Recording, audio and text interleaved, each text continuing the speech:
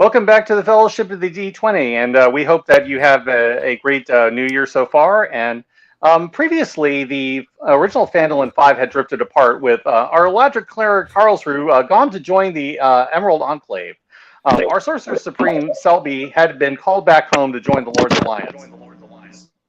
So this led the remaining members of the original group to escort her back to Waterdeep.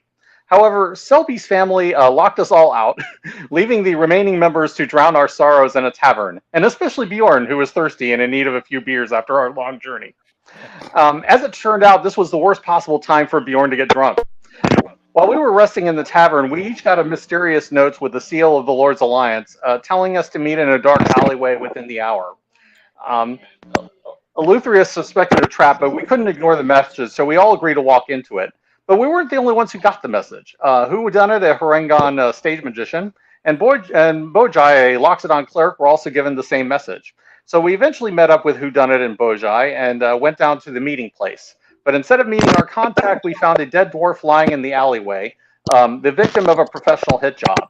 It wasn't long before the City Watch was alerted to us, probably by the murderer, and the Phandalin Five was quickly framed for murder. So we were able to get out of Waterdeep without alerting the City Watch, and after that we regrouped a few miles out of town. The documents that we found on the dead dwarf pointed to a town called Amphale, so we decided to head in that general direction. While making our way, we discovered a pack of gnolls that were attacking a group of crab-like creatures. Eleuthera felt bound by her paladin oath to help, and the rest of us reluctantly agreed to investigate. This led to a fight with the gnolls, where most of them were turned into crispy critters thanks to Bojai's fireball spell, and that left the rest of us to dispatch the alpha gnoll thanks to Bjorn and Eleuthera. The remaining two gnolls surrendered thanks to Cirrus being able to telepathically communicate with them. After interrogating the gnoll survivors and convincing them not to eat any sentient creatures, we got some information from them. Apparently, the gnolls were there because they were working with another gnoll alpha who was working with a human woman. The, the gnolls indicated that the woman was an assassin with possible ties to the goddess Umberlee, and we suspected that she was probably the killer who framed us. The gnolls went south to provide a diversion, while the woman went into the city and did her dirty business in Waterdeep. Bjorn then literally pulled a clue out of the dead leader's ass, a map that marked the way to the hideout. And so the gnolls were able to confirm the information that we found, and then they promised not to feed on any more innocent people in exchange for their lives and letting them go. From there, we followed the trail into the town of Amphale, or towards it. We successfully kept out of sight, concerned that we might have people looking for us. The map led to a dwarven fortress buried near Amphale, and the gnolls and their allies were using it as a hideout. We snuck our way inside, finding a dead dwarf covered in blood. We then found who had killed him, a human and a hobgoblin who were acting as guards. We weren't having any of that, and we killed the guards pretty fast. From there, we started to explore the ruins, and then we discovered some empty chambers at first, but there were still plenty of areas left to explore. Our luck sneaking in, though, did not hold. After trying to slip further inside, our group got spotted by a bandit who triggered an alarm.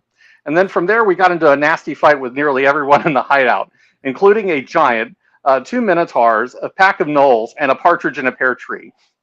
We also ran into their leader, the assassin responsible for killing the dwarf noble back in Waterdeep.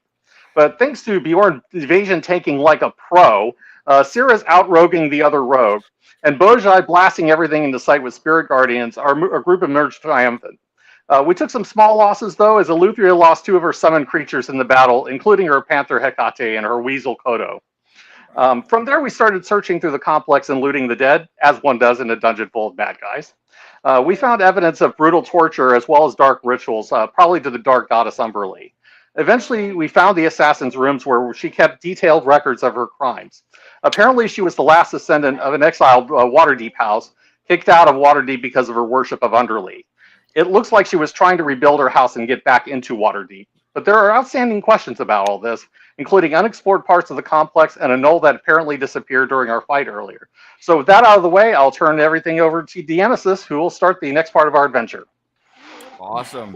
Thank you very much. Great recap. It's a recap all the way from the beginning to here and done quickly and succinctly. So great way to start the new year. So last time we left off, you guys had fought pretty much the whole complex had descended on you, and you defended yourselves admirably. and took them all out. Unfortunately, if you do remember, we had one casualty, which was Mr. Simeon, Mr. Simeon. who will be back eventually, but Mr. Simeon was taken out by the archers, and you discovered the secret room here, and which is the chambers of Jacqueline D'Antonia. So you were in here. You had checked out her desk, and there was a locked chest. I don't believe that you had gotten into the chest yet, though. You had looked at it. It had magical runes on it. And so you had to determine if you could get into that chest yet or how to get rid of those runes. Nemesis, Yes. I require your assistance. See. I cannot see the room on my map. Okay. I do not know why. I see a lot of the map in this gray state, like we're not in there. But I do not see the area that we're currently in. You're on I can see the room with the two coffins, but I don't see the room like the adjacent room that we're currently in. Yeah. Didn't Cirrus unlock the chest last time? Did he? No, we couldn't get past the magical room. No, yeah. Oh, okay. Okay, it must have been something else. Yeah, you hadn't gotten in the chest. He unlocked several things, but he was afraid room go boon. Yeah, worried about that's reasonable. Okay. Yeah. Have you? And we just had a long rest, so I think we have everything back now. So you scrolled up there and you can't see right now? Yeah, I'm looking at the top of the map, and the room with the two coffins is the last thing I can see on my map. Hold on, we had a long rest? No, we were just settling down for a short rest. Okay. Short rest? Okay. Okay, that's fine. Jeff, I'm gonna delete you and put you back in real quick. So no, don't de-res me. Yes, Tron you've reference. been de-rest. All right, let me. Okay. Oh, hello, kid. Boom. There.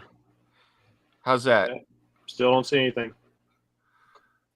Should I try and reload? You don't see anything to the left of the room with the two coffins? Nope, nothing. It's pitch black, as if I cannot see. You're likely to be eaten by a group. Hold on.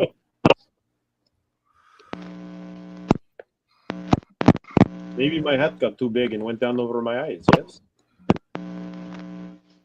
Let's do this now. How about now? Hey, there we go. Yep. All right. It hadn't given control to you. It wasn't representing you for some reason. So, all right. Represent, son. Yeah, you're representing. So that's where we had left it. You guys had gone extensively through her desk, and Cirrus, ever the distrustful one, and for good reason this time, found numerous poison traps that he disarmed, getting into the room. Wear my magic hat if you're gonna sit on my head, cat. And on the desk itself. And so, having gone through those documents, you've uncovered some sort of mystery, and you're left with this chest in the corner that has magical runes on it. And if I remember correctly, I told you that this chest also had a symbol of Mirabar on it as well. So, yeah, Cirrus, was the chest locked or merely booby-trapped? Okay, it may belong to the people of Mirabar. I don't recall. Perhaps the memory could resurface since it was an hour ago. yes, Cirrus thinks about it for a second. He goes, it was not only had a rune on it, but the rune was inscribed over a locked mechanism. It was a Dwarven lock, so the rune is inscribed over the lock. That's extra dangerous. When you say Dwarven lock, as in Dwarven key or as in symbol of Mirabar inlay? It's a symbol of Mirabar inlay, but it is similar to the Dwarven locks you have encountered before, but on a smaller scale.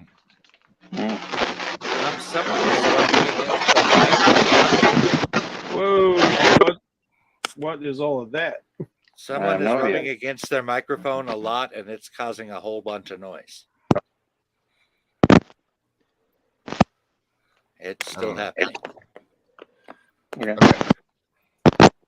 I think it's Steve. Yeah. Is that you, I don't Steve? see how.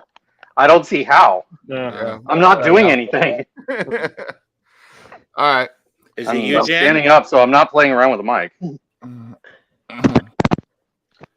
Jen, is that More you? smart lock glasses.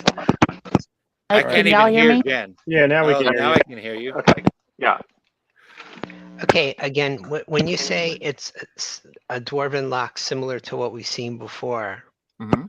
but I see the symbol of Mirabar, does that mean it looks like there's a place to impress a signet ring, or does it look like just one of those really complex keys that probably can't be picked but smaller? It looks like one of those really complex keys, and the symbol of Miramar. It's very ornate. The whole chest is ornate, and the symbol of Miramar is engraved on the entire lock. So the whole lock has an inlay in a different metal. So the lock itself is brass, and there's some sort of white metal. It might be electrum. You haven't appraised it, that is inlaid into this to form the symbol of Miramar, the axe symbol of Miramar over the lock. All right, Jen, are you moving around or something? I think there's just connections or something. Jen, like we that. can't hear you Yeah. again. Yeah, it could be that. I'm having a hard time hearing everybody else over it. Yeah, I hear it coming and going. Okay. Yeah, likewise. I think it's a connection. It's cutting in and out. Okay, because it does sound like somebody like actually rubbing up against the microphone, but I don't think It does. anybody is. It does, but that clicking also sounds a bit like a connection thing, like maybe the wire is coming in loose or something. Yeah. Is that better? Yeah, now Yep. we can hear you. Yes. Cool. Okay. So, Okay, so we yeah. searched the dead dwarf in here, right? Yes, you did. Okay. All right. No keys Does it though. look like No. anybody had opened the trunk like at any point? Because I'm wondering whether this was something that D'Antonio was trying to get into and had taken from Mirabar and couldn't open herself, maybe. Somebody go ahead and give me an investigation check if you want. Cyrus, do you I wanna do do not that? have investigation. I can do it. I can do that one. Okay, you got it. Okay. Oh, Ooh. maybe. Yeah. Okay. Oh, there you go. 24. You Now you're investigating the hell out of it. you look around the chest at various places. It seems like to you, actually, at the 24, you can tell that D'Antonia was trying very hard to get into this chest. It seems like she tried to drill into the chest from the back at one point and was foiled in her attempt. You could see that there is a marking like she tried to get in through the top of the trunk and set some sort of booby trap off that she must have avoided, but there's a small scorch mark. It looks like she tried numerous ways to get into this. There's various, the telltale signs of failed pick attempts or attempts to get around the rune on the lock that she wasn't able to do. So she tried numerous ways to get into this chest and was unable to do it. Cirrus will turn to the others and say, "This bitch tried literally every way to get into the chest except opening it." Yeah. Okay. So I'm wondering maybe we should bring this back to the dwarves, and then they'll know what to do with it. The dwarves can who carry think it we for you. killed their trade rep in Waterdeep, those dwarves. Maybe. Well, I can't think of any better option unless you know how to open it. We gotta Jen, you have were I mean, about that- to say something? I said I can carry it if it needs to be carried. And there's nothing I can do about a rune. It's obvious she tried to go through it and that didn't work. The lock itself may be above anything I could do, but nonetheless, I don't mess with runes. They DM, tend to what are make things the explode. dimensions of the chest? The chest is not overly large. It's about 3 feet wide, about 2 feet tall, and 2 feet high.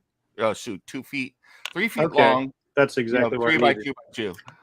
And I can carry the chest if we need to. okay, has anybody tried to pick it up?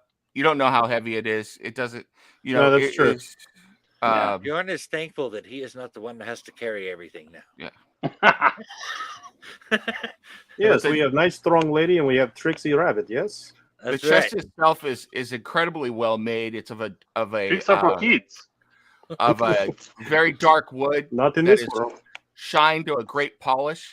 And it's got brass fittings all over it with inlaid filigree work all along the chest. So it looks like it's an incredibly well made and expensive chest that tough nut to crack. So it's I either will got look at really cool stuff in it or really boring trade delegation papers. What were you gonna say, Jen? I'm going to take one of the rope ladders and I'm going to wrap it around the chest to make a backpack Okay. to carry the chest on my back. Okay. Are you sure you want to carry Yeah. potentially I was trying to roll explosive hit dice. things? Give me 4 points back. Yeah, Boja. Yes. Are you sure you wish to carry a potentially explosive thing right next to your body? If they're a merchant, I doubt it's explosive unless we try to open it.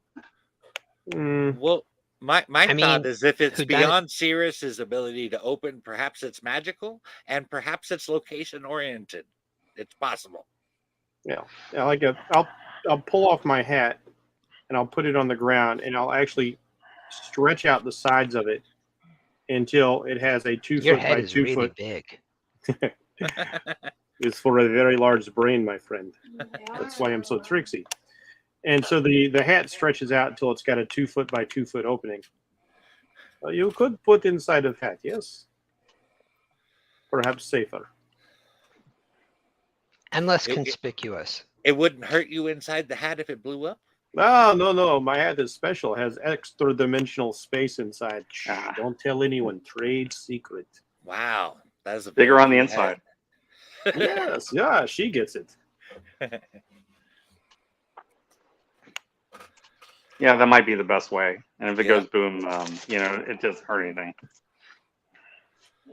Yeah, Boja, I appreciate the willingness, but honestly, aside from the potential danger, the simple fact that it would be out of sight and out of the way. Yeah, that is better.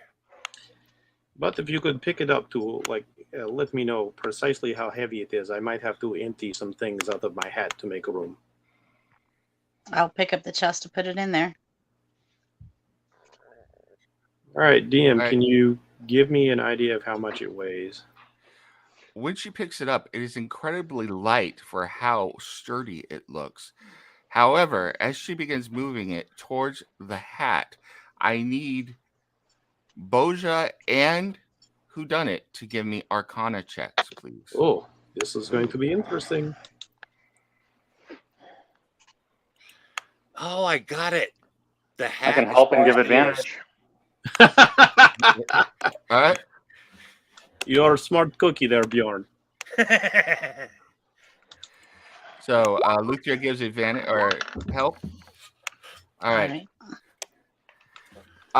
Jen, you get the faint sense that something is wrong. Whodunit, as the chest is moving closer to the hat, you suddenly realize that if this chest were going to the hat, it would be catastrophic as two competing magics would interact with each other. Okay, as she's getting ready to put it over, like, whoa, stop. No, this is no good. I have seen this before. And I'll like snatch the hat away real quick. It shrinks back down to its regular size. Yeah. I The have chest is like your hat, right? The chest is like my hat, and you cannot put dimension inside of dimension. It's very bad. So I'll walk over to the bed and put like 2 pillows around it to disguise it a little bit and then wrap the bedspread around it. Then I'll put the rope around it to make a backpack to carry it so it doesn't look like a chest.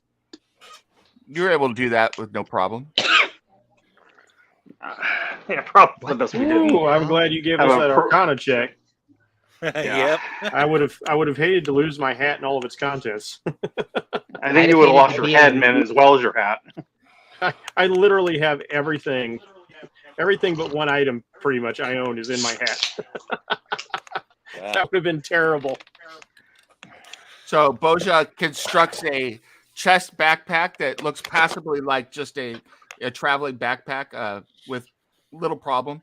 And she straps it on her back and is carrying this thing. It is, like I said, remarkably light. As you pick it up, the thing looks like it should weigh easily 100, 150 pounds. It only weighs about 5 pounds.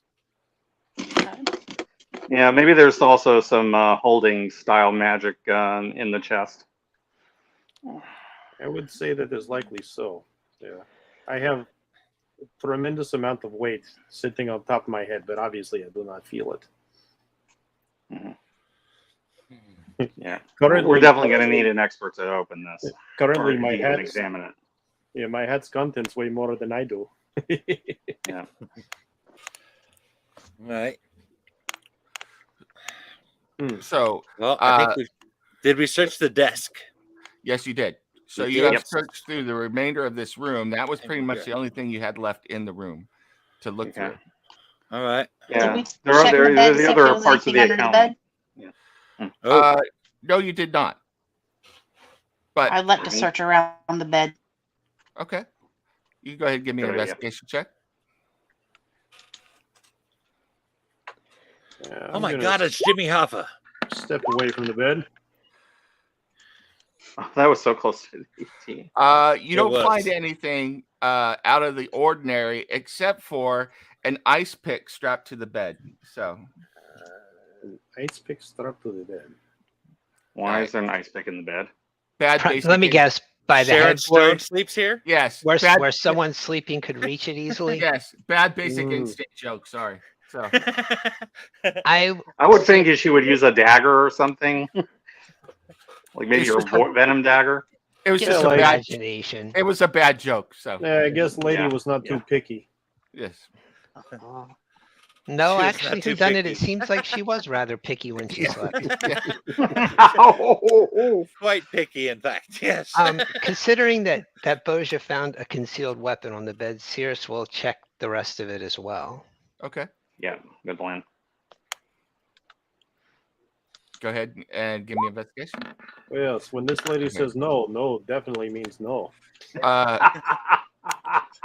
You check around the rest of the bed, and you do find a concealed compartment. So you press a small ornate button, in the header of the bed, the headboard of the bed. I And found the ice bucket. Yes, it slides open, and inside, you find several pieces of paper. Can I read them? You open them up; they're written in common. It appears that is a contract for services. There's 2 separate contracts. Go on. What kind of services in bed, eh? The first contract is to basically, as you read it, to set up and eliminate the Phandalin 5.5. So, Interesting. Does it say anything about who hired her? no, it does not. However, the second contract is for her services to lead a detachment and for her to bring some of her own personal servants to raid and destabilize the area around Amphale. And this contract is marked with the symbol that you saw before. Interesting. The cult thing. The downward pointing arrow. Correct. Who would have hired her to go after us? That's an interesting question. We really only Oh, have the one. I enemy, mean, right? really? Or Lord 2, I Never suppose. Ember. And Red Daggle Wizards does of look like the Thay. obvious suspect, but there could be others. It's not The Red impossible for Wizards there of to be other people. Thay. The Church of Yeah, it could be Hammond Pandora. Cost. That's another And I possibility. personally have no enemies in this realm. So interesting. Mhm. Well, you should know, a red wizard named Hammond Cost owes us a hug. That is very peculiar arrangement you have. Interestingly, And we may have driven a priestess of Timora out of Phandalin. when I said Phandalin 5.5, it also specifically has Whodunit and Boja name on it, and Karlsruhe's name and Selby's name are not on it. I'm sorry. That Did is this, strange. What? did this document say Phandalin 5 or Phandalin 5.5? It says Phandalin 5, and the document is dated 7 weeks ago before you had all even met. This sounds like somebody knew that the Lord's Alliance was trying to get us together into a group, and they were See? trying to kind of soften the past. More Remember, than that, remember back when we first got the rooms at the end, and I said somebody knew about it because they left the notes, and y'all called me paranoid. I didn't call you paranoid. I found the back hallway that connected the rooms behind the wall. but do you not all see? You're missing important clue, yes? Oh. Said note is dated 7 weeks ago, long before we ever met and began this misadventure, yes? Which is Someone why I'm has- saying somebody knew about this all along. Ah, but Bojo, no, Mike. weren't you still in your studies 7 weeks ago? I was. Boja, Don't give you me a- understand? You're all missing it. Someone Mhm. has used divination. They have seen into the future Oh. that we would all be in the same place at the same time, and somehow important to Phandalin 5. Hmm. That is a possibility. Boja, go All ahead. right. When Sears takes out his own note. We have gravity, water, necromancers, divination, and time. He adds time travel. Boja, give me a religion check, please. Okay. Meanwhile, I'm like serious, like, oh, you make notes, yes? You do. immediately when Whodunit is talking about this, you in your own mind recall various members, higher ranking members of your order being able to see events in the future, although it was often warned. The warning in your studies was to try not to interfere with the future, otherwise you may bring the events that you saw to pass. Hmm. Apparently, somebody wasn't listening to your advice. Apparently So not, that's because I what- would have related this to the group. So that's what you remembered. So that wasn't for the whole group. You could share if you want, but you remember learning about this type of magic and how you commune with the gods, but the warning that went along with it. So Are these two documents in the same script? Like, would I say the same person wrote them? yes. But no signet, no symbol. Well, except for that cult thing. Yes. Interesting. I'm going to take out my own little notepad and like serious, but I'm just going to write down one word and then put it back in my pocket.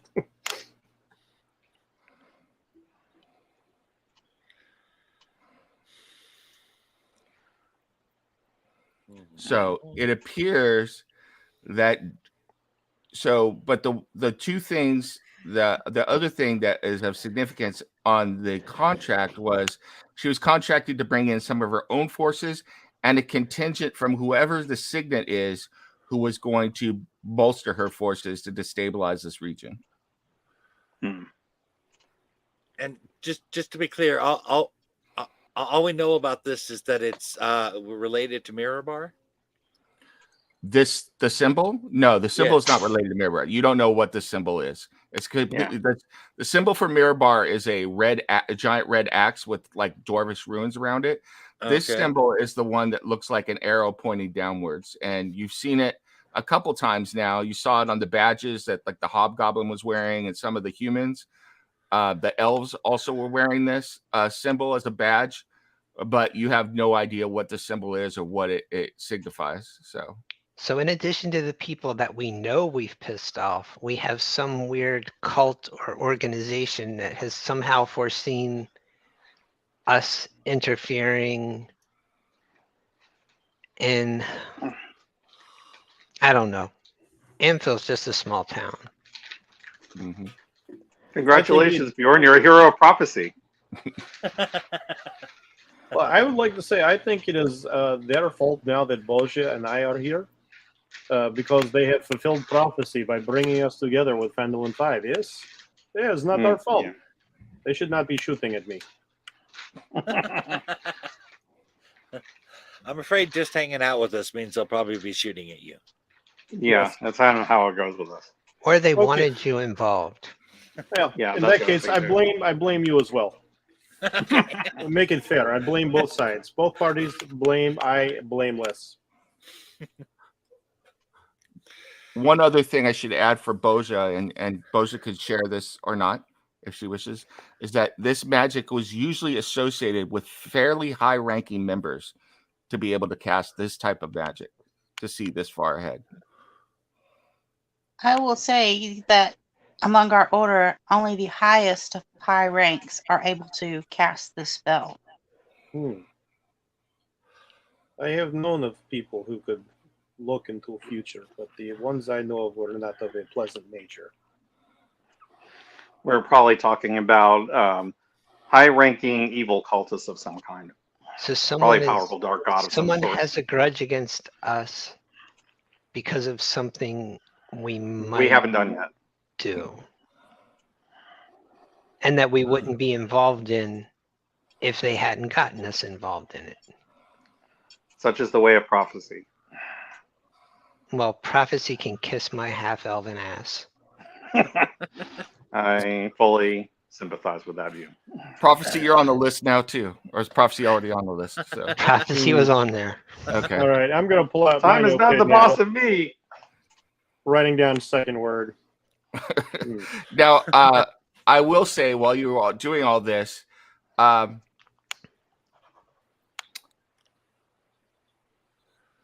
ahead, everybody give me a D20. I just want to see who rolls highest. So Okay. Probably not going to be me, but we'll just try. roll a D20. Oh, it was so almost an 18. I got a 19 apparently. Oh, 17. All right.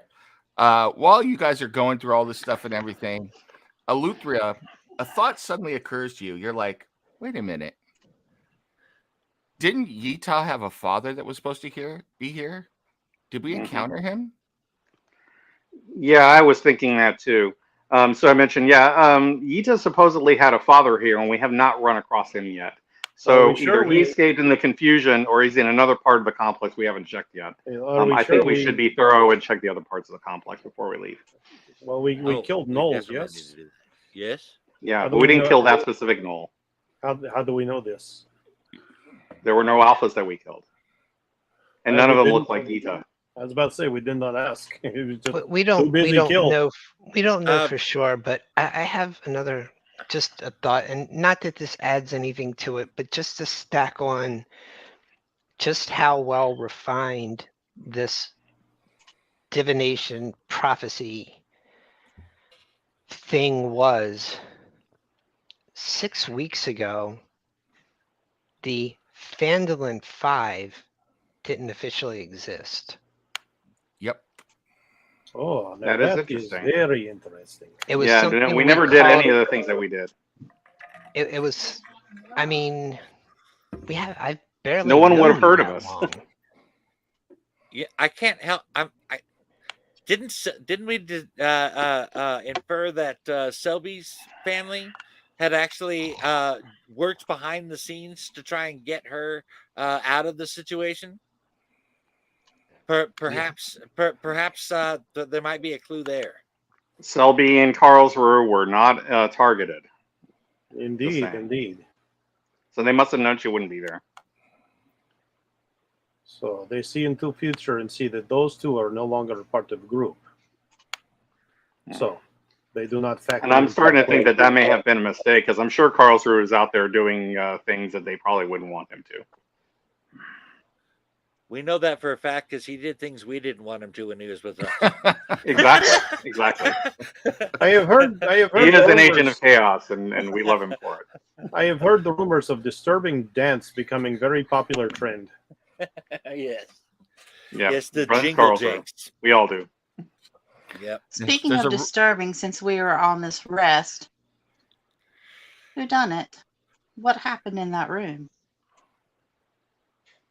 Ooh. Well, I really need to take this time to reconjure my familiar. It says will take hour. Who done it? We don't need no. Thank you, Boja. Who done it? We don't need necessarily the whole story, but that was a need or an appetite, a desire, a compulsion, some kind of. It's a loose end that I would like that we would like to see tied up. I would say. Or it's something we need to worry about. So we need the short version. He's going to tell, if he managed to escape, he's going to tell somebody that he's associated, that we made it. If who manages to escape? Yita's father. The father. Was he? I thought we said there was no alpha in the room, so he has not seen. Yes. Right. Which means he's not here. which means that he may have escaped, which means that he could have told somebody he's associated with that we're alive. Well, I do not see how my moment, if you will, affects that. That was... No, You're still a and it's a target, good just point. saying. It's a good point that we need to be tracking him down, but the question's on the floor, so to speak. Yeah. Yeah. There may be more important matters to deal with. No. I'm sorry. Again, I don't need the whole story. I don't need to know how you came to the point where whatever. The only reason I didn't get down on my hands and knees and investigate that body to see what you did is because I don't really care what. I care why. And I care that you would be willing to tell me enough of why that I don't have to watch my back. The last time someone desecrated the dead in front of me, they then served me a very nice breakfast, made an offer that would have been mutually beneficial, and I stabbed them in the chest. And we thank you for that. Well, that is certainly a way of putting it, yes. Well, just to be clear, all right. Is what you say a word of caution or potential threat? It's not a threat. Right. I don't feel that you're a threat, but I will and accept again, this. whatever personal journey brought you to the point where that was desirable or necessary, I'm trying not to pry. Yeah. But I need to I do have my understand- ideas, but I choose not to I need to understand discuss them unless you want to bring what it up. happened. All right, I tell you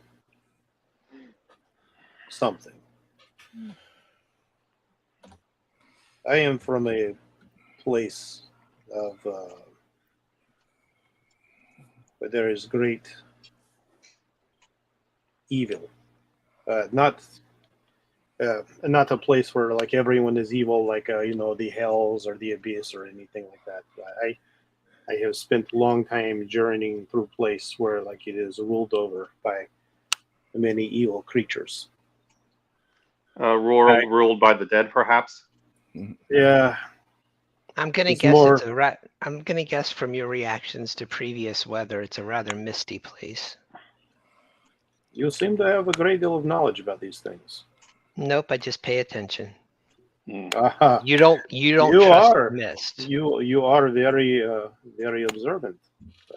You do have a very deep interest in all things undead, and I can't help but think it's personal experience. I have many personal experiences with the horrific. Like he holds up his hand, taps the monocle over his eye, and it has cost me dearly. And to that Yes, I end, can while understand. I have a chosen profession as a entertainer, while in this place, I have another profession. I hunt monsters. And I do not mean things like dragons and ogres and trolls. I mean monsters. But there is danger in this. Yes. Sometimes It is a when costly profession. sometimes when one hunts monsters, you become a becomes little one. bit of They monster become yourself, monsters. yes? Yes. Mhm. And there are things done to me, again, waggles the artificial hand, that have left more than visible lasting mark. As So- as Whodunit is talking, Mr. Hiss is wrapping up around his leg affectionately, and Mr. Bang gets out in front of him perfectly. He's like, "Hey, boss, you're sharing way too much." Actually, I don't think either of these creatures can talk. All right. Well, Mr. Bang gets in front of you, and Mr. Now, Hiss. I have a trick to make them appear like they're talking, but like, yeah, Okay.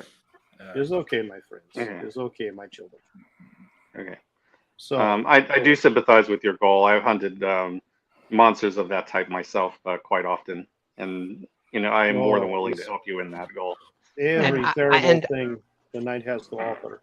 I would But- genuinely prefer not to pry. However, Mm-hmm. Well, we have battled, we have shed blood together, we have taken wounds together. I have suffered a curse. and there is, you'll see, and like as you're watching, if you notice, like his shadow is actually moving in a way that is not reflective of the way whodunit's standing. And Oh, what the fuck? and in fact, it looks very defensive, like it's pointing its wand at you. Behave. Yeah. Bjorn pulls out his axe. What's with the shadow, man? Is part of the curse. Is Out of curse. a good bad thing. It's But not part going to of, attack us. no, it cannot actually do that. But it sometimes reflects my inner emotions. Although it can be useful. It can grab things for me. Could I surmise then that you feel defensive? Yeah. To a degree, yes, this is true. It is on the floor, plain to see. I have an appetite that is sometimes brought to bear by stress or need.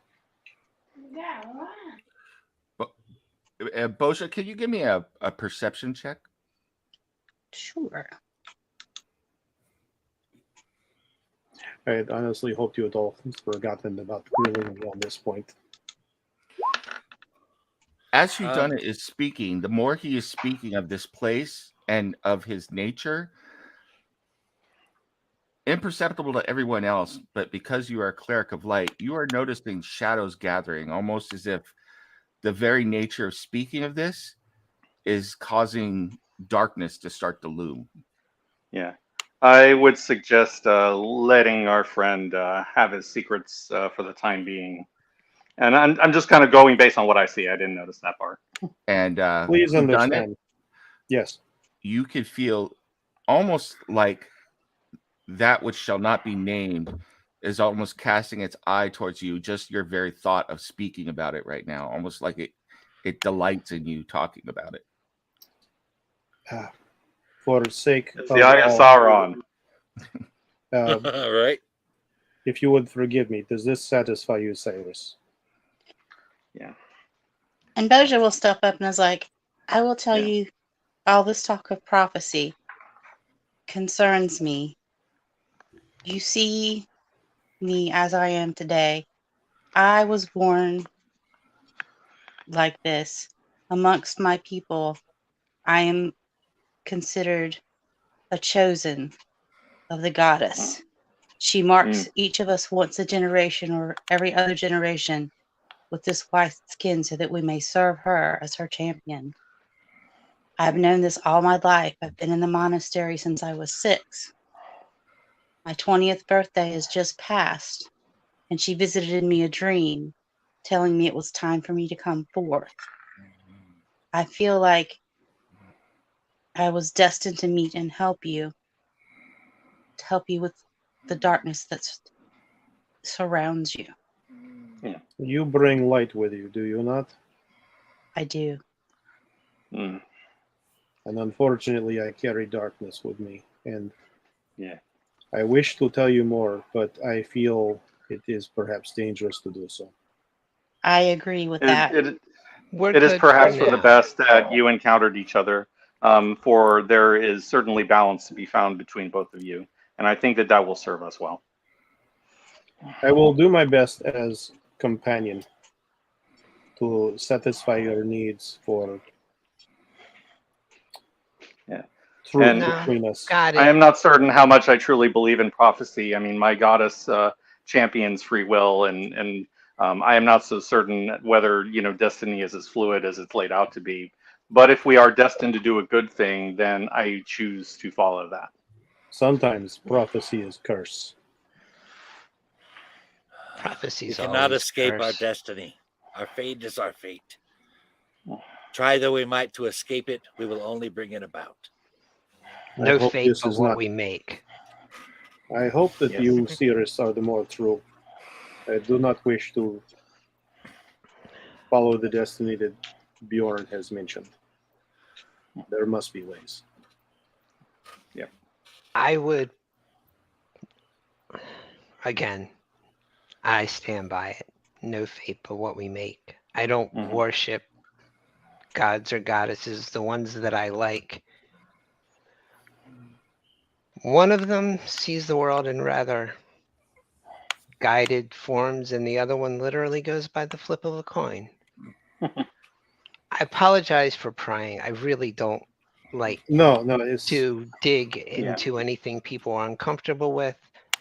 The only thing I'd ask, if I've understood what you've said, and I'm not asking anything further than a yes, than maybe a nod, is let us know if you start to get stressed in a similar manner. We'll step out of the way. I'll Let me- step out of the yes. way. that is good. Perhaps for you especially. This is long as also As long as not it's threat. pieces of shit like that that are on the receiving end. And he nods to the other room. I try to make sure this is the case, but let me add this one thing, because it seems indeed that our fates are now intertwined, whether we wish so or not.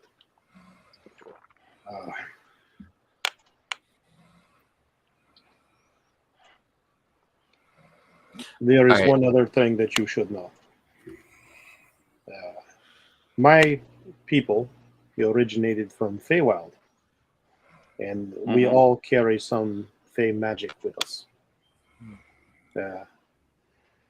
I had a particular fount of luck, if you will. It was quite exceptional, even among Fey creatures. But that has been subverted. So I warn you of this, and I speak with this with the realization that you may ask me to leave you. And I will accept that if that is the case. But there will be, I can impart some of my luck to those who are my allies. But there are times when my luck will seek to do ill will to those nearby to me. I cannot speak for everyone, but we have shed blood together, as you say. And for that, we are family in my eyes. Yeah. Likewise. Plus, I think I know enough and understand you enough that I feel kinship with at least certain parts of your background, and I have sympathy towards those goals if I understand you correctly. This is appreciated. This is a sort of burden that keeps one moving from place to place and makes sure that one does not have long-term companions in most cases. So I am grateful that you at least give me opportunity. And you, big man, I appreciate your simplicity. It is very generous. You are very welcome. I can Well, sympathize with that last bit. These two, when he nods his head to Bjorn and Eleuthera, I've been traveling with them longer than I've traveled with any individual since I was 16 years old. I almost left when we went to Waterdeep just because staying around the same people too long is dangerous all around. But we're good. Yeah. For whatever reasons you stayed, I'm glad that you did. You have been a great help to us since, and not only because of that, it's because you are our friend and we value you. I just hope Thanks. I like you too. Bosha, as everybody is speaking, your ears twitch and your trunk twitches as well as you notice that the very faint trickle of fresh air that was coming in from the door that you had opened to come into this place has disappeared. Guys, something is up. I think we The need to fresh air investigate. smell is no longer here. We That's should not good. investigate. All And plus, right. there's the rest of the complex we need to explore anyway. Yes, let's Touchy. get Have to we managed to searching. get any kind of rest in? No. Short We got a rest, yeah. short rest. That's all Did I we? know of. Yeah. I did not get a chance to bring back familiar. Oh, poor Mr. Simeon. All right. I guess touchy-feely time is over. Let's You go were- see you who were- wants to Yeah. kill us now. I'm just Yeah. glad I have my spell slot back. You were able to get So- an hour short rest while this was going on, and you were having this discussion and everything. But you have Grab this noticed- spell slot back. While this was going on, like I said, Boja, that there is, the faintest scent that only really would be perceptible to you of fresh air from the opening has now disappeared. All right. It's, I don't like the fresh smell being gone. I feel like we really do need to leave this place. Yeah. I fear we must be. Yeah. we Let's might be finish trapped. exploring, and then we'll go. Okay. Yes, we are supposed to dispatch Yita, correct? Are we supposed? Yita's father, yes. Yes. Okay. So you guys could go ahead and move yourselves through the complex. Show me where you're going. So you also Yeah. have these two doors down here. I thought we didn't check those two doors. Nope. I really thought we had. Oh, okay. But Okay, I guess we can check those. Yep. you open the doors, and I guess I did. yep, you see a privy down there. So Oh, God, That at least you stinks. didn't trap the privy that we know Well, of. she's this type who might, though. well, I'm gonna Yeah, go but- ahead and check the room now, just to see if anything else is in there. yeah, it's a privy. So That's it. Okay. Yep. Okay. All right. Nothing All in right. here, there folks. you go. All right, I guess we're heading out then. Yeah. Yeah, Oh, do hey, not be there's a so big sure. element there. Unless anybody needs to use the privy, there's nothing that important down there. So Yeah. All right, I guess we're heading out. One but- time encountered outhouse that had monster down in the oval. It was very disgusting. Mhm. before I you traveled travel, with a group for a while, had a base with a privy, and that's where they helped. That's where they kept all of the stuff they stole. Ah.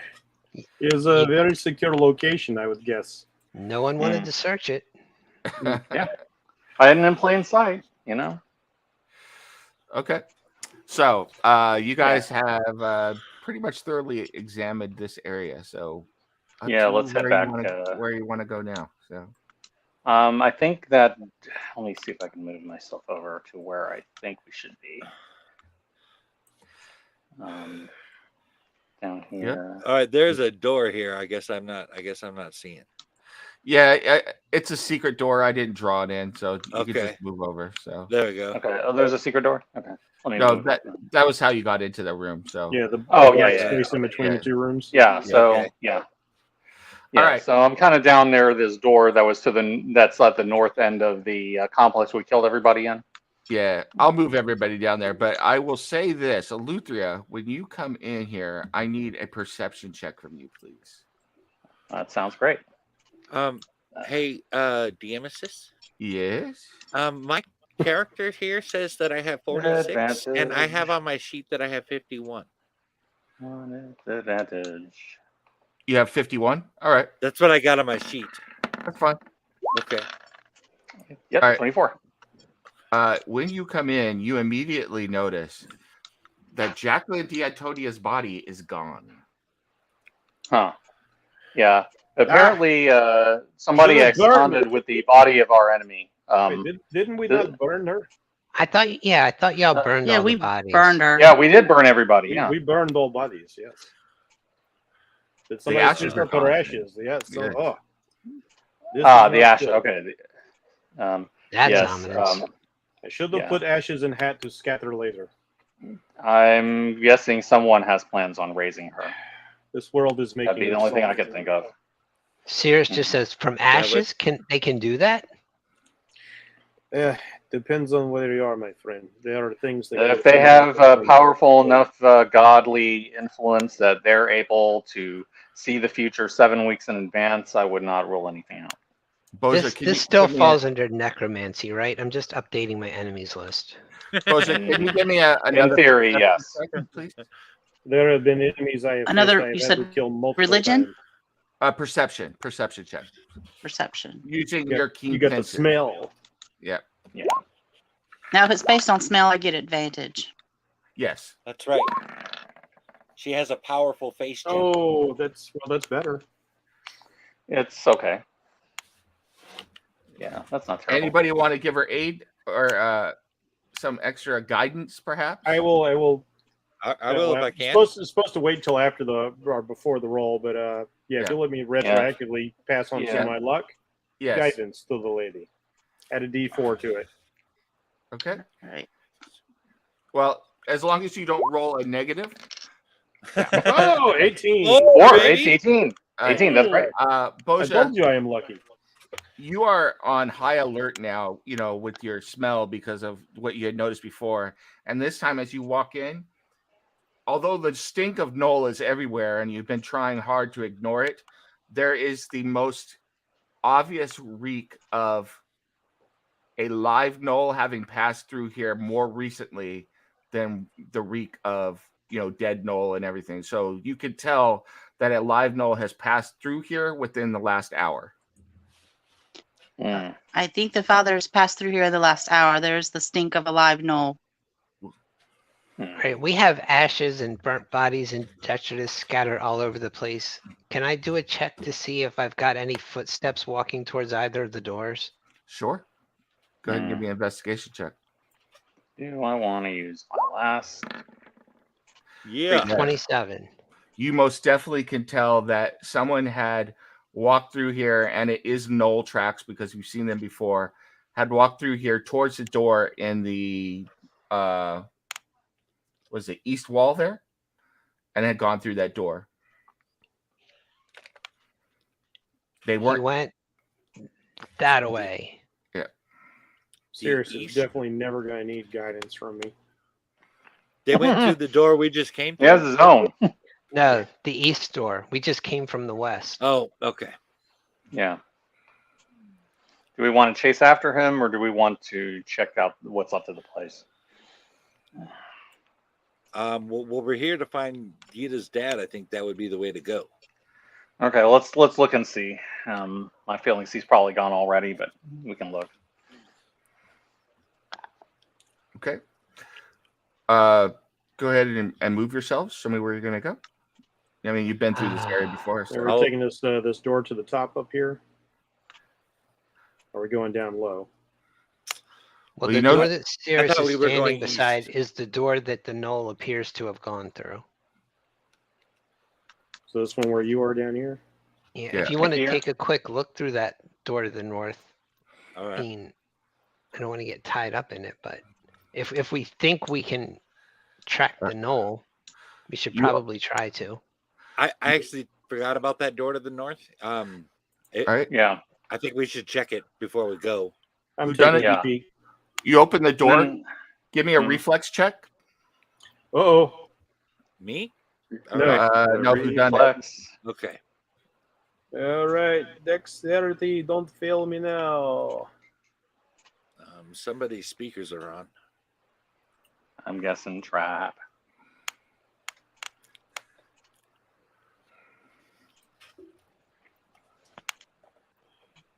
Okay, why didn't it roll?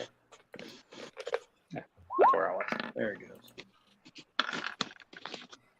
You are able to 15. dodge aside as a spear comes shooting out and it impacts itself into the wall before retracting, leaving a hole in the stone, actually chipping part of the stone away.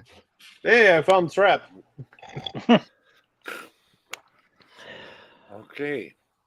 Adios, Satipo. Well, since I'm like just beyond Okay. the spear now, like I don't Looking- see anything in the room. Yeah. Yeah, looking into this room, the room is rather ordinary. It's been cleared out. There's cobwebs and dust in the corners. It is obviously of Dwarven design. There is bas relief all over carved into the walls, but there's nothing in the room that you can tell. You're not sure what this room's function was, but it wasn't being used from what you could see. Then why did they trap it? Is my question. They Indeed. trapped all of them. I'm going to go in a little bit further. Okay. See if I can see a little more. I'm going to follow him in. There is another door.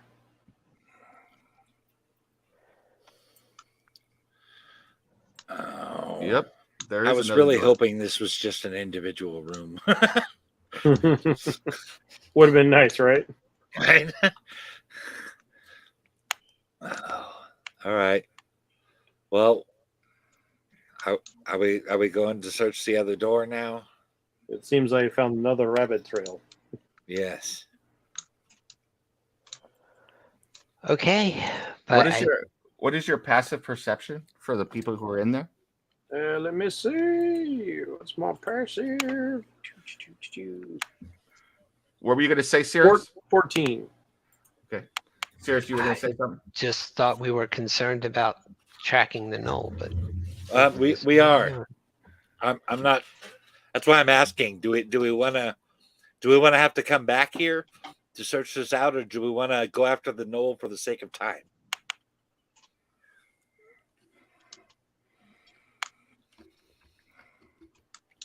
I'll let you guys decide. I guess on we that can. quickly.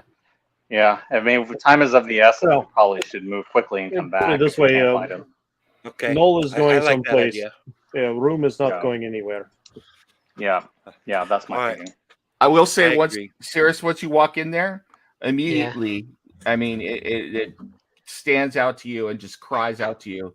You notice several indentations on the bas relief that look like they have worn through use of people pushing on them. Or boss. and which relief. wall are they on? It is on the wall that you were closest to, so the west wall there. All right, everybody step back from this wall for a moment. Yeah, I'm not going anywhere. Yeah, I'll step back here into the doorway. Do not want more spears attempting to impale. Going to use my Yeah. mage hand Okay. to press on the bas relief where it looks like they've been pushed. Okay.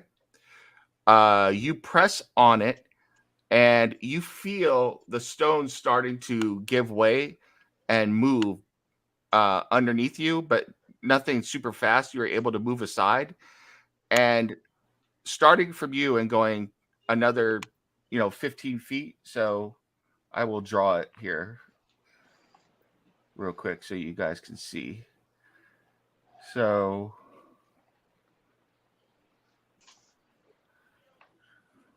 Where are you going? this whole section of the floor opens up and an altar of Dwarven design rises up out of the floor. Oh, wow.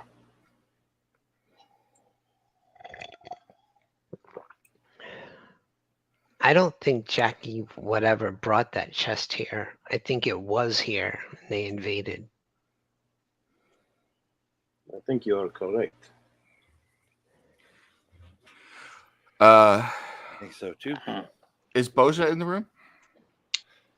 When I hear that, I will have crept up here. Okay. Yeah. You can give me Steve, you speak Dwarven? Alutria speaks Dwarven. You Yes, can she give does. me a history check. Mm-hmm. And Boja, you could give me a religion check if you want to try and determine what this altar is. All right, I can try that. Ouch. Hoping that's a little higher. Oh, Yeah, that's shit. no good. You look at it. You are not familiar with whatever. It's obviously of Dwarven make, and whatever deity this altar was associated with, you are not familiar with it. I'll let them know this is not a deity I was informed of in the monastery. Yeah, that means it's not any of the major dwarven deities like Moradin or anyone like that. So I Right. don't know. I'm guessing it's going to be in one of the smaller and lesser known ones. How familiar were you with Dwarven culture? I spent quite a few years. I want to say at least a decade or two living among dwarves. My foster father was a cleric of Kalimvor who was from Mithril Hall. I'll let you roll advantage on it then. You can. I will give him Okay. guidance. Oh, there we go. I will reach out and impart luck. Okay. All right, I'll go ahead and reroll for advantage. Advantage and luck. We're gonna whoop this roll's ass. All right. That D4 to roll. And add a D4. That's advantage, and then Oh, hell yes. and yeah. then we'll D4 that. So that's 24. Oh yeah. You cast back and remember that this is a very ancient form, very ancient, but the similarities are there. That this is a altar to Dumoathan, the Dwarven god of secrets and of the dead. Oh, of course I know what this is now. I didn't realize that. I looked at on a second glance. I looked at this and I realized I do know this god. And of course I would know this because of my Kellamverite background. This is a relief to Dumathoin, who is the dwarven god of the dead. Do As we long as it's recognize not any of the undead. runes on there that matches what's on the chest? Yeah. You, as you investigate it, you don't see any of the runes. It's obviously, it looks like the purpose of this altar perhaps may have been for funerary rites to inter dwarves here. Yeah, it's for funeral rites to inter dwarves. Yeah, I've seen the practice done. Would it be worth searching to see if there's perhaps a compartment or something? That might be wise. You could take a look. God, this place is weird. Mhm. And that was Cirrus out loud, by the way. Yeah. Mhm. 24. You find a compartment. It wasn't, it seems like everything here is meant to be concealed just because that's the nature of the place. But in there, God of secrets. yeah, you open up this compartment and there are shrouds and various holy symbols and tools and things like that. There's even some leftover. It looks to be very ancient, but they're still preserved. There are several glass vials that look like they have, what's the word I'm looking for? Oils and stuff like that to anoint bodies. I think I found the mortician's table. Yes, those definitely seem like funerary tools. I imagine the holy symbols are also to Dumathoin. Yes.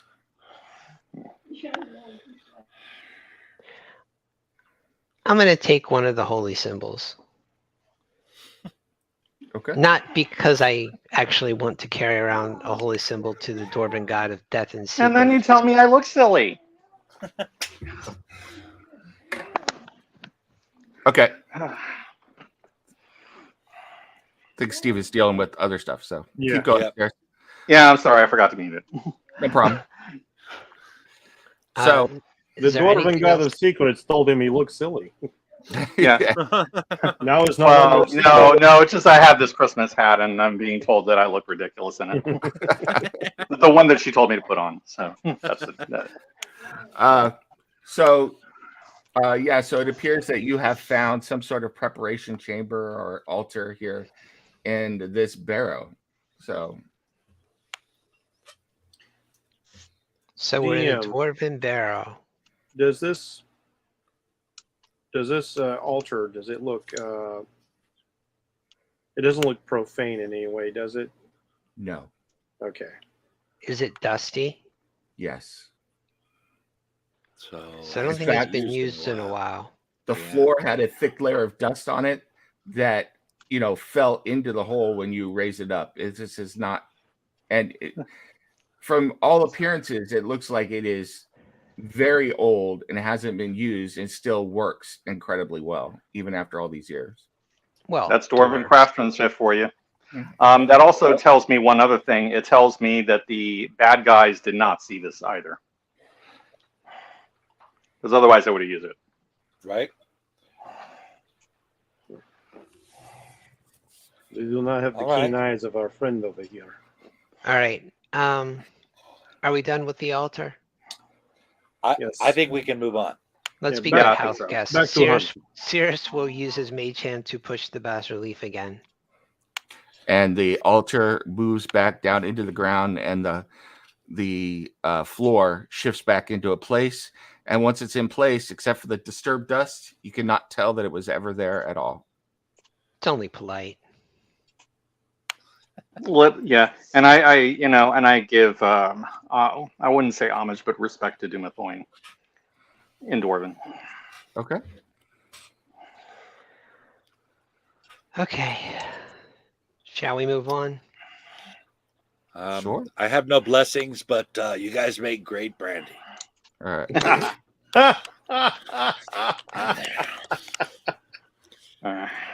Oh, Bjorn. Gotta love One it. day we shall have a discussion about this, but it won't be today. All right. Where are you guys moving? Going back where Cirrus, Okay. the side tunnel, Okay. I believe. The side tunnel? Yeah, that's where Yeah. the Knoll presence Yeah. went. Oh, yes. Okay.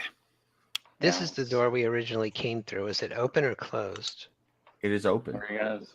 Where you Oh, guys good. going to? Oh, we went to the right. And there are tracks going through it. Mhm. No, that's not where you guys are. All right. Let me. And it looks like whoever walked through the room did not take any means to disguise their tracks. There's blood and everything that they're moving through. But the stride shows that they were moving quickly. Okay. I'm trying to find what room you came in. Oh, there you are. I'm trying to follow Cirrus. All right, where's Bjorn? I will put you guys all. Okay. You're Yeah, all I'm back. Yeah, I'm back there. I was trying to find where the roof was. you're all in this room right now. So Okay. boom. So the secret door that you came through is still open as well, Of course it is. going down into that other room. So Can we tell which way the tracks go in here? they go. Can you see this right here? That circle Yeah. right there. Of course they did. He escaped. Yeah, exiting. Do we hear anything? Like any movement? You can give me a check, perception check if you want. I can do that once I get closer to the door. Okay. Design. Sarah says, you come through, you see you're still following the same tracks. The blood that they track through is starting to run out, but they go through the door to the south as well here. So you can infer that it's making a beeline towards the exit.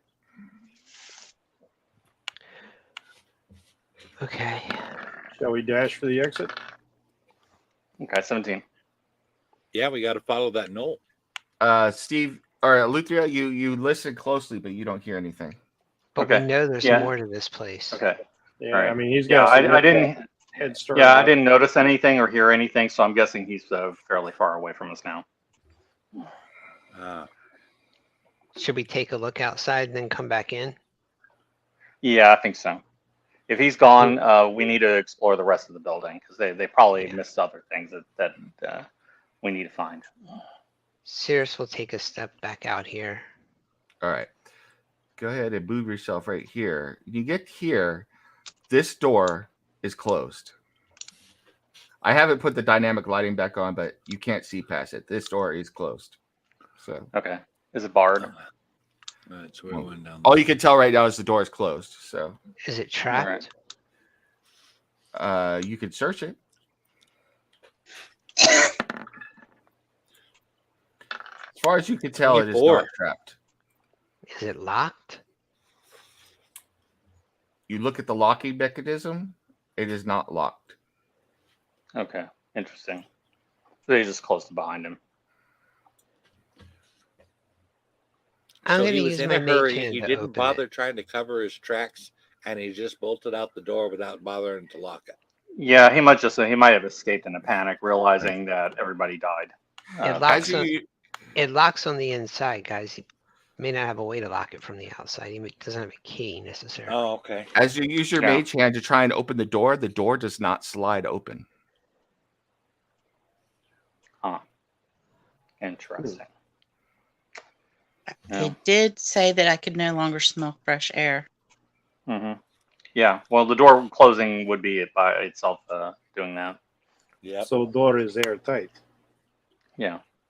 So we're sealed Right. in a tomb. We can always bust out of this. I wouldn't worry over much. You We also had recall Carl's rule. He could just lift it out of the way. Or he could also teleport on the other side of the door and then open yeah. it from the outside. And I have Misty Step. Just saying. you also recall that the room with the giant had a way to open up the barrow to the outside. Yeah. Yeah, wasn't there like a ladder in the ceiling? A hole? Yep. There was a huge hole in the ceiling. Well, there's a way to open the hole in the ceiling. So I also think Misty Step requires line of sight to teleport, yes, unlike it does. Dimension Door. Okay. Yeah. All right. If they went to enough trouble to bar us in, then I think our best course of action is just to finish our exploration and then find a way out. Yeah, I would agree with that. Because even if we manage to open the door, he's going to be long gone. Besides, if we keep exploring, I might actually be able to hit something. I really thought the end There of is that. things was going to be I might find alcohol. Yeah. It is a dwarven know- cave. You know what? I begin to like this human more. I'm more in favor of him hitting things than him drinking things. All right. He is beautiful Oh. in his simplicity. You know, there's a purity in what this Bjorn is. For the sake of brevity, I will say that there are 2 more rooms that you have not explored. Neither of them are trapped. These rooms are much more meticulously kept and were the barracks for somebody else with beds and bedrolls, and beds are actually made and everything was nicely kept. You do find some minor items, minor amounts of treasure there, including 120 gold pieces, 1,300 silver pieces, and various items stamped with mirror bar, crates of food and alcohol that Am I have writing been this down? stockpiled here. I think I know what Bjorn's getting. It's Unfortunately, like treasure. none of this was Dwarven brandy, though. So Oh, it was all normal mead and beer and ale. He'll still drink it though. Hey, Yeah. I like mead and ale as well. So, but Do we you, find picky. anything else with that symbol on it? you do. You find some cloaks in the topmost room that were stored in chests. It looked like foot lockers, and they had that symbol on it as well. You also find a couple of robes that have the symbol emblazoned on the front. Where did Cirrus go? He is all the way up top. Okay. I will move you all up there. Okay. Okay, that's fine. I want to make a detailed study of the robes and cloak. Do like a very detailed sketch of them for later. You're not going to take a couple? We should I don't. take a couple. There may be a point at which wearing them will be beneficial. And like I'm looking at it, and I kind of like pass my hand before myself, and you see me like wearing the robe in question. Okay. I do not actually need the robe. I just need to know. The what it rest of looks us like. do. Yes. Feel free, take. I'm not finding anybody on the map here. Keep Where are going you? north on the far right. Oh, I see where. Oh, I thought Nim was moving us. See where I was. Sorry, Sears kind of jumped ahead. I don't know where Bjorn is. Where'd he go? I moved up into the room above there, but then I disappeared. What did I do with you? I think Bjorn found the alcohol. He's blackout drunk. There. Oh, now I see Bjorn. He was stuck in a wall. There you are. Okay. I'm still not seeing me. Now you're Alright, up here we here. No, Who done I'm it? up. Do you have room in your hat to stash a couple of these cloaks and robes? What did I do with Oh, you? indubitably. I can still hold almost 300, a little bit more than 300 pounds of gear. I think I moved you off the map somewhere, Bjorn. Oh. Oh, I see him. Yeah, it's a different token. Yeah, just let me give you control. Wait, I see him right next to me. Yeah. I don't see anyone. There we are. Yep. There you go. Okay. So I deleted you or something. I don't know what I was doing. Yeah, should so we as go you, to the as you want, Giants serious, room? I'll just start stuffing that stuff into my hat. Erased from You existence. only there were I would only think- 2 robes, but both of the robes are similar in appearance. They are both yellow with that symbol emblazoned on the front, and all red. So Okay, now I don't want to wear them. Fashion snob. I definitely do not want to wear them. Ketchup and mustard, dude. Yes, red and yellow is colors of showmanship and wonder. No, not something I wear personally. But Yeah. it'd be good Colours for of like happiness. a It's fashionable among the evil cultist type of people.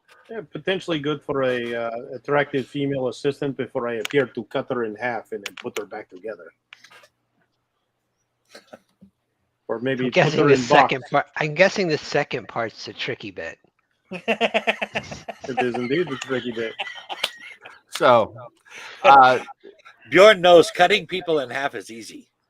from what you can tell, this is the extent of the complex. What you go through, you found no more traps, and you end up here. So now you are left in this place. It seems that you could either try and get out through the lair of the giant, or you could try somehow to open the door that was closed at the entrance. I think we should try and look for secret doors before we leave here. Okay. We've I looked am for curious. secret doors in pretty much In these every last room. rooms? Actually, Sounds there, We like didn't there was look this for a one secret room. door in the tomb room. Yep, there was that one room off to the right that we didn't go through in the room where the altar was. I will tell you I'm for pretty sure that connects to where we're at now. to move us all along. Yes, it does. That you guys take your time. You go carefully through the room, knowing that you've got time on your side now. You investigate everywhere, but it seems that you have found all of the secrets of this once barrow / temple of Dumathoin. Demethoin. So sorry.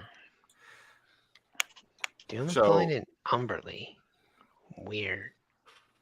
Well, yeah. I mean, yeah, clearly the people, the worshippers of Dumathoin would not be cavorting with an evil goddess. I am curious to check out the hole in ceiling in Giant's room. Yeah, let's go check out the Giants room. Yep. And before we leave that, the first door that we encountered, did we find anything and take off of him? When you search through that door, all of his only thing he had on him was like undergarments, rags, and some breeches, and that was all. He'd been stripped of everything they get at. Okay. Yeah. And it obviously had met a bad sticky end. So All right. all And I right. guess we'll check that last the giant room out and see if we can open the door. All right. So I will say that upon investigation, you had seen it before. You noticed that there are 2 cranks here that are attached with ropes and pulleys to it does not look like dwarven craftsmanship, but some sort of wooden platform up top above you. And this ceiling was 50 feet high, so 50 feet above you. And there are a series of ladders that go up to the top of the chamber. So Yeah. Well, it seems to be our best way through. But we'll wait until our companions join. Yeah, that is what you think. And whodunit will actually go and start walking up one of the walls. I will move Yeah. Bjorn down here as well. Okay. Yeah.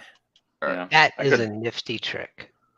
So do you Do I turn the want to crank? teleport? That's my question. Can you do whatever a spider can? I will attempt You know, if I prepare, I can cast a web. as Nice. hey, He can spin a web whodunit, any size. you want me to wait till Catches you get gnolls up just there like flies. to check out what this crank does, or Yeah, let's check it out.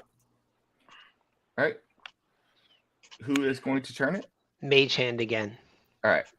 It moves. It's stubborn. It makes a loud noise as you turn it.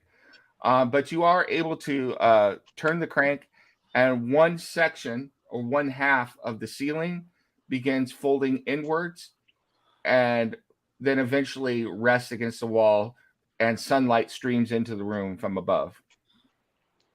Huh. Yeah, I'm just walking all the way out then. Like, hey, thanks for getting door. And you get outside eventually, and you are standing now on a hillside.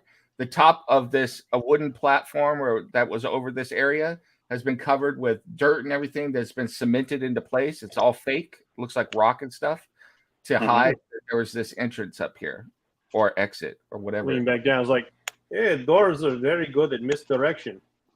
This is well concealed. I think somebody's speakers is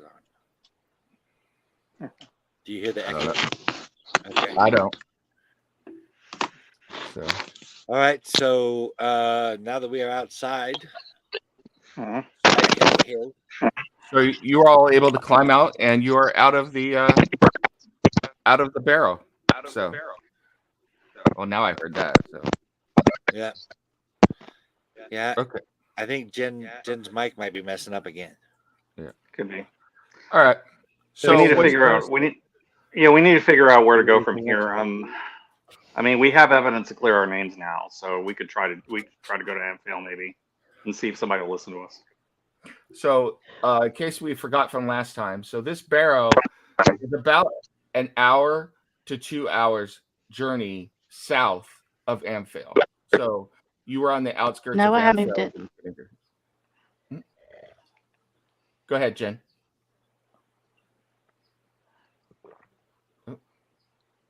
Jen? Hold on a minute. Let me try something. Okay. Oh, no, I was checking my mic, so give me a minute. All right. So what do you guys want to do?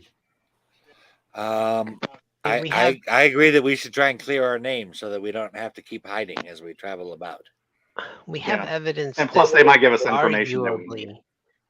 we have evidence that casts doubt on our having, but we don't really have anything conclusive. I'm not comfortable just striding into town and saying, "Look, we were framed." That seems dangerous. What would you prefer? What would you rather do? I'm just looking for alternatives. I'm trying to think, and I'm trying to determine. Sirius's criminal background means he has contacts throughout the Sword Coast and amongst thieves guilds throughout various towns. Blah blah blah blah blah. I'm just wondering if he would, or if there would be a chance he would know anyone in Amphill he could contact. Or You know of two. smallish village. I don't know. You know of several contacts that you could reach in Amphill. You also know that through the network of not only the thieves but just ordinary people, there is a huge statue of a stallion that was some long ago lord's prized possession that he built a statue to in the middle of Amphill, and it has become almost like a message board where people take notes and they hide them or put them into various parts of the statue for people to find later. So it's like a regional message board. No, one thing we could do is if you want to leave a message, maybe whodunit can go in disguise, leave something there, and then come back. It would be simply as spy for one like myself. I will point to you, since it was last time, that one of the letters that you found in the desk mentioned that they would communicate via the horse. Right. So the cult is communicating via the horse. That would be worth checking out. Yeah, look at my horse. Yeah. My horse is amazing. Give it the lick. It's just like raisins. But it might help us get information, but it wouldn't its name is exactly Mr. help Ed. us find any friendly faces. Oh yeah, do I know any Lord's Alliance people in Amphill, or of any? Yes. Okay. You know that the ruler or the village is led by the Lord Warder of Amphill, Briathor Alugar, who's associated with the Lord's Alliance. And most of the people in this region, to one degree or another, are associated with various members of the Lord's Alliance in Waterdeep. So, yeah, we're gonna need to inform him of certain things, not everything, like where we are, but just basic things that we found out. I'm just not sure what's the best way to do that. that Amphel is a relatively small town. The chances of there being a guard or a watch there are small, but they're not. There's a possibility because this is on the long road and it is going to be patrolled. So you can't say that there definitely won't be anybody there, but more than likely there won't be anybody there. So Wasn't there either in the papers or somewhere else also mentioned, there was mention of communication, but wasn't there also a mention of some underground group, or was that just the same group it was as the far same as we group. could tell? Yeah, it was the same group as far as you could tell. So with that said, you guys have a decision. Do you want to stay here or go back to Waterdeep, or I don't know, go a different way? So Right now, we're still wanted in Waterdeep. I don't think we've got anything that will prove our innocence as of yet. Or go to Amphel. Well, I wouldn't say nothing, but I mean we're certainly well along towards that. Mm-hmm. Maybe we could find something more concrete. Could your connections, Cirrus, possibly help deliver these papers as some sort of proof of our innocence? That's what I'm hoping, but we would need to get in touch with one of them, get them to come out of town to talk to us. I would have to find someone. Yeah. The only thing I'm concerned about is if they are actually leaving notes in that same horse, that perhaps if we left a note there, they could also find it. Yeah. And I would like to get something to the Lord's Alliance because they're the ones that kind of understand the big picture of things, and they're also probably my problem. I think what's going on is that the Waterdeep Guard is the ones that don't know what they're doing. The Lord's Alliance probably knows a lot more and is not sharing with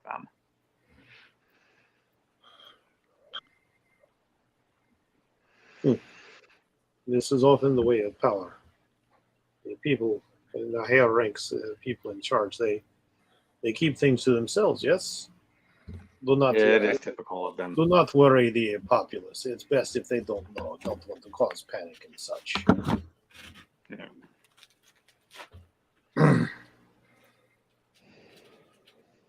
So Amphel then?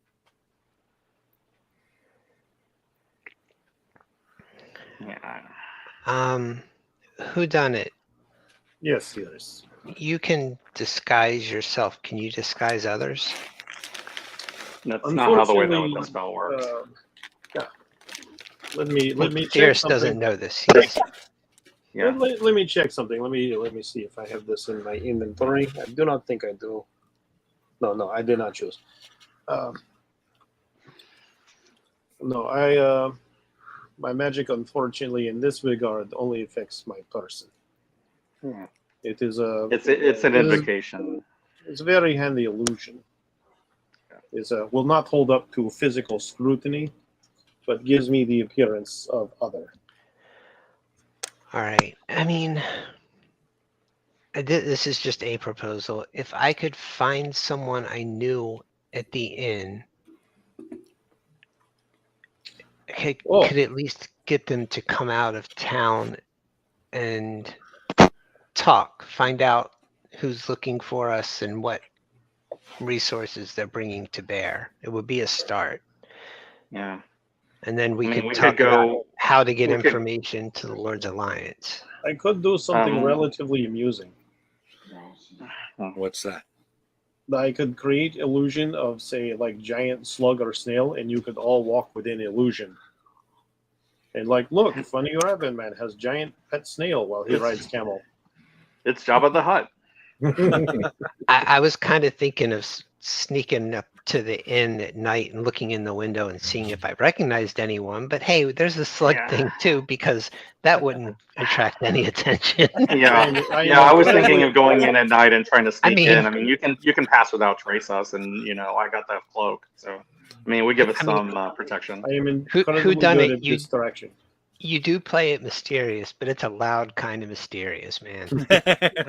It's That is this all you've direction. seen so far. Yeah. Yeah, I'm kind of liking more the idea of going in at night and trying to hope we don't get noticed and be careful. I will say I am much more used to working on my own, so working in large groups has been new. But in this case, I think that's exactly what I should do, at least to see if I can identify anyone. If I can find someone, great. If not, we have to do a plan B. Yeah, But and you're probably the least conspicuous of us, honestly. You and whodunit. Also, if we have time, we find a place to settle down, a place that is secure for ourselves. I can take time and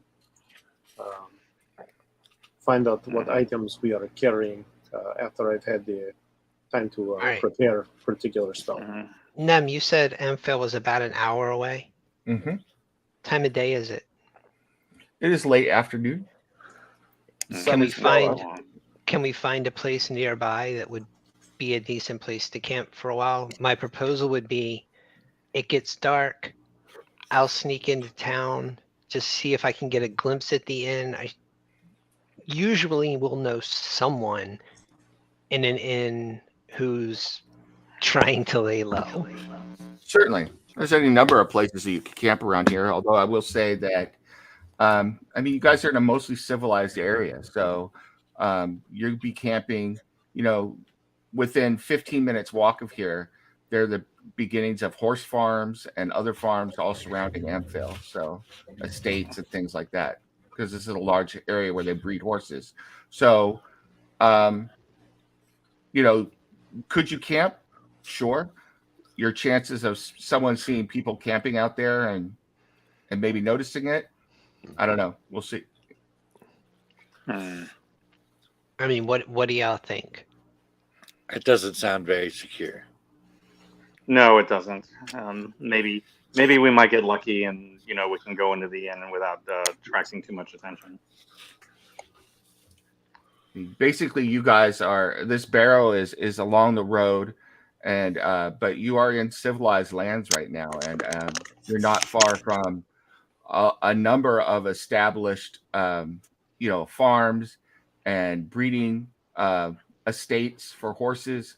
And Steve would know that a number of those nobles are also minor nobles that have ties to the Lord's Alliance as well. So Yeah. they might not necessarily be there.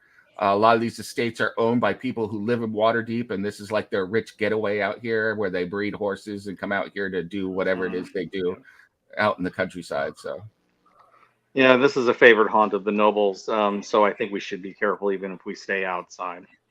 Because these are Waterdeepian nobles, and they may have an interest in us and what we do. Okay. Yeah, I'm for trying the inn at least, or at least some kind of place that can basically take people without asking too many questions.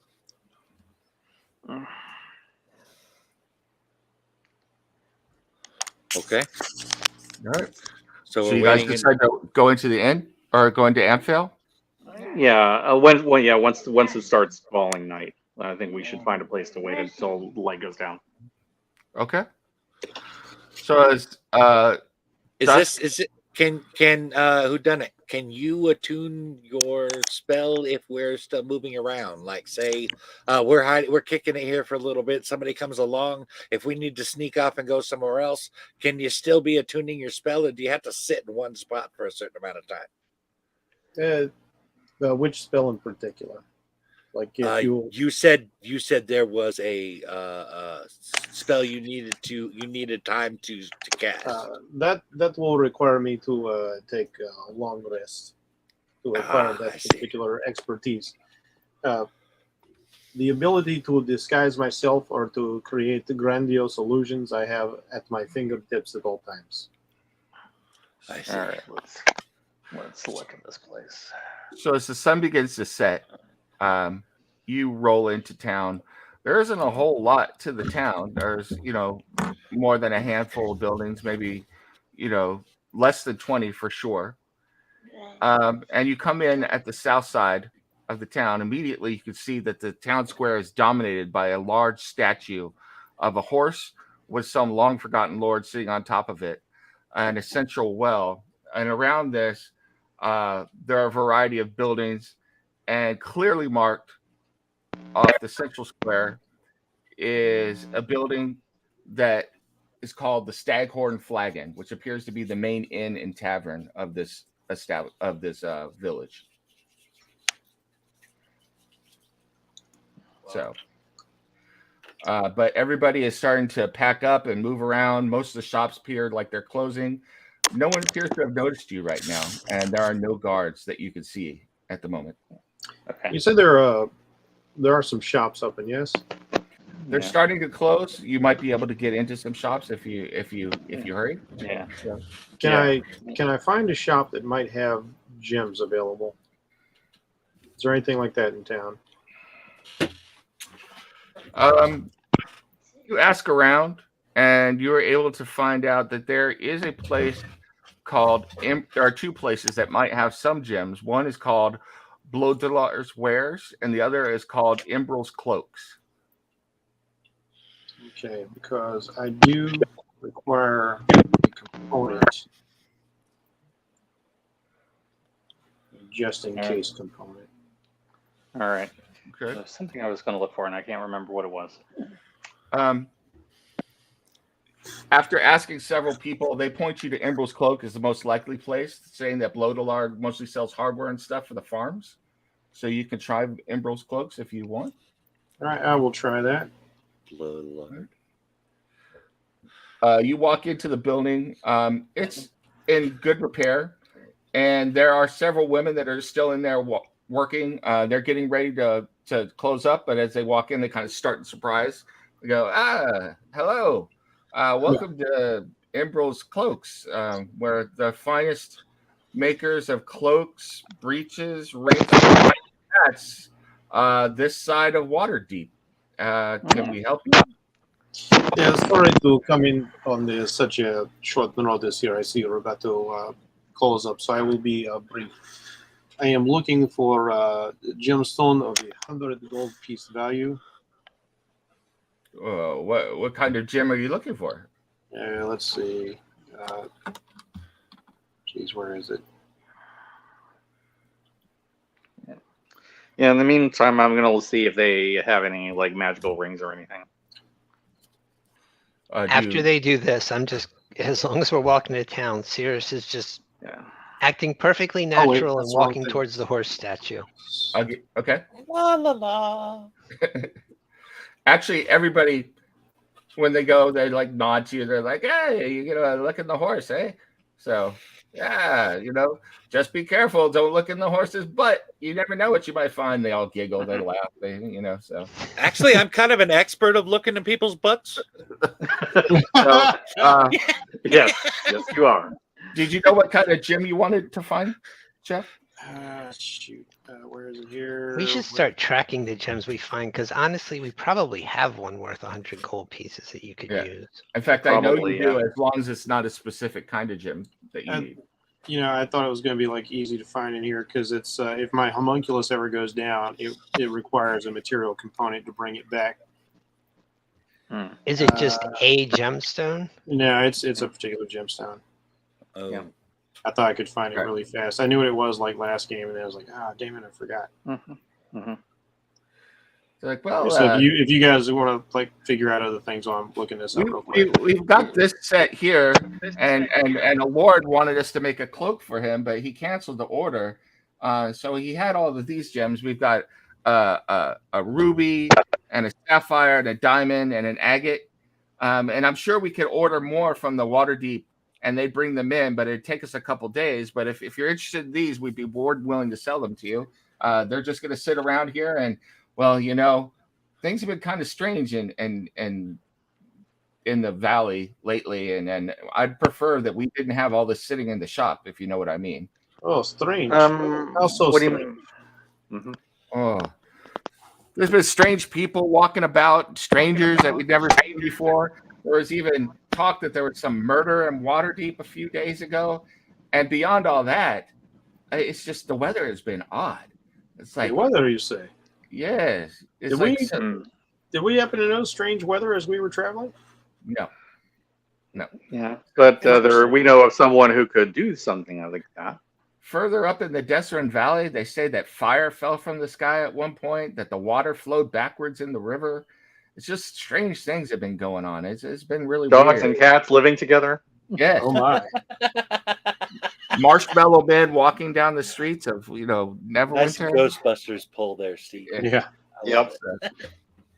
it. It's just been strange. It's been like this for about 6 months, and it just keeps getting weirder, But there have been some strange individuals around town, and it's not the worst. Evidently, in Red Larch, it's been even worse. We're just a small town that breeds horses, but we've been seeing the small little things. How so? What goes on in Red Lurch these days? Okay. It is a gem or crystal, so non-specific, worth 100 gold pieces. More, you can absolutely get that. So, in fact, you could get a few as backup if you want. So, I don't have that much gold, but I will Alright. collect one just to have. okay. Okay. So you're able to buy one. She said, well, my sister lives in Red Larch, and she said there have been a number of goings on there, and the Lord's Alliance has been poking their nose around, and there were some Mirabar dwarves that were supposed to come in that never showed up, and and we haven't had any trouble in these parts forever. I mean, my great grandfather was the last one that saw an orc in these parts. We wiped them out, but now there are supposedly bandits and people disappearing. Who knows what's happening? But I'll tell you, it's going to hell. I think it's all whoever's running Waterdeep now. They're just not doing a very good job, and they're not protecting us. I even heard that some nonsense went up with some new dwarven kingdom, or I don't know, something happened up by Phandalin. But Indeed, many, many strange things going on, it would seem. Yeah. You have been greatly helpful, and I do appreciate so. getting the local color. So thank you for all Yeah. your... Oh, yeah. Yeah. But Do they have any magic rings or boots in there? no, they don't. Everything Okay, here is all right. mundane, but they're like, Oh, this is mundane. Okay. well, yeah, I do not wish to be rude and keep you from your families, as I Okay. caught you in the midst of closing up. So I'll give her Before 100 they do gold. that, yeah. which one did you pick up? What were the gym selections? There was a diamond, a sapphire, an agate, a ruby. So those were the 4 that they had on them. They said they could order more. Yeah, the ruby appeals. I'll take the ruby. I would offer to buy the diamond. Okay. Like, oh, this has been a great day. Ah, Yeah, thank last you. minute shopping, very good for you. Yes. Yeah. Just Okay. if you please, don't let anybody know where you picked those up, because like I said, there's a lot of those strangers out there. We don't want anybody to know that we have this kind of stuff sitting around our shop. So I kind of look Your secrets are safe with me. look at myself, look at Boja, look at the drow. Yes, many strangers roaming about. Yes. Okay. Yes, but we're the nice ones. no offense to you 3, but you're strangers. But I'm not talking about that kind of strangers. There's some shady people around, but luckily I think most of them have moved on. There were some people that moved through the town not too long ago, maybe about 8 to 10 weeks ago, moved through the town and moved south, and they were just downright nasty. I kept my children inside while they were in town. They went to the Ragged Flagon and then disappeared, thankfully, down to the What south. sort of people? There was a group of them. I don't know. Like elf, orc, human. I think there were elves and humans, even a hobgoblin, if I remember, or 2 maybe. So, and they moved down to the south. If you really wanted to know, I would ask the proprietor of the Staghorn Flagon over there. He's got his ear to the ground on most things. He knows what's going on. So That sounds like a wise idea. Indeed. I like the idea of going to where they sell alcohol too. I mean, to talk to that guy. I think we will purchase more value information than drink. Yeah. Again, like just kind of reaches up to pet Bjorn on his shoulder, like wonderfully purely simplistic. I love it. There's such purity of Yes. Criven He is. Shamblestar, he's the proprietor over there at the Staghorn Flagon. He always knows what's going on. I kind of got the impression that he knew some of these, that they approached him about something, but he didn't like them too much. But Criven's been around here for ages. He's one of the oldest people in the village, and he's always got his head to the ground and knows, the lay of the land and what's up. So he's probably the guy to talk to. Of course, there's the horse too, but who knows what you'd find there. I mean, the last time I was at the horse, the kids had painted the rear end and the genitals of the horse bright red as a joke. So, they're always doing stuff like that.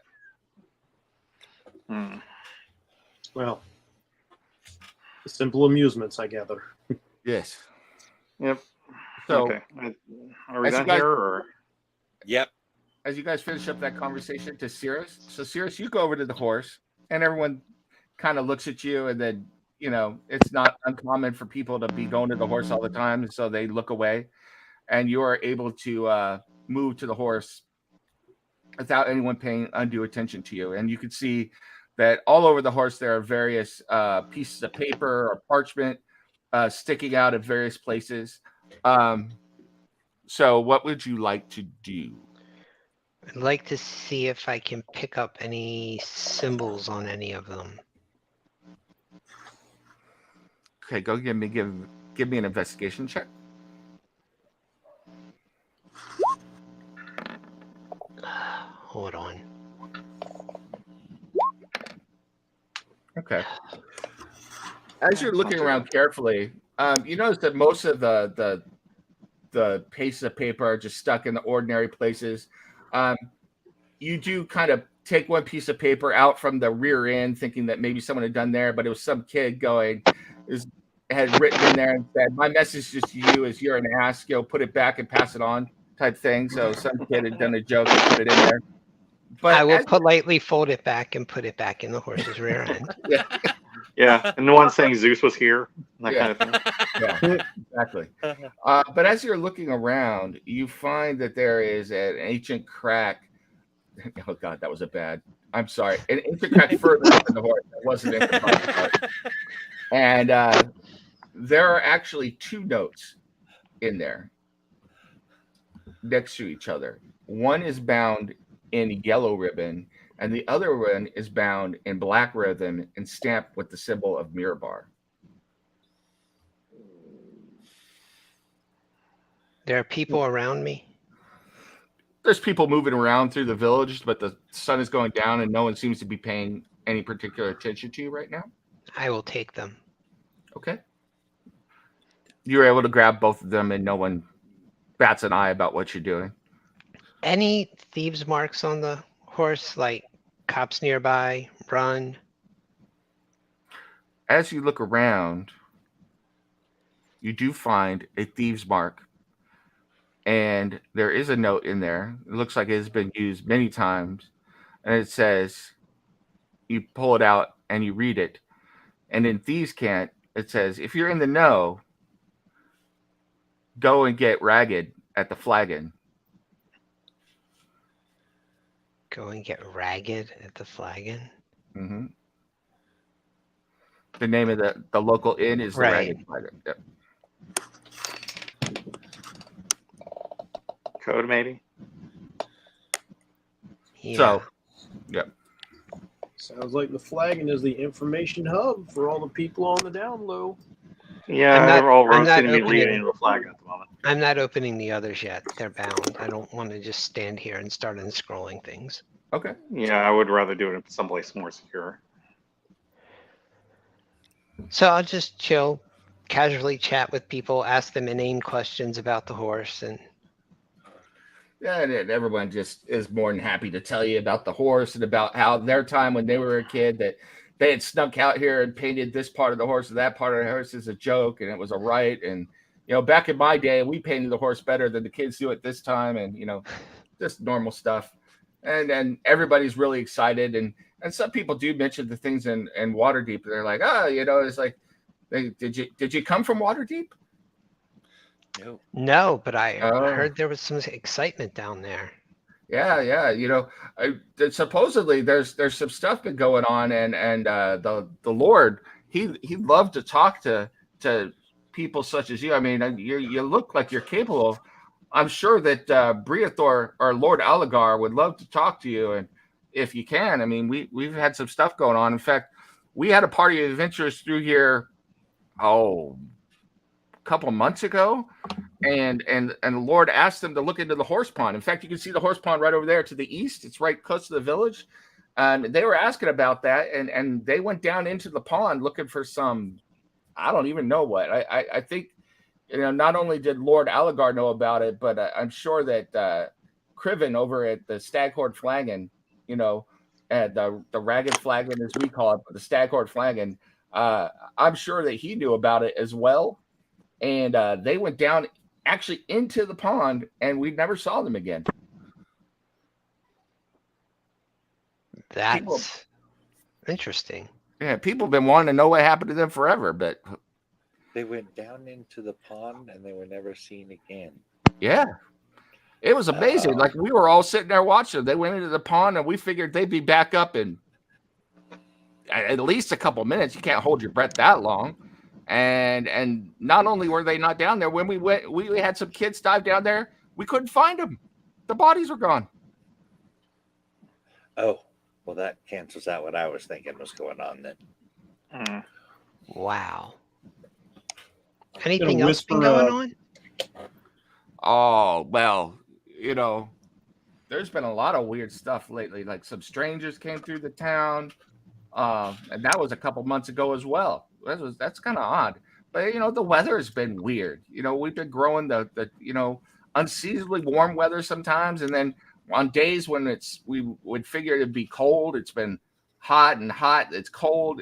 It's just like everything's been messed up, and nature is just not acting itself. It's been a strange time, but at least we're down here close to Waterdeep. Like I said, I've heard from one of the sisters over there that her sister lives up in Red Larch, and Red Larch has really got some weird things going on around that area. So that's a little bit further north.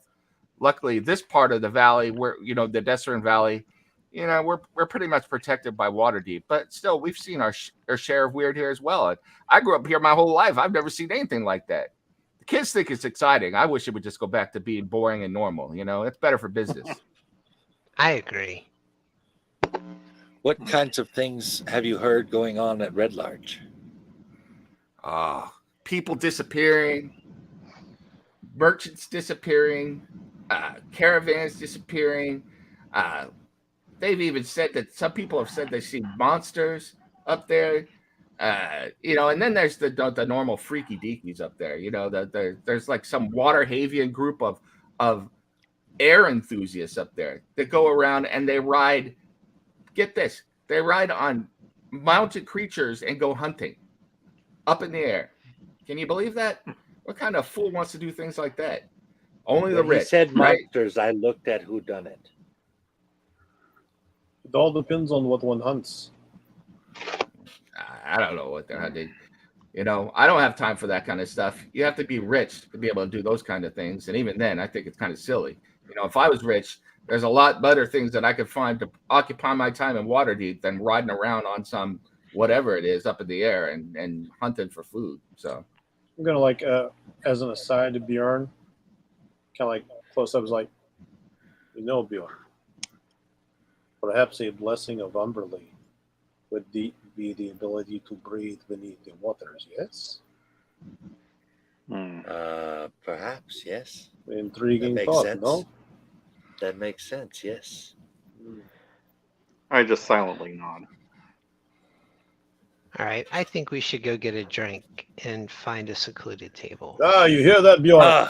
Yes. Time to drink. Yes. Finally, we're doing something I can get behind. So, you all walk into the Staghorn Flagon, and somebody has scrawled underneath it the Ragged Flagon, and it looks like the kids. There's a giant flagon with staghorns out on either side of it that has been tacked to the wall, and it looks like kids love to throw stones and things at it to try and knock the antlers off. and so the antlers are in bad shape, and so it's gotten the nickname the Ragged Flagon among the locals. But you head into the Staghorn Flagon, and it is a fairly large inn and slash tavern, especially for a village this size. And a gentleman behind the bar comes around the bar and he's like, hey, welcome to the Staghorn Flagon. I haven't made your acquaintance, but I'm assuming you'd like some food or maybe a room. Let me introduce myself. I am Criven Shamblestar, and I'm the proprietor of this establishment. And we're open. We'll be serving dinner soon. Everybody's getting off work, and those who don't want to cook at home will come in here. And I think he yells back, "Hey, Jared!" And Jared pokes his head around the corner. It's a goblin. He goes, "Yes, sir. Yes, sir." He's like, "What are we serving for dinner tonight?" Like lamb stew.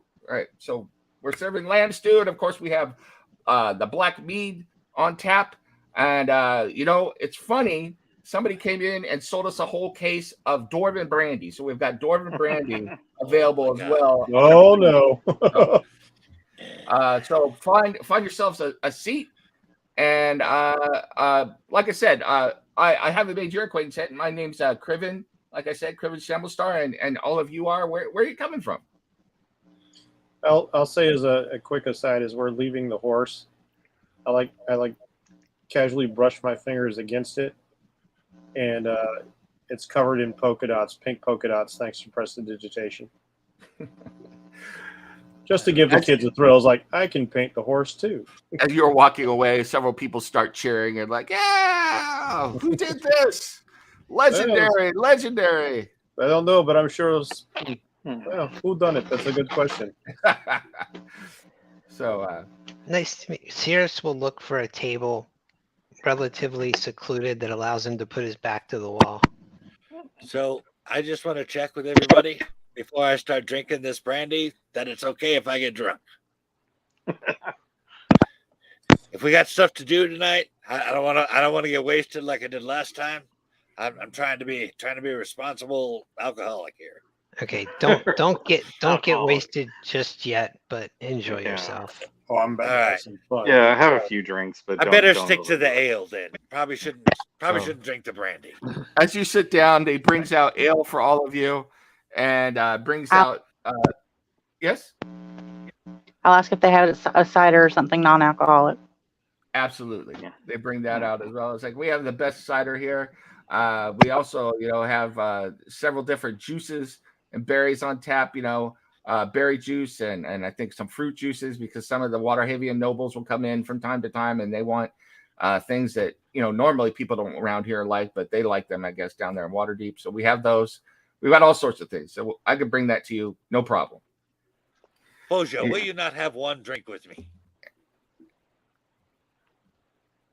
And he goes, oh,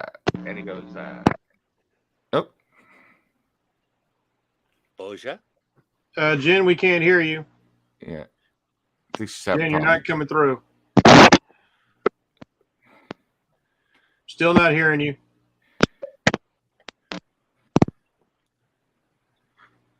Jen, check your cord. We're not hearing you. I did. Part of it is my There voice you is are. going in and out. Oh, okay. There we go. But I'll be Okay, there.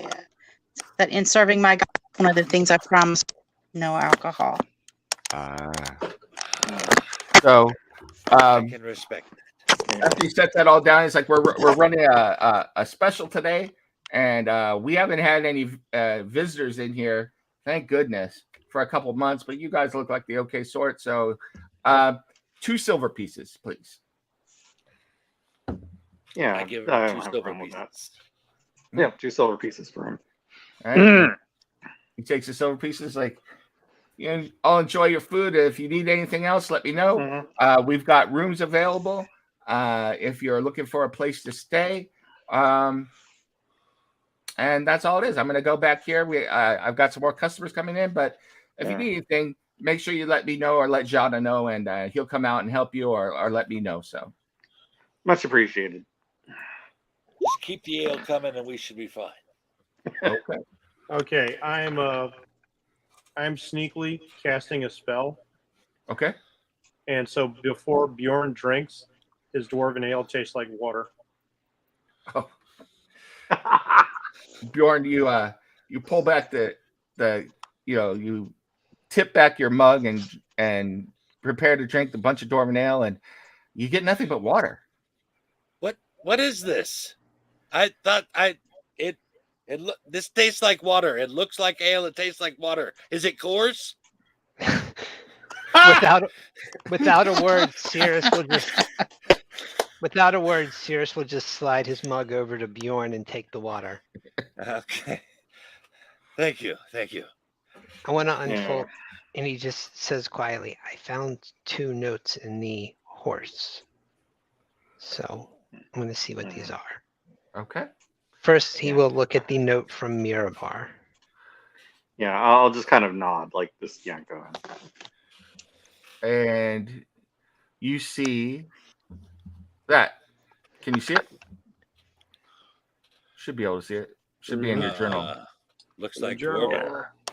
I can't read that actually. Well, I mean, I can read writing. I just don't know what it actually says. Well, I can you- zoom in you on it shouldn't- there. You Look at shouldn't be that. able to read it, but Can you see that? He'll show it to the others and ask if anyone can read it. Okay. Yeah, what language does it look like? I mean- Eleuthria immediately notices that it is Dwarven. Mm. Those are Okay. Dwarven runes. Yeah. So- I just Cirrus, can you form a mental connection with me, please? Yep. Yeah. Cirrus will Did form you- a mental connection. Yeah. So These you- are you dwarven say that- runes. I point You out. say that out loud? Just very, very quietly. To Cirrus. At this point, I would think it's fair that if Eleuthia or Born tapped their head, Cirrus would know what was going on. Okay, because like Yeah, whodunit's not aware. Yeah. Whodunit's not aware. Yeah, that you I'll have tap my temple with my finger.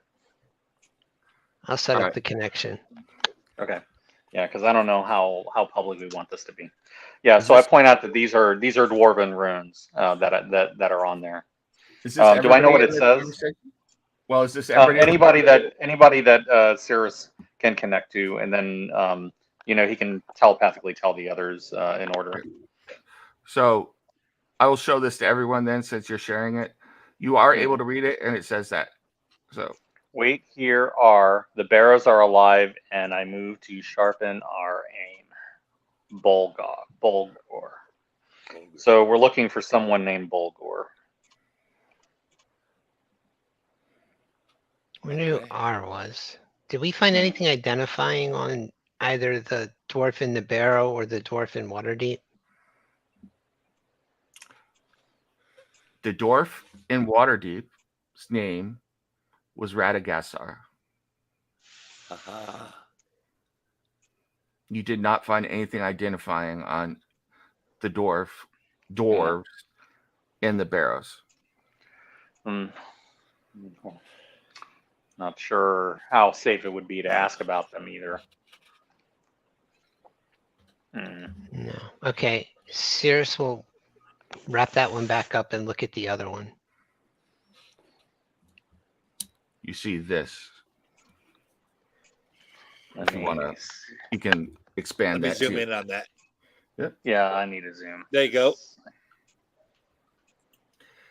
So I need you to tell me who is looking at this, because depending on who's looking at it, you'll be able to know what's written there. Yeah, I'll keep looking. I'll look at this one too, because it might be. In the meantime, while you're doing that, I'm going to make another sleight of hand check. Mhm. Because while everybody is intent on that, I'm going to sneakily cast Prestidigitation again. And this time, Bjorn's ale tastes like hot chocolate.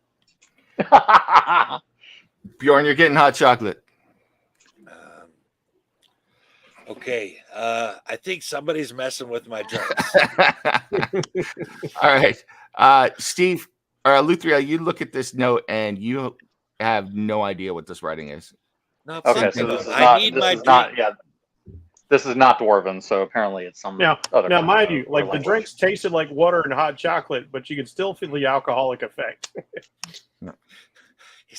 The taste is part of the experience. Cirrus, you also don't recognize this writing at all. Cirrus will, without saying a word, slide the note in front of Let Boja. me check. Hold on. I think I might have a solution. Boja, you I'll take look a at look. you look at the writing and immediately recognize it as infernal. Ah, okay. Well, that saves me the trouble of casting comprehend languages on it, which was my next step. It's like I will read the note. Okay. And you see that. Zoom in on that. Bam. Arrow flew true and doves were maimed. Expect to see the glint when I loach. Or, no, leech. J. That looks like Loach to me. Yeah, I can't. I'm having a hard time reading from where I'm at. This is, you could tell that this is a form of thieves' cant that this is written. We were in. framed successfully. Yeah. Expect to see the glint is I expect to get paid, and when next I loach is basically the next time you see me. So he's being paid. Okay. And then it's It's signed. actually kind of cool. I'm This guessing is we're the the first time doves. we've ever actually seen Thieves' Camp before. And it's signed J. Jay. For Jackie Daytona. Yeah.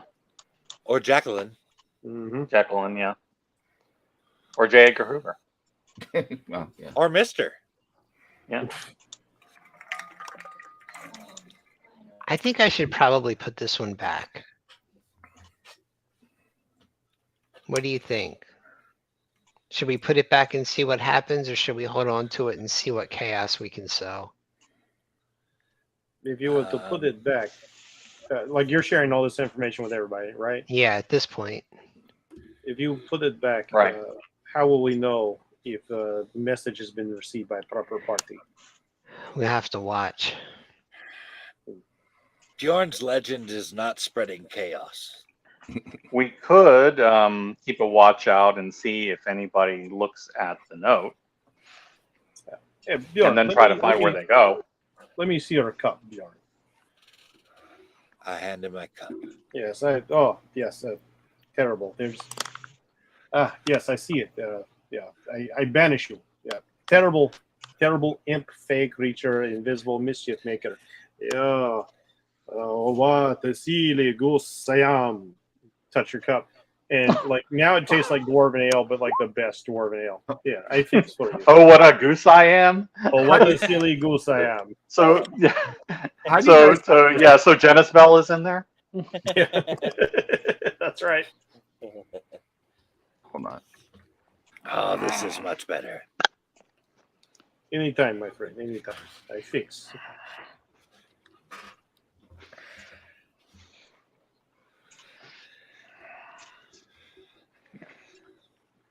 So, and if our options are put the note back or spread chaos, I say we put the note back. Well, we could put the note back and spread chaos. But we're Bjorn does eventually not going to like spread chaos. I think it's more We a matter could- of how Yeah. we get there. We could Yeah. put note- I we could put note I back. kind of like the idea of seeing who comes up to claim the note. and what then if see where they go. What if we put note back, but we alter message? Good. Now, of course, our last attempt at forgery did not go well, so I'm. No, we have no more need for this note. We know what it said. Cirrus will just whisper, "Excuse me, I will go put the note back." And just I would We'll rather figure it like out from there. to. Yeah. I would rather like to make addendums like, most important, speak to you. Meet me at this place where we wait and see who comes. these coded languages don't work that way. Who done it? Unless we know these two people, we don't know what term. I can guess their intent, but a note that I would write to someone that I've worked with would not sound like a note that you would try and write to them from me. I see. And Cirrus will also, I will say for you, Cirrus, the word loach is that kind of word. There are always like keywords that only two people would know. You kind of can guess it, but those are the kind of words that people would make up. That's slang almost, you know? Yeah, we do this on purpose to prevent people from putting addendums on our messages. Yeah, it's clever. I will have to defer to your expertise in this matter then. Yep. So I think we need to figure out how to keep an eye on it, but I will go put it back if you'll all excuse me for a moment. Yeah. We could do it in the I'll manner of retie. taking. Oh, go ahead. He'll just retie it and get up and walk back out to the horse. Okay. Yeah. Give me a perception check real quick, Greg.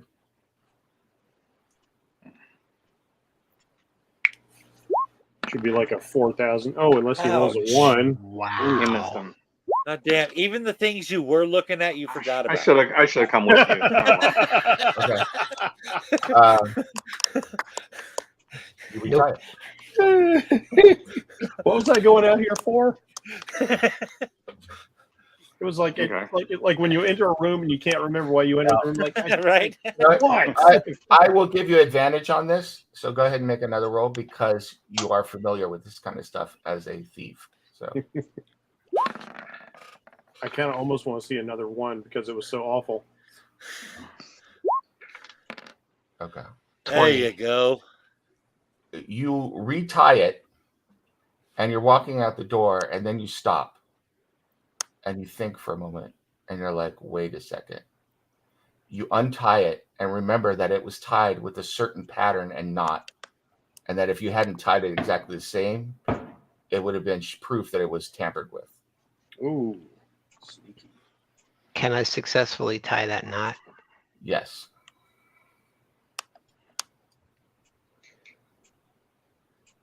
It's a Gordian knot. Oh, Oh, let me use my axe then. All right. I will walk out and replace it in the hidden crack. Okay. You find the ancient crack on the pink polka dot horse that everybody has gathered around now. So everybody is watching the pink polka dot horse. The polka dots only lasted for a minute. Oh, well, now people are chanting for more pink polka dots. So you can try to sneakily put the note in there, or you can just walk up and put the note in there. It's up to you. So Sleight of there you hand. go. 31. yeah, 31. Damn. you don't even realize you put the note in there. It just like disappeared out of your hand and showed up in the horse. So in the ancient crack of the horse. So, And then I'll just put my hands on just on the horse randomly and say, "Where'd the pink polka dots go?" As you're doing that, somebody goes, "He put the pink polka dots," and people rush up and they pull you on their shoulders and like, "Pink polka dot man, pink polka dot man," and so the people are running around the square with you. I asking for more pink polka dots. I didn't put the pink polka dots on. I just came out to see them because they You were just drew cool. all kinds of unnecessary attention. So you guys, but it's a good distraction too. Nobody's noticing what he's really doing. You guys in the tavern here are ruckus, and you're like, somebody rushes in and is like, "We found the guy who put the pink polka dots on him. He's a hero. Come out. Let's have a drink for him. Come on." Oh, yes. Let us celebrate this great hero. I'm getting up with much enthusiasm. Yes, let us see who the hero of the town is.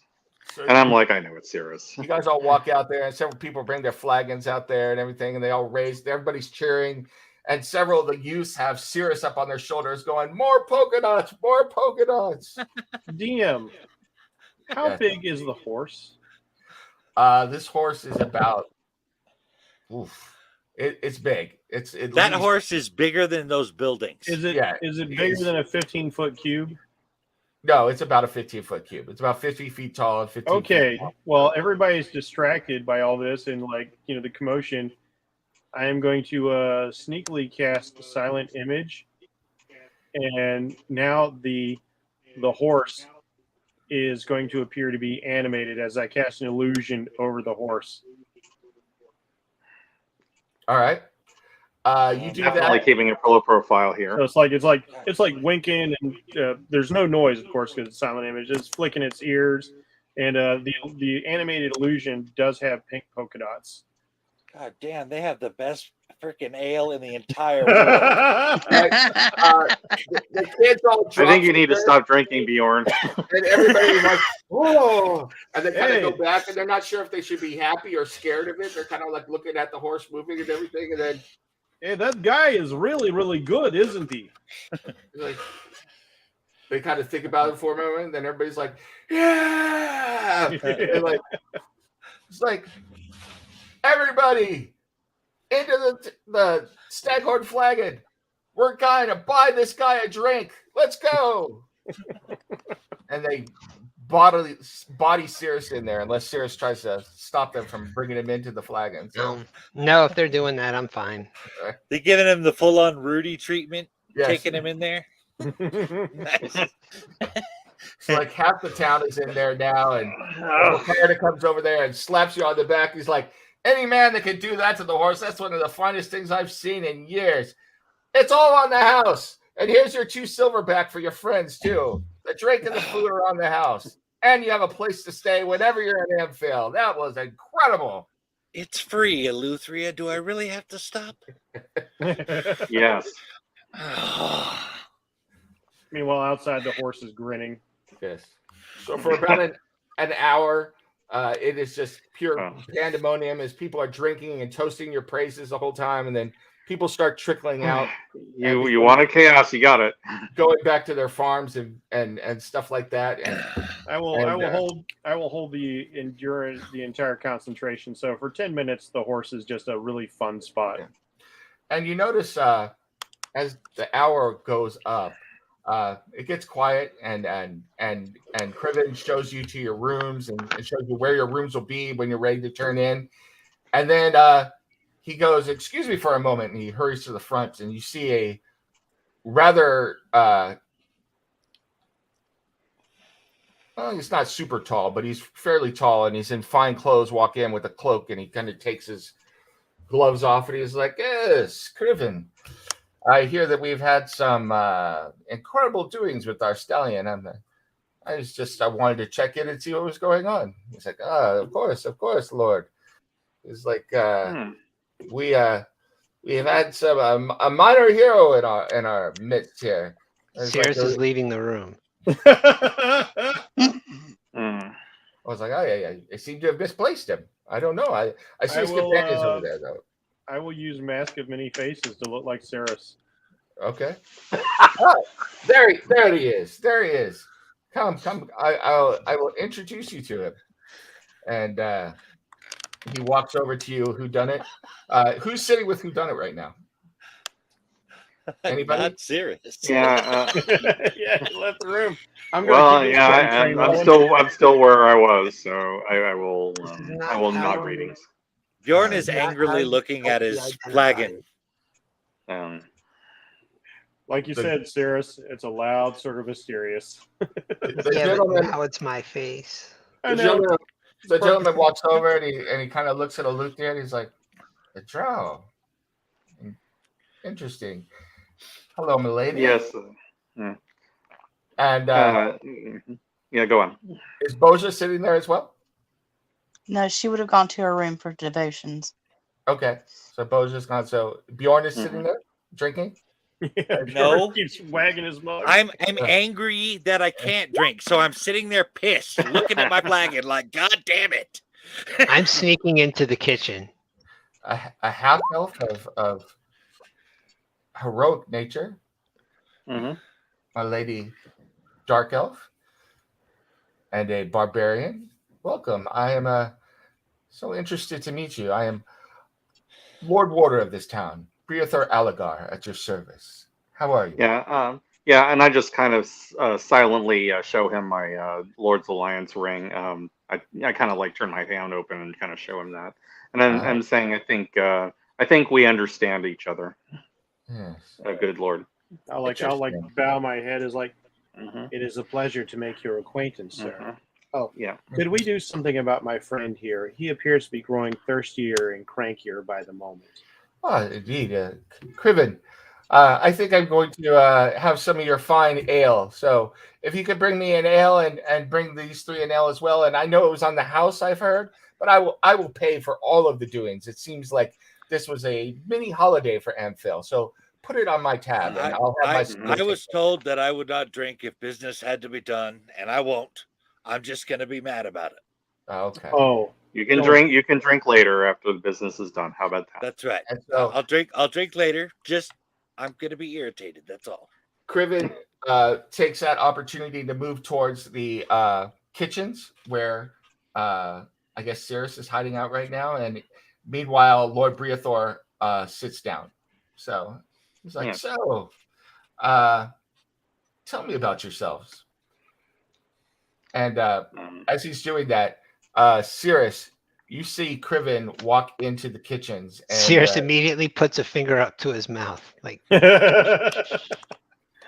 Criven stops and looks behind himself, and he looks at you and he goes, "Tricky, very tricky." thieves can't. Do you trust that Lord? What's his name? Breathor? He's harmless enough. He's done right by me most of the time. He doesn't know. He's speaking in Thieves Can't back to you. He goes, he doesn't know what's going on, but it's interesting. I didn't immediately mark you. Your town's in danger. You know that, right? The whole area has been in kind of a weird place, but I don't know how much danger we're in. I mean, there have been some disappearances and things like that. There's a cult moving through. They were hiding out in the Dwarven Barrows south of town. That's the first I've heard of this, but There was a group of some minor renown south of here in Phandalin that was framed for murdering a Dwarven trade something. Oh, yes. Something like the Phandalin 26 or something like that. I don't know. I don't keep count of these hit companies that run around trying to make a name for themselves. Well, evidently they've been cleared. They've been cleared. Yes. I don't know, some strumpety gnome marched into a meeting of the Lord's Alliance and started talking about all they had done and presented this and that, and then she swore on the honor of her house or something, and you know they haven't been cleared, I guess, but they got a pass. A mercenary was hired to frame them, and I have the contract that was used to do it. But I can't tell who hired her. Oh, let me take a look at it. Yeah. I'll show it to her. Cirrus, are you going to tell us that you've done this, or kind of? We're still connected, so all you got so far from the kitchen is I'm talking to Criven. Seems Selby came to our defense, but I'm trying to find out what's going on. Keep Lord Big Ego talking. Okay. Well, yeah. Okay. I will go back to you guys in a minute. Let me do this, and then I'll go back to your conversation out there. So, okay, you know, gets people talking. Yeah, drinking. Oh, yeah. I would say right now we're kind of making idle conversation. You know, you might show this to Lord Breathor, and you know he might be able to pass this along to the up muckety bucks down there in Waterdeep. However, for this contract. Let me look. You know, can I hold it? Let me do an insight check. Okay. Ooh, not bad. Hell yeah. Does he seem 25. Does he seem trustworthy? Well, he doesn't seem trustworthy, but he doesn't seem like he's conning you either. He looks like he genuinely wants to look for a couple things. And does he seem like what Cirrus would consider trustworthy? Yes. Yes. I'll let him hold it. Are you sure that's a very narrow window? It's like also, raised within. It is also, as has been noted, situational. Right. Takes hold of the contract and kind of examines it and turns it over a couple times, and he holds it up to the light. You're like, yeah. Well, I can't tell you who put the contract out for you, and I've never seen this symbol before. I've heard of it, but it's only in whispers. It said that up by Red Loach, I saw some of this symbol a couple places. Some thieves reported it, but it's only been marked on like some rocks and things like that. It's just kind of strange, you know. And there's been a We've lot of seen strange stuff going on. we've seen humans and hobgoblins wearing uniforms with that symbol following a human woman named Jacqueline D'Antonio. He stops She's and he looks at you seriously when you say Jacqueline D'Antonio. Jackie? You met sure. Jackie? Yes. Well, we Well, killed Jackie, but I'm not sure it's gonna take. Jackie's been dead for 150 years.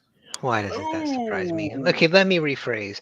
We met a human woman who referred to herself as Jacqueline D'Antonio, was very adept with poison and traps, was leading an army of humans, hobgoblins, gnolls, giants, and a couple of minotaurs, Don't forget the and elf. left a message at a drop point in your town for whoever hired her to frame the Phandalin Five for the murder of the Dwarven noble. Well, let me give you what I'll give you for free. And then you can decide if you want the bonus plan of information based on what I'm going to tell you for free. Your contract here, I can't tell you who hired you, these people and wrote, but I can tell you who wrote this contract. There's a pair of brothers who write and validate, notarize, for lack of a better term, these types of things for the dark arts, the dark brotherhood, you know, to borrow a term from Skyrim, of assassins and thieves for various contracts to make sure they are executed faithfully. And if you don't pay faithfully, you are also executed faithfully, if you get what I mean. These brothers, their marks are distinctive so that you know the document's authentic. So these two brothers live in Red Loach. And I can tell you right now, they go by different names all the time. But if you roll into town and ask about this with somebody who is in our business, they'll be able to direct you to the proper person or people, as it were. And how much for the bonus plan? Well, he sits and he thinks about it for a moment. He's like, you seem like a nice enough sort, and I don't want you to get in trouble. So you know what I'll say? I'm going to tell you the information, and then I'm going to, after that, for free, and then I'll tell you what my request is. And you can decide whether to honor it or not. How does that sound? That's fair. So here's the bonus plan, the bonus information. Like I said, Jacqueline D'Antonia, Jackie Daytona, has been dead for 150 years. At least that's the rumor. After her family was kicked out of Waterdeep because she was worshiping some evil goddess. Umberlee. I guess. I don't know. She disappeared into the south, and the rumor was she died. However, there are darker rumors. Darker rumors that she has adopted women who all go by the name Jacqueline D'Antonia for years. And the whole lot of them, some of them are assassins, some of them are thieves, some are necromancers. There's even rumors that some of them are vampires. And we've lived in fear of them up here in Waterdeep and beyond in the north for years. But mostly they keep to the south and run the pirate lanes. They're some of the most notorious pirates between here and That's what I've heard anyway. But I don't go down there very often. But I'm telling you, if you're on their radar, you watch yourself, friend. We're on their radar. I mean, we know people on their radar. That's what I thought. So, my request. Some adventurers came in here a couple months ago and asked for some information. And one of them was another one like us. And they asked about the old horse pond out there, and they disappeared. I took a hit to my reputation because I sent these guys down there and nobody's seen them again. And they were supposed to bring something out for me, and it never came out. And I made promises. And then my promises didn't come true to those I promised. You know what I'm saying? Yeah. So, I noticed that you and your friends look pretty good, like you could take care of yourselves.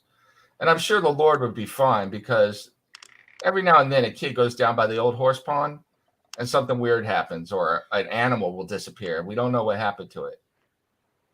If you and your friends could check that out for me, I'd be much appreciated. Well, I can't promise on their behalf, but I can say they tend to be the heroic type. So when I tell them the story, I think it's likely they'll want to investigate. I'm certainly willing. Well, that would be most obliging of you. And I would be very grateful. In fact, I would be willing to compensate you and your friends. That's how grateful I am. As long as you retrieve what I'm looking for. It's a certain sword that's supposed to be down there. Hmm. You want a sword from the Lady of the Lake? That was what I was thinking. Well, I wouldn't call her a lady. She was more like a bloodthirsty war baron that's supposed to be buried under the lake, and I never believed it. Does she have a But- son named Grindel? I don't know. All I know is these adventurers went down there and they never came back. So something went on. Look, And man, I live in Amphale. If there's something dangerous right on our doorstep, I kind of like it to be gone, if you know what I'm saying. watery bitches guarding scimitars in the lake are no basis for a system of commerce. I agree, friend. So, Yeah. I will do First my it's icy best. bitches, now it's watery bitches. yeah. So, My friends are the type to jump at the opportunity to do anything noble and heroic, especially if it. Well, the big guy, especially if it helps spread his legend. well, that's outstanding, and I hope they do. Like I said, Plus, I'm not gonna. they're generally good people. I don't mean to. They're really good people. Better than me. And I'll tell you, Lord Breathor would probably love it cleared up as well. You know, like I said, he's not the smartest tool in the shed, but he's an okay type, and he wants to keep the village Yeah. safe. And so Yeah. I wouldn't be throwing myself on his mercy because he's he's rich and he's a lord. He's going to try and do his best to advance himself. But if you keep that in mind, I think you could deal with him. You know what I'm telling you? Yeah. So if I show him this note, but tell him I need to keep it, is he still going to pay attention to it? The contract or the note? Which one? The contract. I'm sure that he might ask to make a copy of it or to send it to someone, but it depends. It depends on his interest and what his self-interest is. I haven't felt him out about that. I had heard a little bit about what happened in Waterdeep, but to be honest, we're so busy dealing with other things around here, he hasn't even paid it much attention. There were some guards that came through here, but once word happened that whatever happened with the Lord's Alliance in Waterdeep, it's been pretty much forgotten for him. So That's good news. So this group, you don't think they would be any danger wandering around? I don't think so. No. From the Lord's Alliance. They're obviously on the radar of someone. No, I mean, it might do you. I mean, basically, if this group, you went to whoever they may be, I wouldn't be going and getting yourself into more trouble, because you're kind of on parole right now. It's like you've been vouched for, and if you do something else, then not only you in trouble, but whoever this gnome is, she could be in trouble as well. But All right. Thank you. I mean, I even heard she referred to herself as the wizarding world or something like that, or the mage magisterium, or I don't know what it was. It was something. I weird. am familiar with the Sorceress Supreme. Ah, yeah, that House was it it. is. Yes, that was it. Sorceress Supreme. Can you believe it? I do. I've Okay. met her. Oh, well. You really I've do seen get her. I've seen her make a grown man wet his pants just by a glare. Oh, well. Keep her far away from Anfield then. I don't want to wet my pants. Well, he wasn't a nice guy. Okay. She's So- very good to innkeepers. Only bad guys pee their pants around. All right. If it's all right with you, and I do appreciate the information, I think it might be best if I hang out in the kitchen until I'm not at the table anymore out there. Absolutely, make yourself at home, and let Jen know if you want anything. He'll bring it to you. He's been around for a while. He's a good guy, or a good goblin. Excuse me. He's like, hey, thank you, sir. Thank you for calling me goblin. I'm not a human being. You stink. Thanks, Jonathan. Eleuthria and Bjorn, you hear Selby vouched for us in Waterdeep. This contract was written by some individuals who write such contracts for such tasks.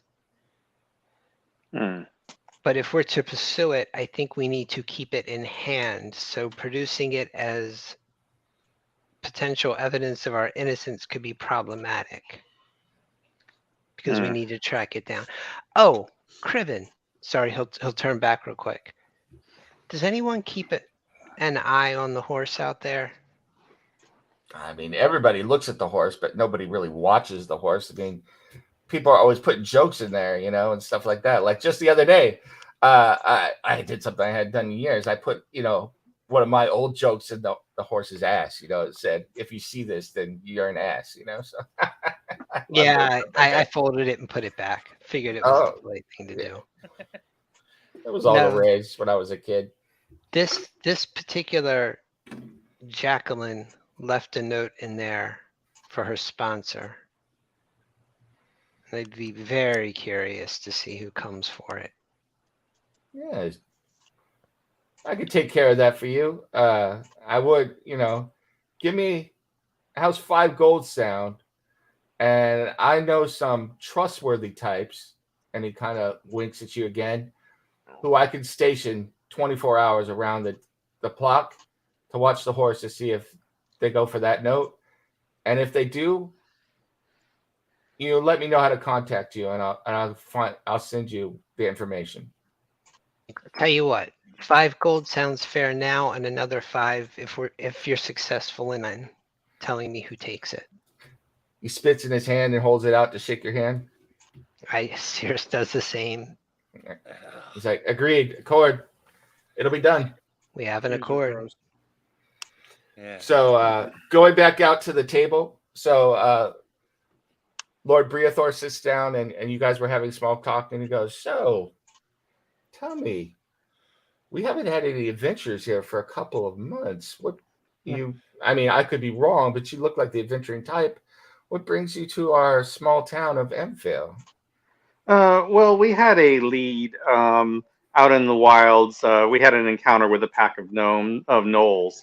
They've been dispatched, and it turns out that their trail led to a barrow not far outside of Amphale. We cleared this out, and we were just stopping in Amphale for the night. While we figured out where we would proceed next. His brow darkens. It's like, what? Oh, I'm sorry. Go ahead, Jeff. And given that this is a thriving town, it seemed that since we have completed one task, the best way to advertise our skills would be to perform a minor miracle in your town square to gather, pointedly looking at the Lord here, the proper sort of attention, the sort of attention that could do right by us and we could do right by them. Luther here is ask him about the lake. Ask him about what? I'm sorry.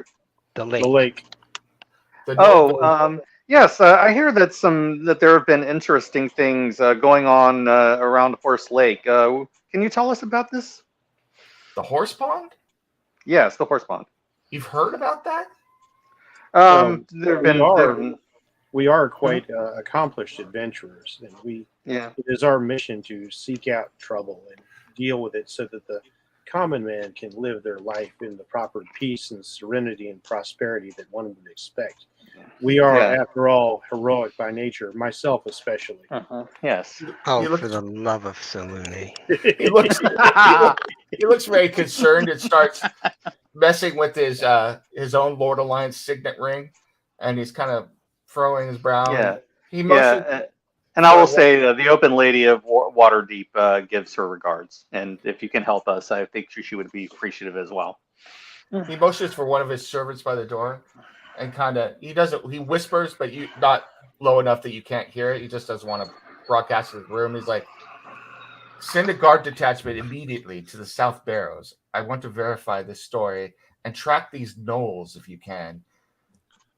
And then comes back. He's like, I find this all very disturbing, especially that it should happen under my stewardship. I'm hoping for a greater appointment at some time and to advance myself, and for such things to be happening right under my nose. It's alarming. It's absolutely alarming. Thank you so much for dealing with it, and you are well in line for reward once I have verified your story. But yes, that's fair. Absolutely look into it. We're more than happy to verify our parts in it. So, but back to the old horse pond. I'm not aware that people knew about the horse pond outside Amphil. I mean, we had the occasional animal go missing, and then there was, he kind of looks around. There was another adventuring party here that went supposedly into the horse pond a couple of months ago and never came back out. But I just figured adventurers do what adventurers do, no offense, and they went on their way to other places. We don't need Amphil getting a bad reputation. Yeah. If adventurers have heard about this, well, are you for hire? Oh, absolutely. Yeah, we may certainly be. Yes, if you have matters that need to be taken care of. Wait a minute. Money? Yes, we are for hire. Yes. We don't want to see, you are obviously a very fair-minded and lord who is definitely openly, awkwardly mobile. And it would certainly be an honor to be hired out in your service to be able to facilitate your well-being, of course, as well as the well-being of the people in this town. Because, as I've stated, we are very heroic, myself especially. Here's the rabbits on thin ice. Rein him in, or I'm coming out there. Yeah, I kind of give I give Whodunit kind of a look like, yeah, we may want to tone it down a little bit. Well, I could tell you that I don't know. I've never dealt with adventures before. Well, how much information do you need? Do you want to know the rumors and legends, or do I just say go check out the horse pond? I'm out of my depth, but any information that you might be able to give us before going in would certainly assist in our investigation. When it comes, I am to with hunting, Eleuthria. Anything you can tell us is valuable. Yes. When it comes to hunting monsters and suspect that there has to be some sort of creature or force lurking there, there is no such thing as too much knowledge. Anything and everything, no matter how much of a rumor it might seem to you, might in fact hide a precious kernel of truth. Well, the legend is that it's almost 700 years ago. There was a self-styled warlord in the area, but this warlord was different. She called herself the Maiden King. She refused to ever be possessed by any man, and supposedly she was set to be married off to another warlord from Waterdeep, and she challenged him to a duel and slayed him, but in fighting him, herself was slain. And I'm actually going to be like, while he's telling this, I'm actually going to be using the silent image to create, like, say, 12-inch tall, sort of like shadow puppet illusions, because I don't know the details of what these people look like, and you'll see like the representation of the Maiden King standing all haughty, and then she gets into the battle and slays the guy. And so I'm like doing a visual representation of the story as he tells it. This is fantastic. Showmanship. Oh my lord! I did not know that you were a mage, Mr. Sirius. You are an incredibly talented person. I'm a man of many mysteries and many talents. You told him my name? I didn't tell him. Mr. Well, okay. Let's back that up then. Let's say that you didn't say his name. So he's like, you are an incredibly talented person. Yes, come on. He goes. Yes, but anyway, she was mortally wounded herself because this lord evidently had poisoned his blade, and she swore revenge on anyone who would ever dare to take her beloved Amphail from her or her descendants, and she would protect the village. That is the legend anyway. The unspoken rumor is that she actually slayed the Lord, and then by making a dark pact, and then vowed that she would always hunt down those who disturbed her rest or disturbed her sleep or tried to do any harm to her territory, her village, her kingdom. And supposedly, when she eventually died, she was buried in a tomb underneath the horse pond, believe it or not. I find it incredible. So many people have been down there over the years, and we've never found anything. But supposedly, she lays there sleeping forever on a stone bed with her magic two-handed sword resting on her chest, waiting to arise again and take vengeance if she need be. Well, It gives us a starting point, but there's still too much that we're going to know by going in there. But it is possible we're dealing with some sort of evil spirit or undead creature that is not at rest. That is something I think is worth investigating. I of course, if there's something in the horse pond right here, I mean, the horse pond is literally 100 feet from some of the buildings in this very village. If there is something evil there, it needs to be taken care of. It's just for years I've been here as well, and you see the occasional light or the occasional animal disappear, but I've never dreamed that something so dangerous could be down there. So please, if you could take care of that, I would be most appreciative. I would love to hire you to look into this. Yeah, indeed, you can count on myself. yes, I would think we should. I think we should investigate this. Yeah, and I kind of think to Cirrus, I think it would be worth taking the offer Don't to say do this Cirrus. mission. No, I'm thinking that to him. I'm Okay. through psychic I was about to connection. say, I'm No, like presenting No, myself. I'm not saying his name out loud. No. Yes, No. allow me to introduce myself. My name is Surik, and these are my companions. Yeah. I So I was going to say to Cirrus, it may be worth doing this, if only because we're going to need some help in clearing our names. I think this person would be more than willing to do so. And in addition, you may find things in there that you might find valuable as well, because it seems like there might be some valuables down there. Well, I will say Sirius that responds psychically, yeah, and we owe that two-handed sword to Criven in here for all of the help and information. I agree with that. Absolutely. I will tell you that I have no experience hiring adventurers, but I'd be willing to pay. I breed horses a lot. I could give you the normal studying fee, 500 gold to go down there. Plus, he looks around and thinks for a moment and kind of calculates. He's like 50 gold per proof of monster that you kill.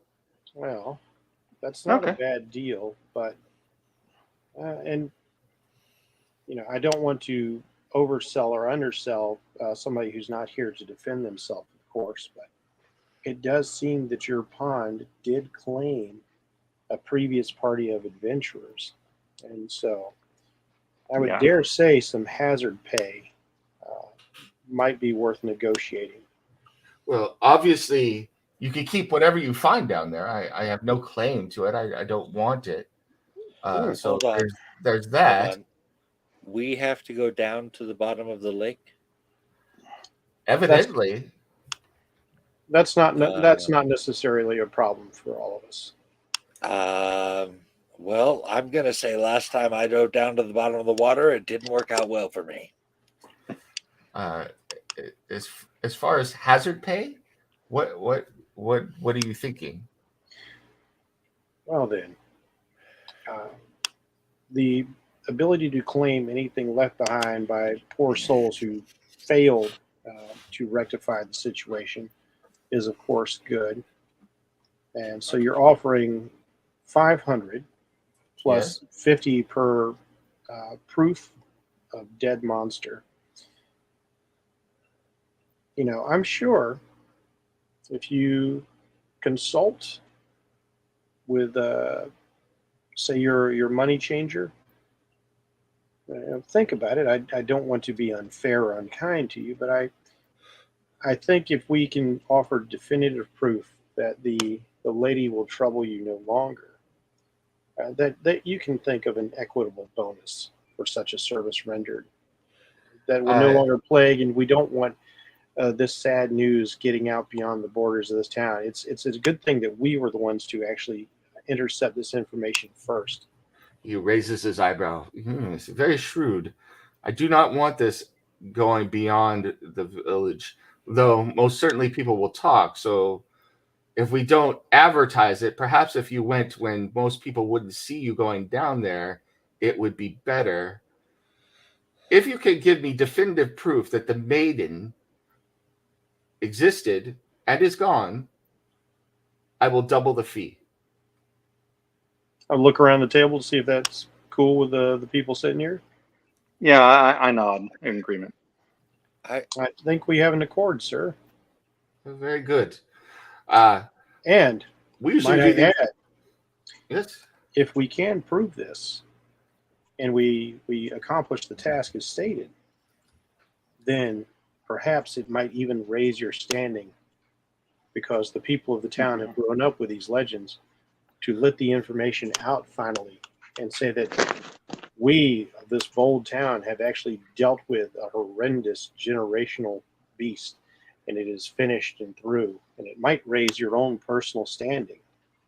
Yes, the information released in the proper way to the proper people, a bit at a time, might do just that.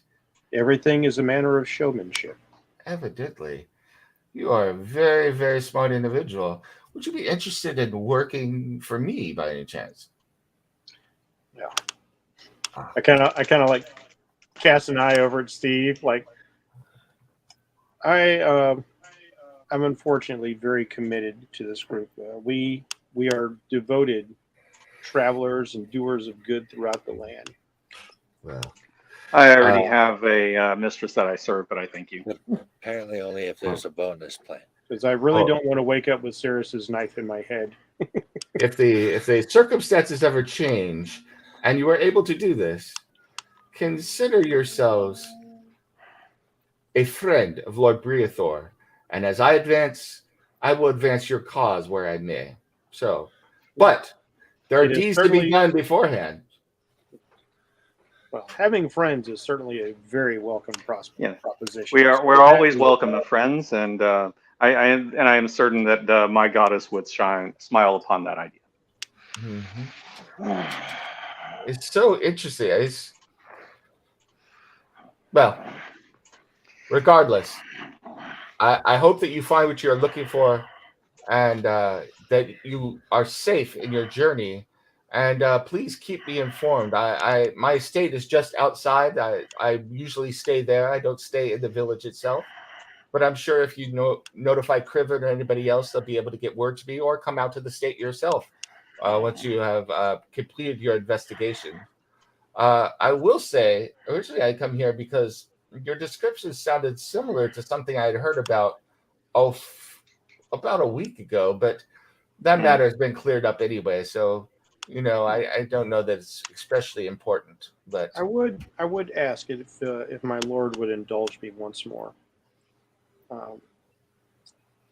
Given this is already a proven very dangerous task, and not to say we are not incapable of completing it for you, if you have the means of bolstering our efforts with, say, the acquisition of some potions of healing, that would also be greatly welcome to our efforts.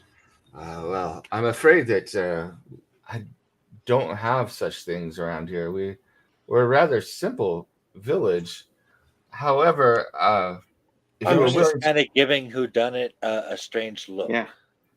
if you're willing to wait, I could send into Waterdeep to have them purchased and brought back, but that could take a couple of days at least. Things like this. I would not wait that long to investigate this. That doesn't seem fair to me. This is sometimes it is best to know one's limitations. Whodunit. We already have some healing potions. Luther will hear in her head tomorrow night. Just tell him tomorrow night. Tomorrow night might be a good option. I'm going to speak in my own secret language, which I'm sure Bjorn will totally not understand. Ixnay on the whodunit A.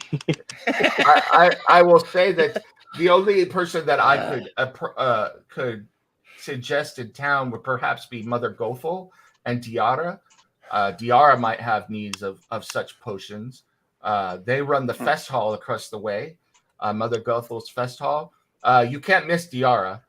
She's she's a beyond, among other things, she's a wrestler, and so she does get injured from time to time, and you can't miss her. She stands 8 feet tall, if you can believe it. Oh. Is she giant blood within her? No, she's from the jungles of Cholt. But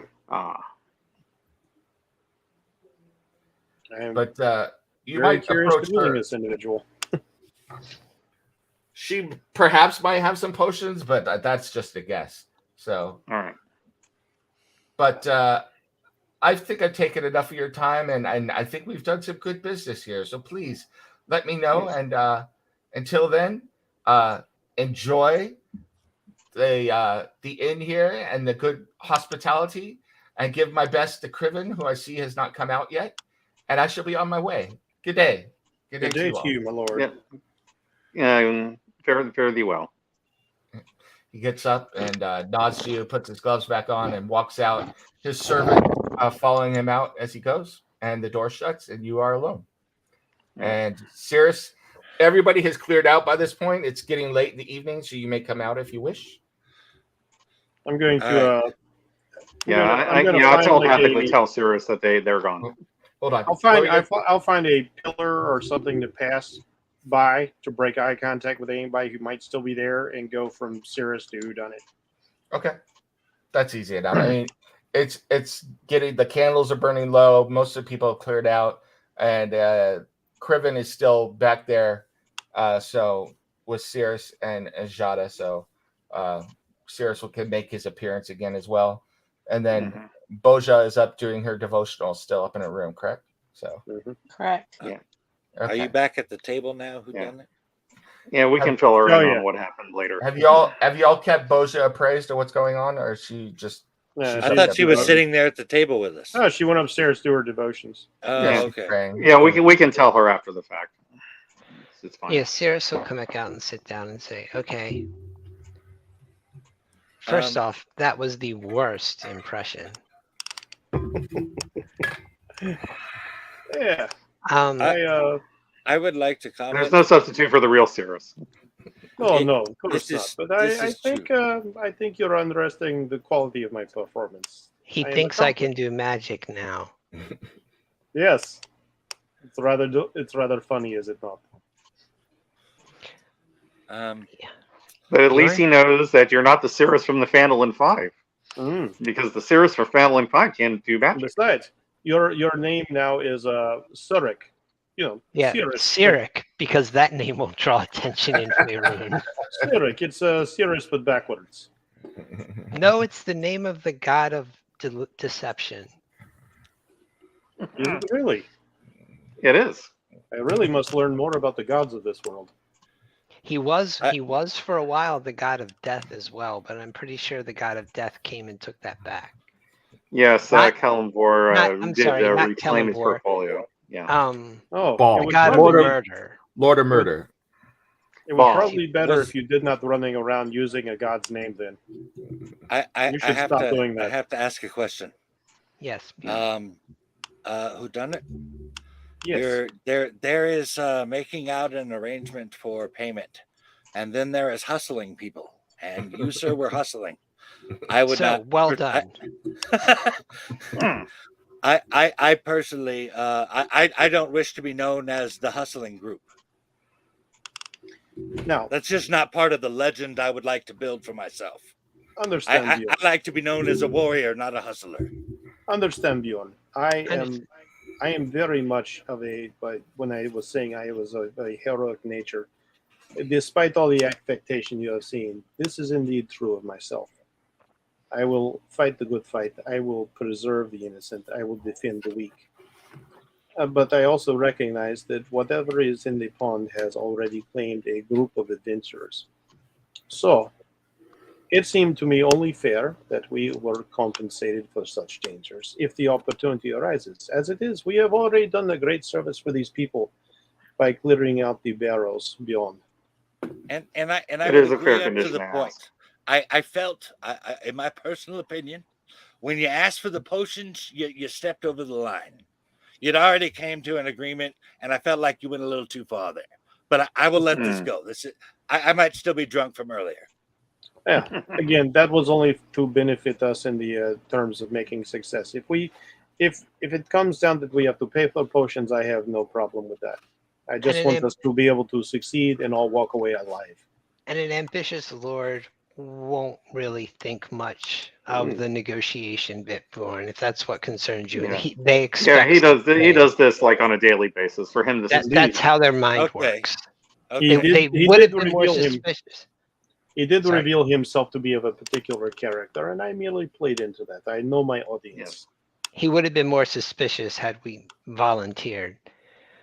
So All You're a right. good I man. might be speaking about something I don't know anything about. And like he'll clap Bjorn on the shoulders, like, Bjorn, you have heard me call you simple, and take this as no insult, because I come from a place where there are many people who have layers upon layers upon layers of themselves, and you have to always be watchful and beware. There are many dangers, and I have great admiration and appreciation for the purity that is Bjorn. Yeah. Okay, so what do you guys want to do? How do you want to proceed? Well, It I is would- getting on. We should go wanna upstairs and share tell with- Boja. We do. We are going to need a long rest before we head out. Yeah. Yeah, that's why I recommended tomorrow night. And I Sarah do- wanted to share something. Okay, go ahead. Yeah, I wanted to let everyone know that Cribben specifically asked for the sword from the horse pond, in return Why- for a great deal of from the war lady in the horse pond, in return for a great deal of information. And in addition, that he has people keeping watch on the horse statue to see who retrieves Jacqueline's message. I will also, so in without exchange- belaboring the point again to everyone, relay what Cribben told me about the line of Jackie Daytonas that have been seen. Oh, And while we do have this contract it is a legacy. that seems to shed light Or- on our innocence, I don't think we can really go to the Lord's Alliance, no offense, Eleutheria, with a contract written with an assassin by two scribes who specialize in writing and enforcing. No, I agree that we should contracts. that after we deal with the horse pond, we should go to Red Larch and find these people and get more information out of them. I would agree with that. In the Yes, meantime, The other, if I anyone am, does however, want curious that- as to why Krivid wants the sword. I mean, what is it I was about to ask it that he same. wants to have? I didn't ask. Someone hired him to retrieve it. How well would do you? be I interesting to assume you know guys are who going to and need why. want someone to stay on shore and keep watch, right? It's not that I don't trust him, but he is in your line of work. All right, we're going to call you B.A. Baracus from now on. So. Yeah. How well do you trust this Braven? I trust that he was telling me the truth. I trust that there was probably more to the story. But whomever hired him to retrieve the sword, while they may be involved with this cult potentially, if they are, he's not aware of it. I am just concerned that somebody who wants to claim powerful evil sword might be powerful evil person.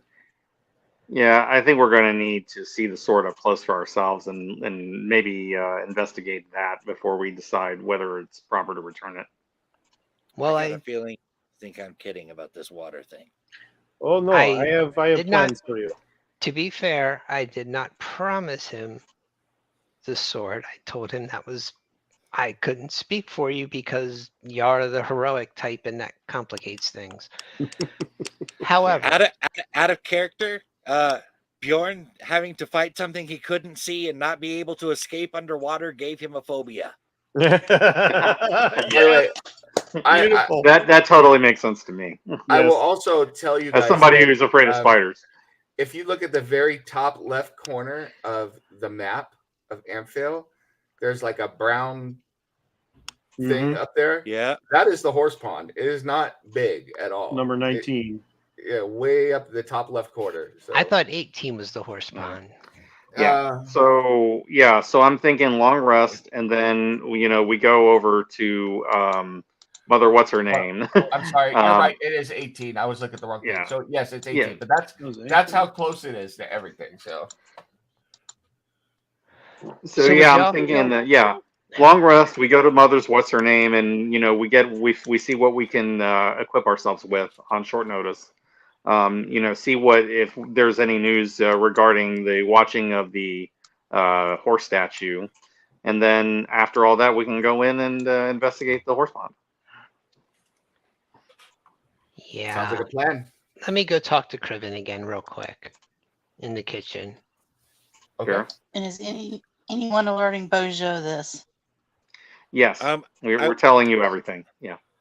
Okay. So So anything you heard or aware of, you're aware of. Okay. do you want to You role guys play have that some one, kind of Kosha, psychic or do you want to connection with her or just something? assume you get the information? So I'm willing I to would go assume I upstairs would walk and down tell at her least about one it. point before. Okay, if you'll come upstairs and tell me about it, because that Okay, will help in prepping a couple of sparrows that will help us. I have to Okay. know about it. so Let's go let's do upstairs to tell her what's going on.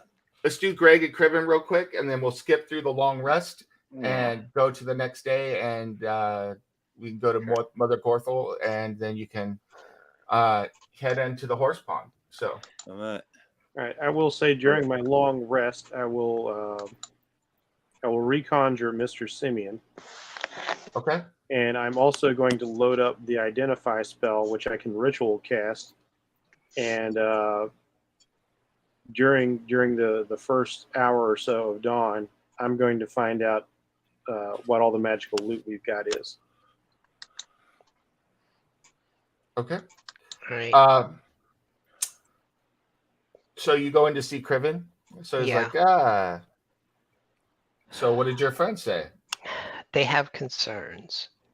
They didn't say no. However, they are concerned about handing over a potentially powerful and evil artifact. Who hired you to get it? Okay, that's too far. Yeah. They have concerns. So we're going to go to the horse pond, and then unfortunately, I think if you want that sword, you're gonna have to sit down with this group and discuss it. Well, I can tell you I have nothing to hide. This is not my. I was contacted by an intermediary from Waterdeep. Now, this doesn't happen very often because Amphail doesn't really have that kind of business going on here. But somebody in Waterdeep was interested in this weapon. Obviously, usually when an intermediary from Waterdeep comes in, that usually means Lord, especially when they were willing to splash this kind of cash to get the weapon. And so when this adventurers came with the message, I hired them and sent them down there. They brought the message to me with this intermediary, and then they went back to Waterdeep, and I hired them. But I will tell you that I hired the adventurers. They were very young for 200 gold to go down there. And I was rather proud of the fact that they are offering me for the sword a finder's fee of 1,500 gold between you and me. Yeah. See, we're dealing with what appears to be a cult or an organization of some sort that, among other things, is well connected and worships Umberlee. You think that the cult wants the sword? It may be the case, which makes my friends very reluctant to hand it over. I don't want to be tied up with any cults. I don't want anything to do with them at all. But I have to be made whole, as you understand. I am out some money, and I would like to make some profit. So if I don't get the sword, you know what I'm saying? Yes, you and I can come to an arrangement. I will ensure that it is more than equitable. I can't promise you a 1,500 gold finder's fee, but I can make you whole for what you're out. and a little bit on extra. Well, we could talk about it. We could talk about it. Sounds But good. first, you need to go and see if it's even there. So, at this point, I'm out 200 gold for nothing, as far as I'm concerned. As far as I know, those young adventurers took the 200 gold and left. In which case, I will find them again at some point. But if you could even let me know what happened to them, that enough would be good for me, because then I could tell any who are interested in what happened to them, or any relatives they may have had, if they come looking for them, what happened to their loved ones. So I'll do that. And to the best of my ability, as I said, I don't carry a lot of gold personally, but I'll find you something that will make it worth your while. excellent. Okay. And he go ahead and he nods and he's like, "This is agreed." That he's We like, have "You an have accord. yes." And he spits again and shakes your hand. You have a good evening and good luck in your travels when you eventually go. Thanks. When do you plan on going, if I should ask?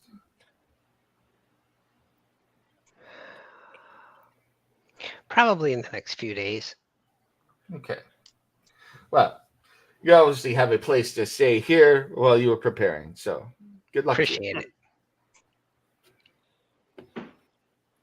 And he goes back to cleaning up and getting everything set to close down for the night, and nods to you, and we will go ahead and move forward to the next day, unless anybody has anything else that they want to do right now. Well, No, since no, business no. was done, We can just take it as Bjorn read says, that "Fuck Bjorn you, drank. Alutria. I'm gonna have a Yeah. beer." Okay.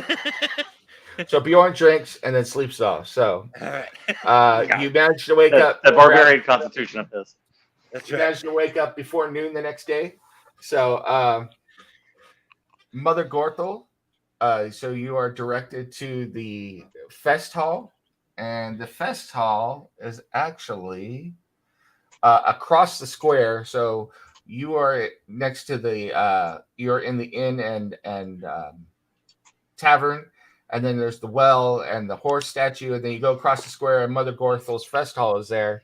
So it's a well-kept structure. It's nicely made. It's festive. It looks like people have parties or birthdays and things like that, to celebrate in the town. And over the door, there's a double doors heading in, and there's a very cheery sign that says Mother Gorthel's Fest Hall on it.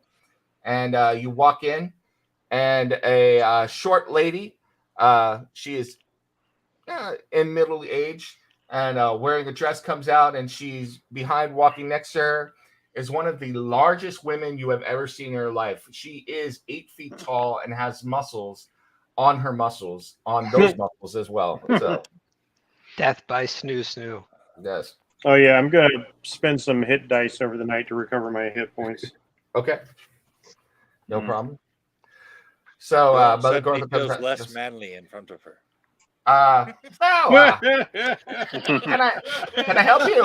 Yeah.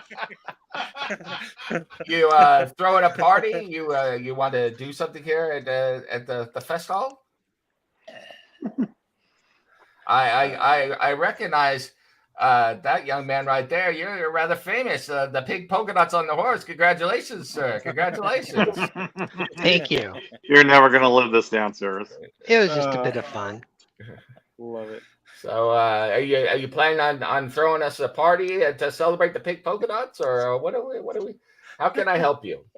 Mostly we don't see outsiders here in the fest hall. We usually rent out to locals here for celebrations and things like that, or Waterdeep nobles come in and they want a place to carouse and they do their thing here. But anyway, I digress. How can I help you? They're totally going to call you Cirrus of the Pink Polka Dots. Yes. They're gonna call me Polka dot man. Cyric. They're gonna call me Cyric of the Oh, Pink Cyric Polka of the Dots. Pink Polka Dots. It's like, this is a rather. It's not Cyric, it's Cyric. Oh my Because lord. it's Cirrus backwards. God, are you speaking to me? He's like, this is a rather. Yes, we were in the we were looking to pick up provisions for our journey. Do you have any potions of healing or anything of the like? Kind of looks around and is like, someone recommended you to the fest hall for potions of heal.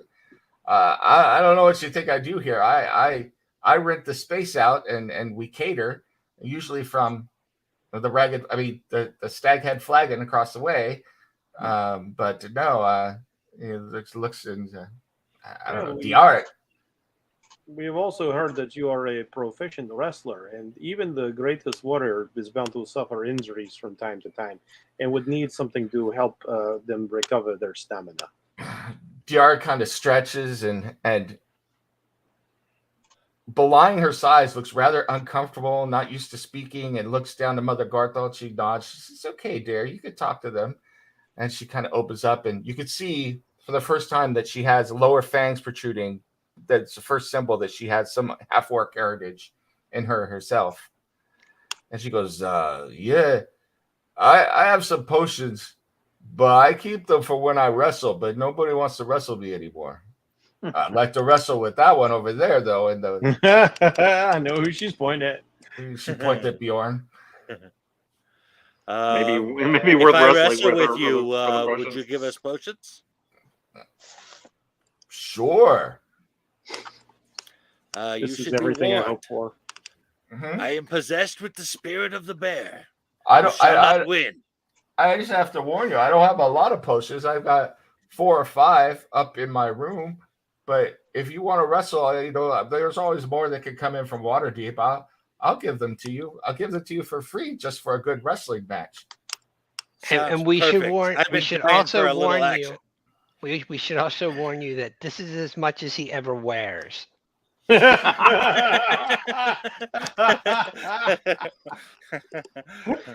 Well, sure. I love to wrestle. What's your name? I'm Diara. Bjorn, Ah. Dragonsbane. Bjorn the Bold. Bjorn Well- the Bold, yes. We'll try not to lose too quickly, Bjorn. Come on, let's go wrestle right here. Well, soon She I'll goes be out- Bjorn the Inebriated, but Okay. we'll get to that. Sears is taking his lute out for this. He's playing along. All He's right. gonna get some Johnny music going. I will join Sirius. I play, and in the meantime, I kind of play some music on the flute. You know, I will so pull dramatic out my- music. I will pull out my Schwarm, and I will basically do the Captain Kirk versus Mr. Spock battle theme. Dun, dun, dun, dun, dun, dun, dun, dun, dun, dun. And I'm there for the accent. Hearing the music, someone pops their head in the door and goes, "Hey, Diara's wrestling!" And several people wander in. People start placing side bets and everything back and forth. Like 5 Nice. gold on the hairy one there. No, 5 gold. The hairy one loses within the first 2 moves. You're on. All right. The Luthien Bjorn. hears psychically. Which one's the hairy one? Good question, but my money's on Bjorn. So we'll do this straight grappling, and I'll go ahead and describe it. So Okay. I will give you the initiative, though. So you can, it's obviously, this is real wrestling, so it's barehanded. So you got to make an attack to hit, to grab her, and then it's Be right contested back while strength that's check. happening. So, and the way we do it is if you can, the first person to 3 successful strength checks, once they've got the person grappled, pins the other person and they win. So I am going to, if you'd like me to make a sleight of hand, I will sneakily fire off guidance okay. to help Bjorn out. All right, so we're just rolling strength checks then. Well, first you got to make an attack roll to hit. Well, I can't That's help what- you with that. that's Just what I'm roll- saying. I don't know how to attack without a weapon. Roll how roll a to- d20 and add your proficiency bonus to it. So Okay. so just Does tell he me get what his it is. strength on that? Yeah, it'd be proficiency and strength. Yeah, proficiency and Shit. strength, but Yeah, I don't think you're winning that's this not one. going to be enough. That didn't So- work out very well at all. So that's what gave me all of 5. So I will go for her to grapple you now. So you stumble forward, still feeling the effects of the inebriation, and try to grab her, and she is much more nimble than you gave her credit for initially, and she stumbles or she sidesteps your clumsy attempt to grab her, and then tries to grab you herself.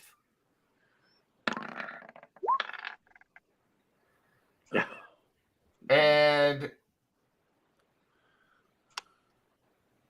I slap her hand away. Are you trying to grab my bum? Are there touch attacks still, or is it just basic AC? I'm looking for the mechanics and. Oh, for like a grapple, it's just like you're trying to hit their AC. Yeah, so Yeah. and that's not gonna hit. So she managed to get her hand on you, but you pull aside. But you notice she has incredible strength in her hands. I mean, you felt it through the furs and everything. Like when she grabbed onto you, you were like, "Oh crap, I gotta get away." So damn, this is not gonna be easy. So all right. So back to you to try and grab her and grapple her. Come on, give me something good. Oh, hell yeah! 23, baby. Donna, that's an automatic success on the first strength check too. So you grab her and throw her over the ground, suplexing her over your back and onto the ground, and then you roll on top. So give me a strength check now. So contested strength check. So you've for the next minute, you've got the D4 to roll, so you can choose when you want to use it. Yeah. Okay.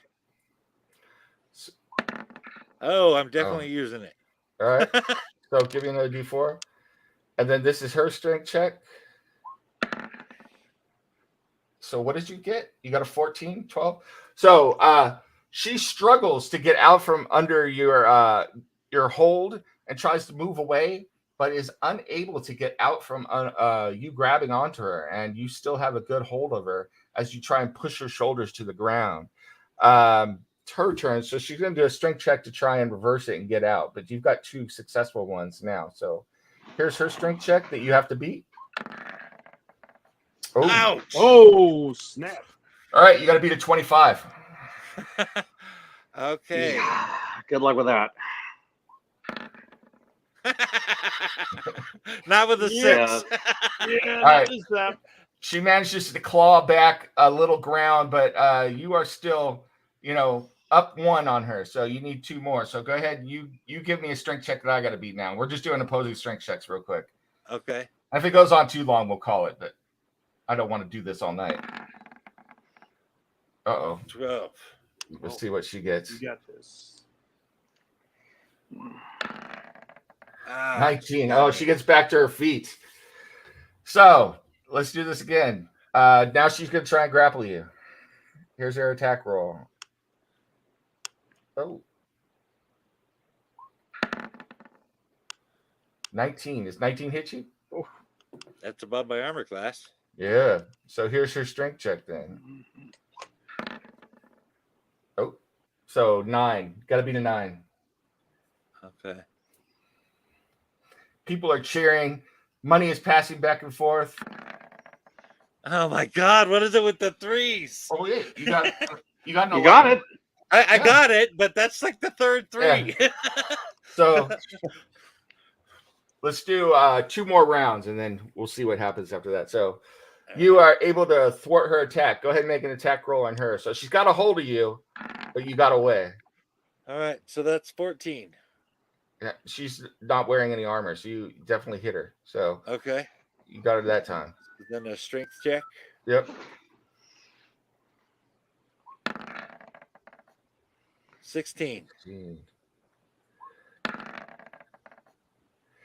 Well, Yep. That's once again, you grab a hold of her and throw her to the ground. Not a pin. Give me another So give me a strict check now. So to advance your move. So I'm gonna have Mr. Simeon invisibly go over there and touch Bjorn and give him guidance once again.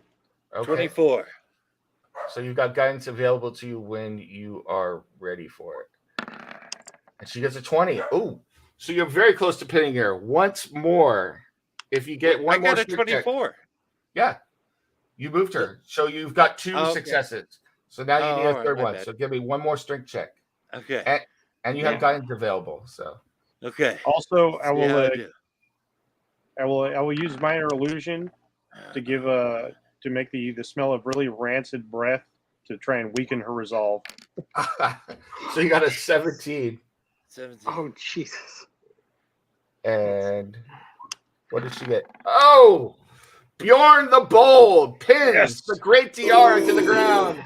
And I just love how, whodunit is like casually cheating, and Bjorn doesn't need it. And a cheer goes up from half the crowd, and the other half of the crowd pays up. So, And I like that's the only reason Eleutheri is not like really dying daggers right now. And with a final, Because he's winning fairly anyway. It's over. And Tiara gets up and she goes, "Oh, you the sexiest man I've ever seen in the world. Let me go up and get those posters for you real quick, lover." And she kind of puts her hand I think you have a fan, Bjorn. Always choose who done it for your wingman. I'm gonna have a drink with him, and I agree that I am pretty sexy, but I think that's as far as we will go. She comes down and she hands over the posters to you, and she's kind of like rubbing the back of her thigh with her foot and looking all shy and looking at the ground and everything.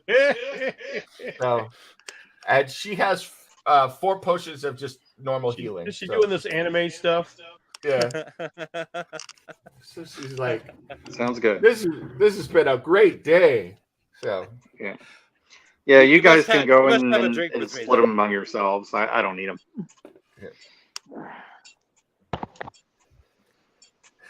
So Mother Gothel, is happy, and a couple people put some tips into the donation box for the fest hall as they go out, and this has been another.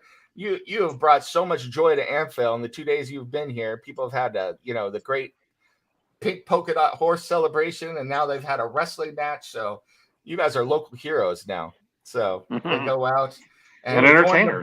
The legend of Bjorn the Bold grows in Amphil as the man who pinned the great Diara. So so with that, everybody toasts your praises again, and then night falls, and you may. Before that happens, yes, I want to go buy 4 empty vials, and then I want to spend 2 hours making holy water out of 2 of them. Ooh. Okay. Yeah. You pray to your deity and go through that. And as you're doing that, you are able to make the vials, but you also get the sense of impending evil and danger, warning you that there is great evil that must be combated by the light underneath the horse pond. I will let the group know. I said the goddess has said we will encounter a great evil that we must cleanse this land of. So then it seems our course is set. I have not communed with Elistray this day, but I imagine she would tell me the same thing. Let's see what Timora has to say about it. Yep, evil. But we're gonna come out on top. Timora actually communicates with you. You hear this whisper in your mind that says, "You're lucky. You're going to encounter a great evil." So, good luck. It seems like Timora has been more on Bjorn's side today, but yeah. Cirrus just looks at that coin he was flipping and tucks it in the pocket. Right. yeah. Are you sure it's not Fizgrit? Yeah. Right. Fizgrit wants to eat the goblin that was making the food, but that's okay. Fizgrit also likes a Diara, but he does not want to see Diara and Bjorn together. Fizgrit gets sick. So None of us want to see that Fizgrit, but hey, let them be happy. Okay. So, do you guys want to go to the horse pond? Yes. Yes. Seems All like right. it's time.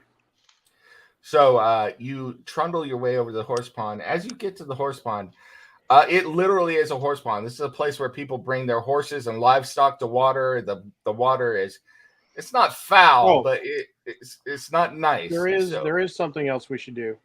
Since I took the time to identify the items, do you guys want to divvy them up before we pursue this course of action? Not a bad idea. What do we have? All right, let me pull it out here. You have the dagger of venom. I guess we know who that should go to. Say, if no one else needs the short sword +1 or the dagger of venom, Cirrus will happily take them both. Yeah, I don't want. you have the studded leather of Umberlee +4. That, when put together with the cloak of Umberlee, it's studded leather +2. If you wear it with the cloak, it's studded leather +4. Yeah, Definitely separate them. But yeah, we don't want too much Umberlee in one place. I think we should split those up. The cloak of Umberlee, which allows you to pass without trace, but also allows you to, if you're near a body of water, create the huge effect, the mist effect. So now I remember in our discussions outside the game, I know Whodunit's keen on the cloak once he knows what it can do, and also potentially the wand if nobody has a claim on that. Yeah, the ring of protection +1. Yep. Ring of protection should go to Bjorn, I'm thinking. Probably, but I mean, yeah, it depends on if he has any attunement slots open for it. So I think it requires attunement. It does. I think I have. I will state. I think I have 3 slots, and I think I'm only attuned to 2 things. What were you gonna say, Boja? Oh, okay, then maybe you can. I do not have any magical weapons. I just have mundane. Okay. Wasn't somebody talking about giving her the? I was thinking about the Lightbringer mace, but you know, I kind of have that as a secondary weapon right now. I just thought that I was going to. If we find anything, I'll give it to you, Boja. There's also the trident of piercing, which that should go to Bjorn because it requires strength. Yeah, and all it does is the damage is normal, but you can double your strength bonus for attack rolls. So yeah, and Boja, what sorts of weapons can you use? I know it varies by priest. Yeah. I can use all simple weapons. Just simple. Simple. Yeah. So Bjorn has another ranged weapon, and he has the strength bonus to make use of it. I'd say give it to him.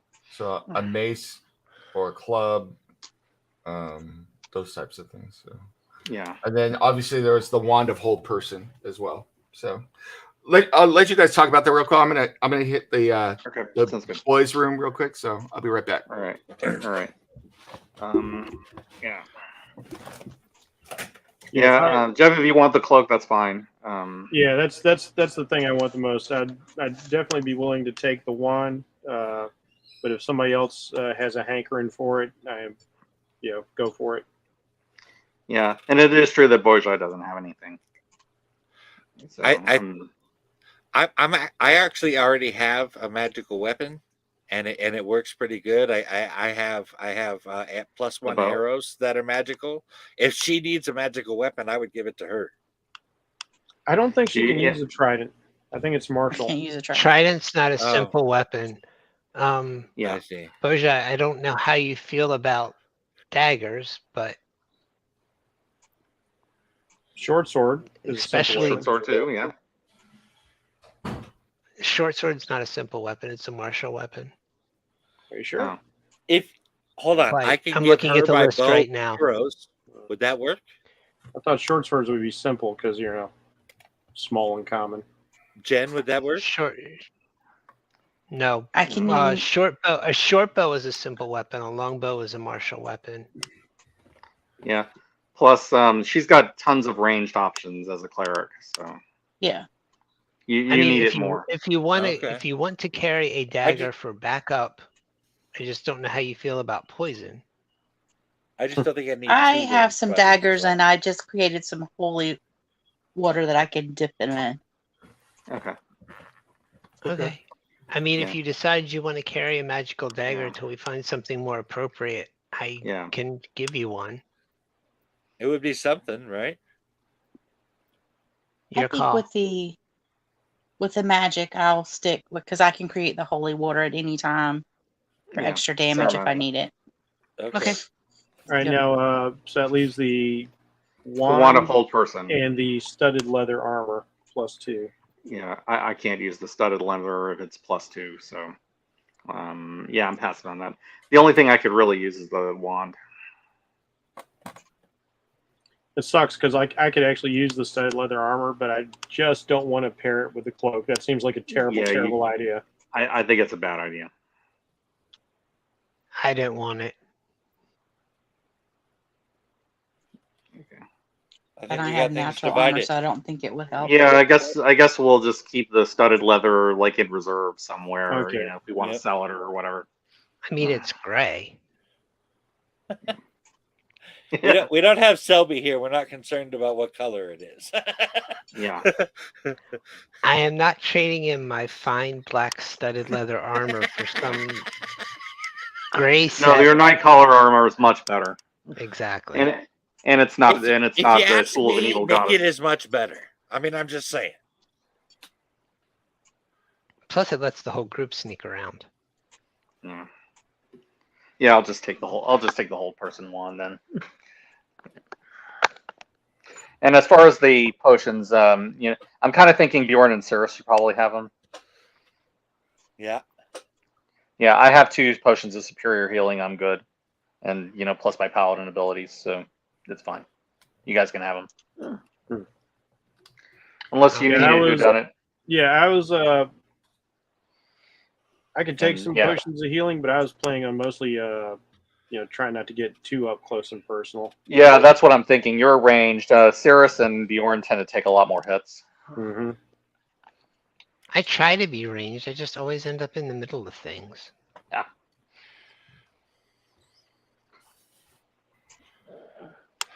I find it. I'm obviously not worried about Bojai being able to heal herself. She's got all kinds of spells for that. Yeah, because like if need be, I can heal And myself. she's a tank. I mean, she's a cleric. Because I've Not to got mention natural armor for being a locked on. I've got cure wounds myself. But Yep. Yeah, I have cure wounds. I have lay on hands, and I have potions. So I got healing options up the wazoo. yeah, so it sounds like we should definitely split the potions up between Greg and Mike. Yeah. There are Works for frontliners, me. even though Greg tries not to be. Yeah, and I had to give him one of mine yesterday. So last time. So I'm just anticipating. I was going Alright, to try I'll and just- heal him with my familiar, but the action economy. All didn't right, work I'll do out. the whole Persian wand, and then I'll just go list that in the meantime. Tell me you guys are ready. Yeah, we let me are. just, yeah, I'm just gonna note the whole person one on my sheet, and then we can go and do that. Or you can start now, and I'll just do that while I'm doing this. All right. Well, you guys approach like I said, you approach the horse pond. It's not foul, but it's, this is a watering place for livestock and animals and things like that. And, so it's not the greatest water in the world. It's fairly murky. The horse pond itself is not huge. It's about 30 feet across at its longest point and about 20 feet wide. And it's just a horse pond. There's like no stairs. There's no nothing. Supposedly underneath this horse pond, there's a tomb. But how you're going to find this place? Can we get a sense of how deep it is? You could try. You can't see the bottom right now. So I have a DM question. yes. Since familiars are basically spirits of some sort, and not like your regular sorts of living, breathing creatures, does that mean that a familiar would not need to breathe? Which one are we talking about? Mr. Simeon. Because he's the Mr. one I have the best communication with. Mr. Simeon is. This is The other two, is an imp, correctly? yes. Yeah, mechanically, he's an imp. He needs to breathe. Okay. All right. All right. Next up, my other two creations are basically constructs. They are not creatures, so I don't have to worry about that. Right. All right. So here's what I'm going to offer. All right. It is apparently time for me to show you yet another one of my personal tricks. I do not require air. That's neat. It is. It has proven handy on occasion. I could potentially go into pond and scout, and I will take two of my companions with me. Unfortunately, Mr. Simeon does require some mortal consideration, despite his spiritual nature. Uh, as a bit of an assurance, I would be very grateful if someone could tie a very sturdy rope around me and perhaps have Bojo or Bjorn hold on to rope. And if I get in a great deal of trouble, I will tug like mad. Cirrus will well- establish a psychic connection among the group. Say if you get in trouble, you just need to think to me that you're in trouble. Who done it? Like raises up his head and like the eye that you can see widens. Like that. I is, can't see into your mind. It's just communication. I understand. That is still. I should have interest- asked. It's No, become it's reflex at this point. I apologize. that. Forgive me. This is that is very unusual ability, which is a great Okay. deal coming from me. Yeah. But rest assured, if it concerns you, I can't see into anyone's mind. I can't probe. It's silent this- communication. Oh no, I can see the application, the usefulness of it. Oh. Oh yes, a question. How many charges does the hold person wand have? It had 75 to be Okay, if you 70. can believe it. Oh wow. Okay. 75. Holy shit! Yeah, so it's not like a replenishable item. You use it and it's done, huh? Yep. All Okay. right. Sweet. I'll have to keep track of that then. Still, I would like a safety line attached to me, regardless. Well, I have a rope. I think can we tie it to your most of us have waist. a rope. Yes. Yes. Mhm. Yeah. In the meantime, I'm kind of wondering if it might be worth checking around to seeing if there's anything unusual, like a secret passage or something. Good point. Let's explore around the horse pond. Okay. 27. You explore around the horse pond and you do not find any secret passages or anything going down. However, you do find evidence of somebody or several people walking down into the pond. It's kind of like, it's almost like they walked in the mud and then the mud hardened. And so you see footprints that led into the pond and never came back out and nothing there. And they are much different than what you have seen in other parts around the pond. So those That are might the be our only prints. adventurers. Yeah. Yeah, I would but say so. they walked in and the footprints are still there. And then they weren't. Hmm. Maybe Could be a that's a monster place to deep down in scout. there. I will admit this is troubling. I have not encountered anything like this in my travels. There are creatures that dwell in the water that are ferocious and dangerous. Selkies, green hags. He spits when he says hag. Other We things. just got straight up attacked by the water once.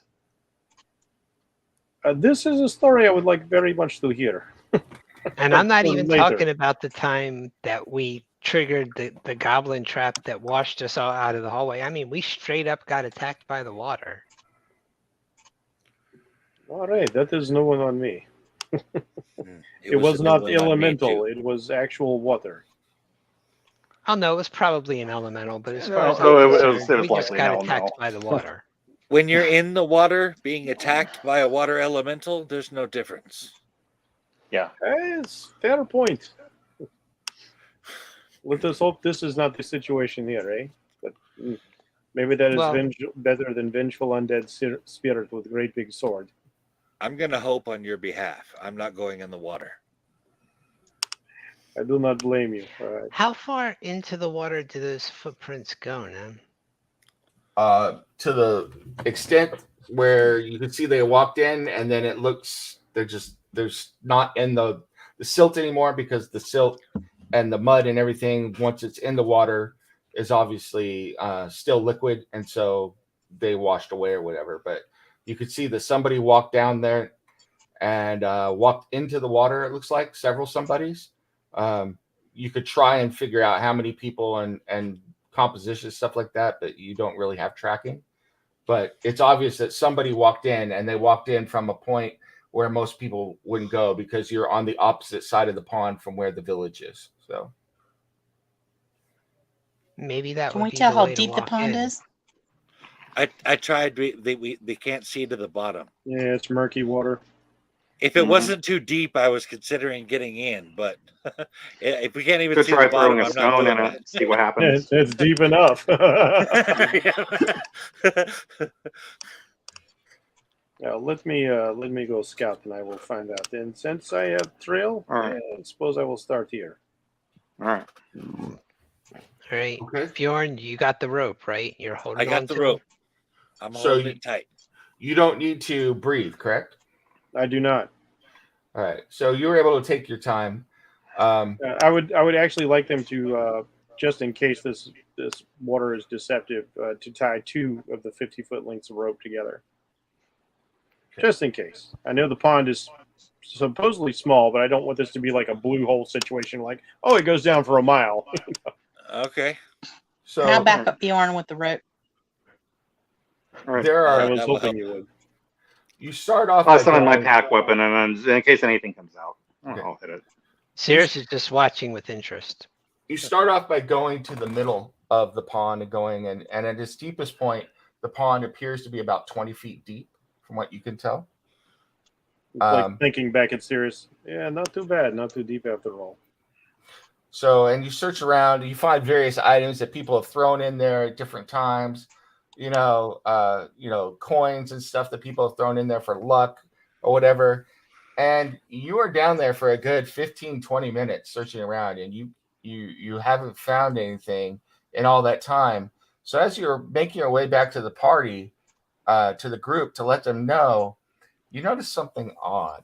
And it's about halfway, as it slopes down, there's a rocky outcrop, at several places around here. And it looks like this pond is the result of you found a freshwater spring at the very middle of the pond, or a freshwater spot where an underground river had broken through and it's feeding this water.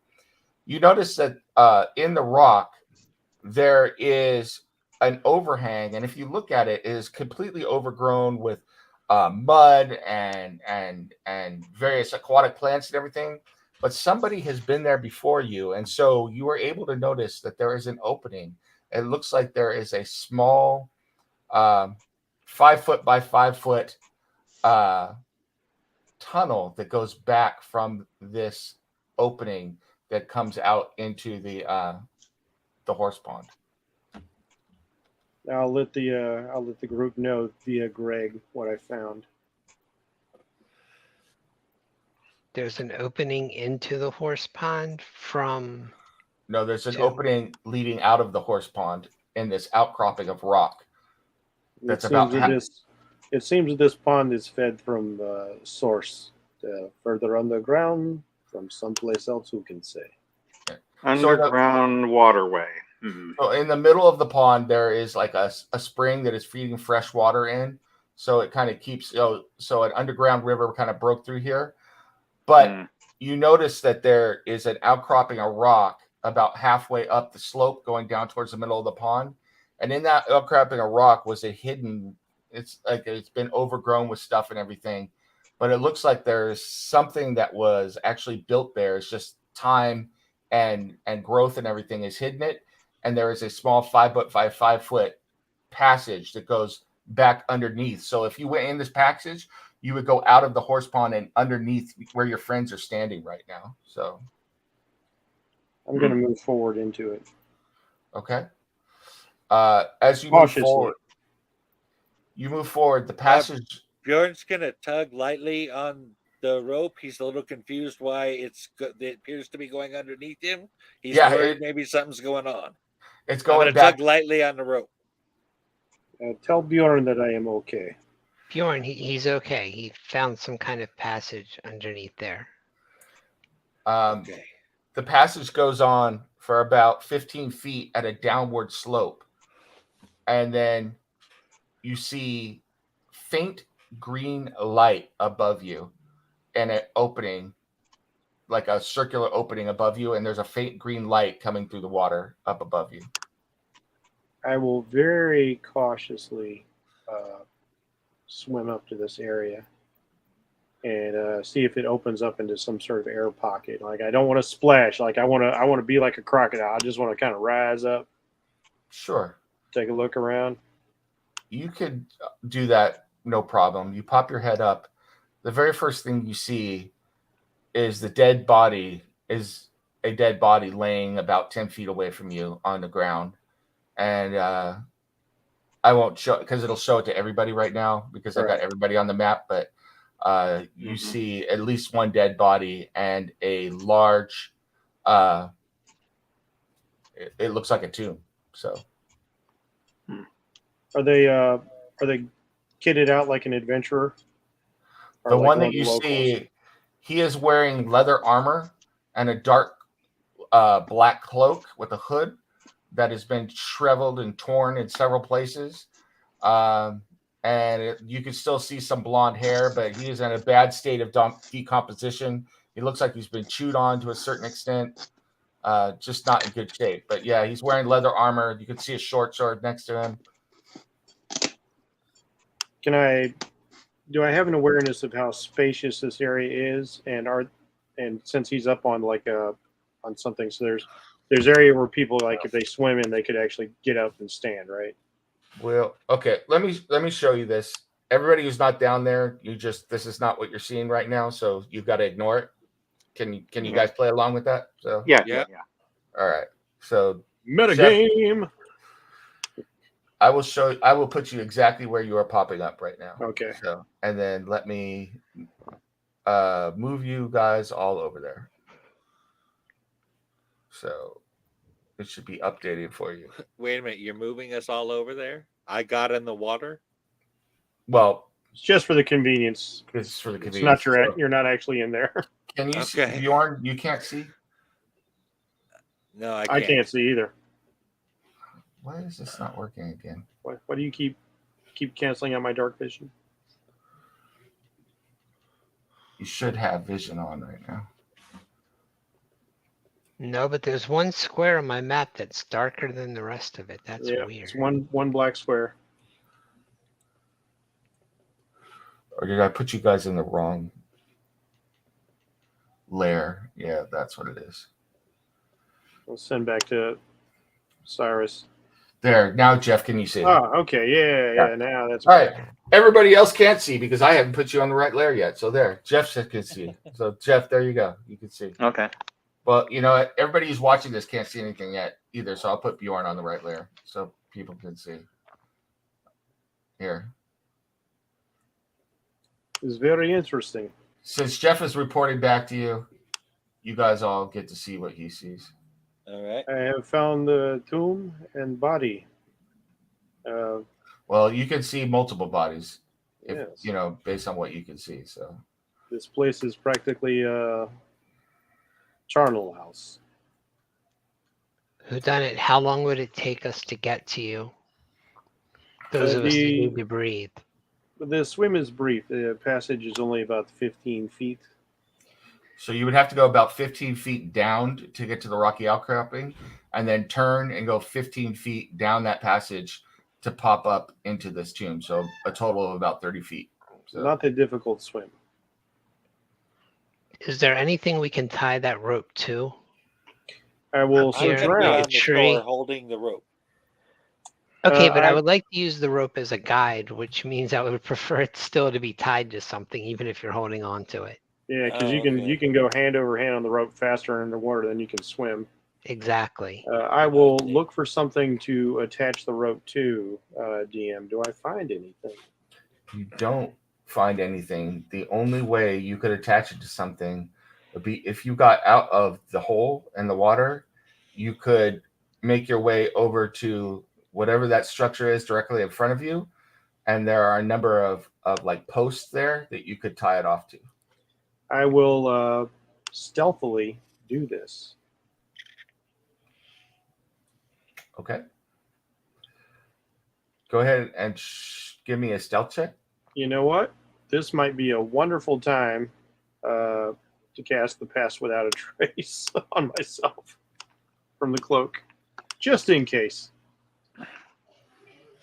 So let's see here. Make myself be like Greg. Yeah. So it's going to be 17 plus 10, so 27. Damn. You go ahead and you move all the way over there and you tie off the rope, but you feel it. The green lights flare, and you hear from further in to the structure, "Who disturbs my slumber?" I positively do not know who done it.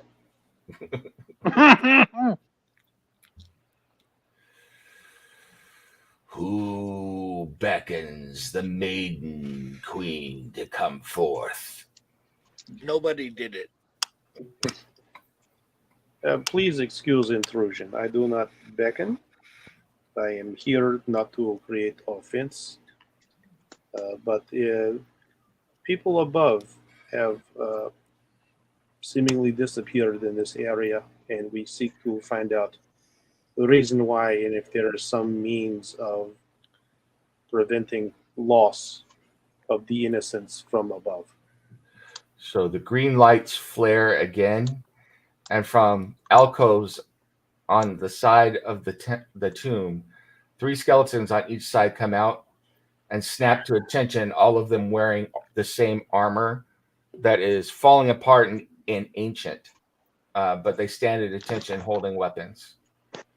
Are they making aggressive moves? Not at the moment. But they are looking back and forth, looking. They don't see you, but they're looking for you. And right now, you are aware that if you chose to, you could fill this entire place with mist because you are within half a mile of a body of water. Indeed I am. Which at the moment I will message Greg once more. Well, it seems that the lady is not alone down here. I have found myself basically on her doorstep, and she apparently has some guards from her warlord days. They are also undead, but they do not see me. I am well hidden at the moment. Cirrus will tell the others. He's in an underground temple of some sort, surrounded by the undead, and the warlock queen, so Bjorn, tie that rope to something. He needs help. And Cirrus will dive into the water and start following the rope. All right. Okay, I will look for something to tie the rope to. Yeah. Yeah, as soon as I can, I'll go ahead and follow him. What Yeah, sort I'll of, make sure to dismiss my pack weapon before I go in there. Are the skeletons armed with melee or ranged weapons? They have both. Of course they do. Why wouldn't Where are Mr. Simeon and Mr. Bang, by the way? Mr. Simeon is still up with them. And Mr. Hiss. Now, they don't need to breathe because they're constructed things, so they are on my person. Okay. So I will put them next to you over here. Mhm. So what we're going to do is you guys tell me how you're proceeding. The minute the first one of you who is not hidden, so it may not be serious if he uses Pass Without Trace. Once you I have my cloak of elven kind. I can wear it on the way in. Once you get in here, we will go directly into initiative, unless you want to try and poke around and talk to the undead. So you could try that too. My plan is to wait until they say, I don't know, are in some kind of emergency and absolutely have to have me, and I might make some kind of sacrificial dive into the water, but again, I'm not getting into it. Okay. Well, Bjorn, you're up top right now then. So They should have followed Yeah, everybody I'm not in, too. particularly happy about it, but All right. I'm not going to leave Hey, Odin Bjorn. by himself. I can sing songs about waiting on the shore while your friends fight too. You can, but if I'm petrified, it's not really going to help you. So I'm going to put Bjorn off the side right here, right now, while we wait for brave Sir Robin to make his appearance there. So, Sierra Stovin, I know Eleutheria was behind him. Boja, what were you doing? I was following in behind her. okay. So, All right, I will spread the effect of the pass without trace from my armor and let them know. We can at least enter silently. all right. So the three of you also make your appearance, and this is what you see as you come out of the water, and Whodunit is standing there with the rope, and all of you now hear, "More have entered my lair. Guards, find them." And you see coming around the corner now.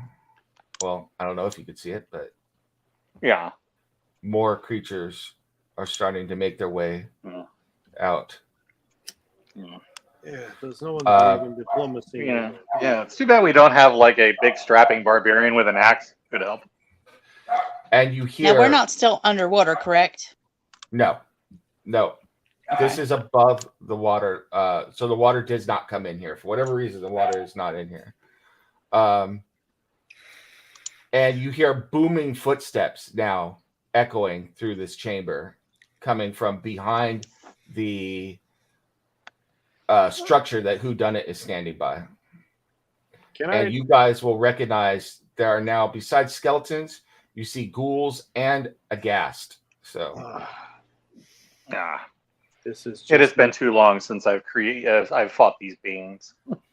I will enjoy this. I like Whodunit. Meanwhile, is like just muttering to himself. Is like, it's just like back there. It's just like back there. It's just like back there. We can win How this big battle, is Whodunit. the whole chamber? Well, we can see what we can see, and that's about yeah, it. you can see what you can see right now. So, there Yeah. may Actually, be I more can't see that goes. anything. Oh, that's right. You don't have the dark vision. You'll have light. Is there? Oh, you Can I see something that I can tie the rope off to and try and use my super stealth at the moment to like secure the Yes, line? you've already done that. You've already Okay, tied off okay. the rope. Boja, can you see the green lights at least? I can see the green lights. Yeah.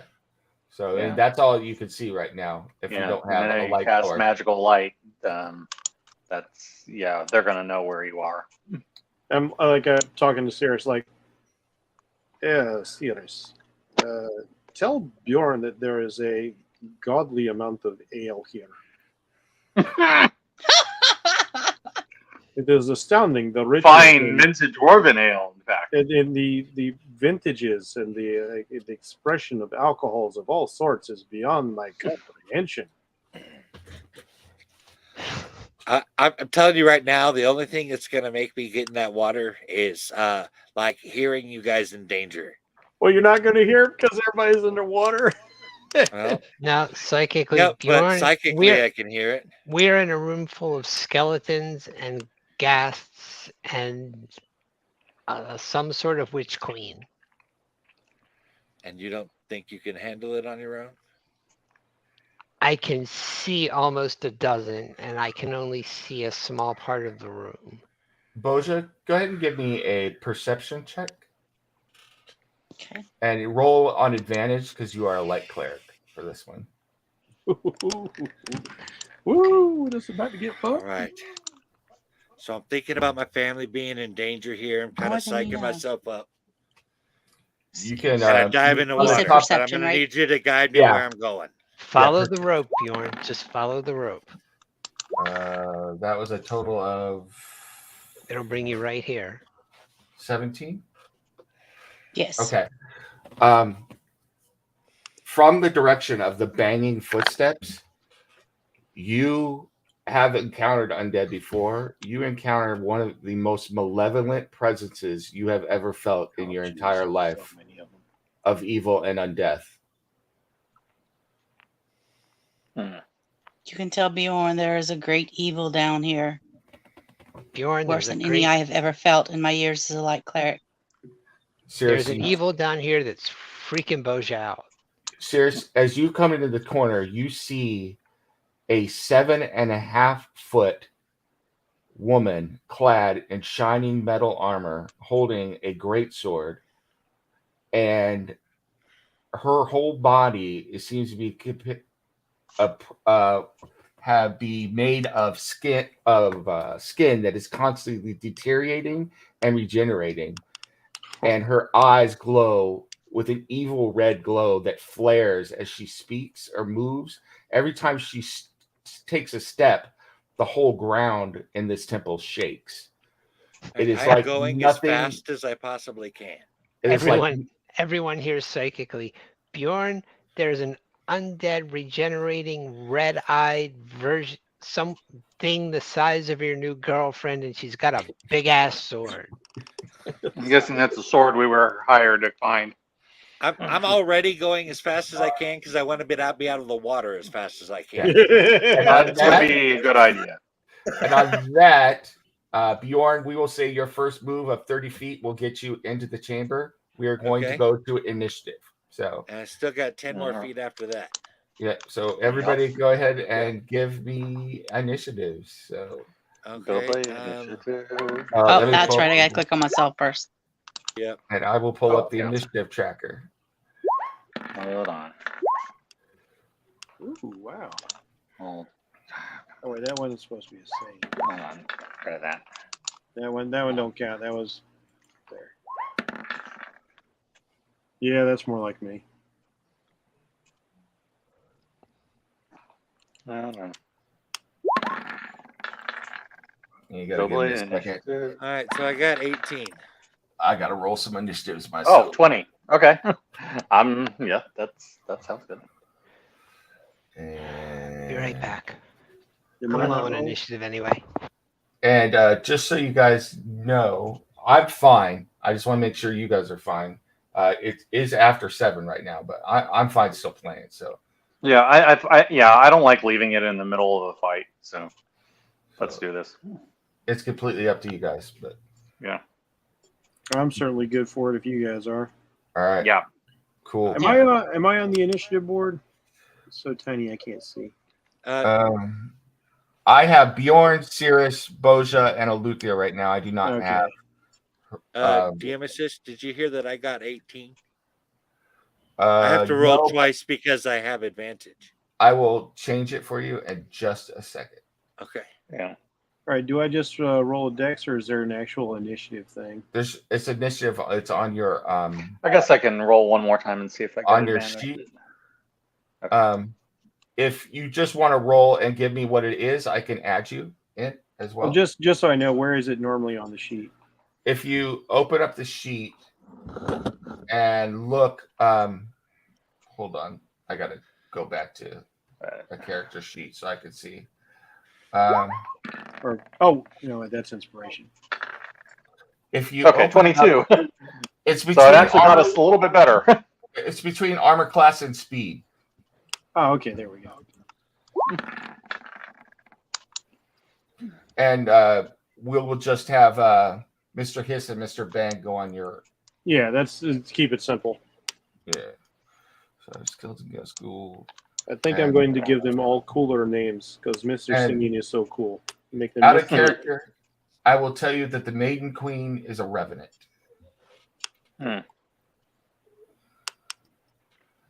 Well, no cheating. Trying to see. She has the reveling in it. Yeah. And think what makes the most sense to attack right now. All right. Real quick, Bjorn, what were you at? 19? 18. 18. And Steve, you were at 22? Yep. And yours already updated, so okay. You got higher than a 20 on your second roll? Yeah, I was surprised. I didn't think I was going to save get that it. for the combat. I hope you didn't waste that extra 20. Yeah. Am I still not on We'll there? see. Did I think I took people off. Jesus, I can't believe I just did that. I got Boja, Aletheia, Cirrus, Bjorn, who am I missing? Heronius, you had a. Let me go back and look. At a 10. That's cool. And I took off the Revenant. All right, that's easy enough. Did you guys see what Pop said? No. I did not. What did you say? Yes, we are. Yes, we are. Holy crap! You guys are still going? Wow. Shoot, son, back in the day, we used to have 8-hour marathon sessions of D&D. We don't typically do 8-hour ones, but we have been. I think we went 5.5 once.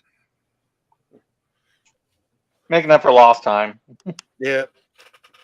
We had a lot. We had a lot of like role playing we needed to do before we got to the big battle. I think that Now was everybody's horny for combats. Yep.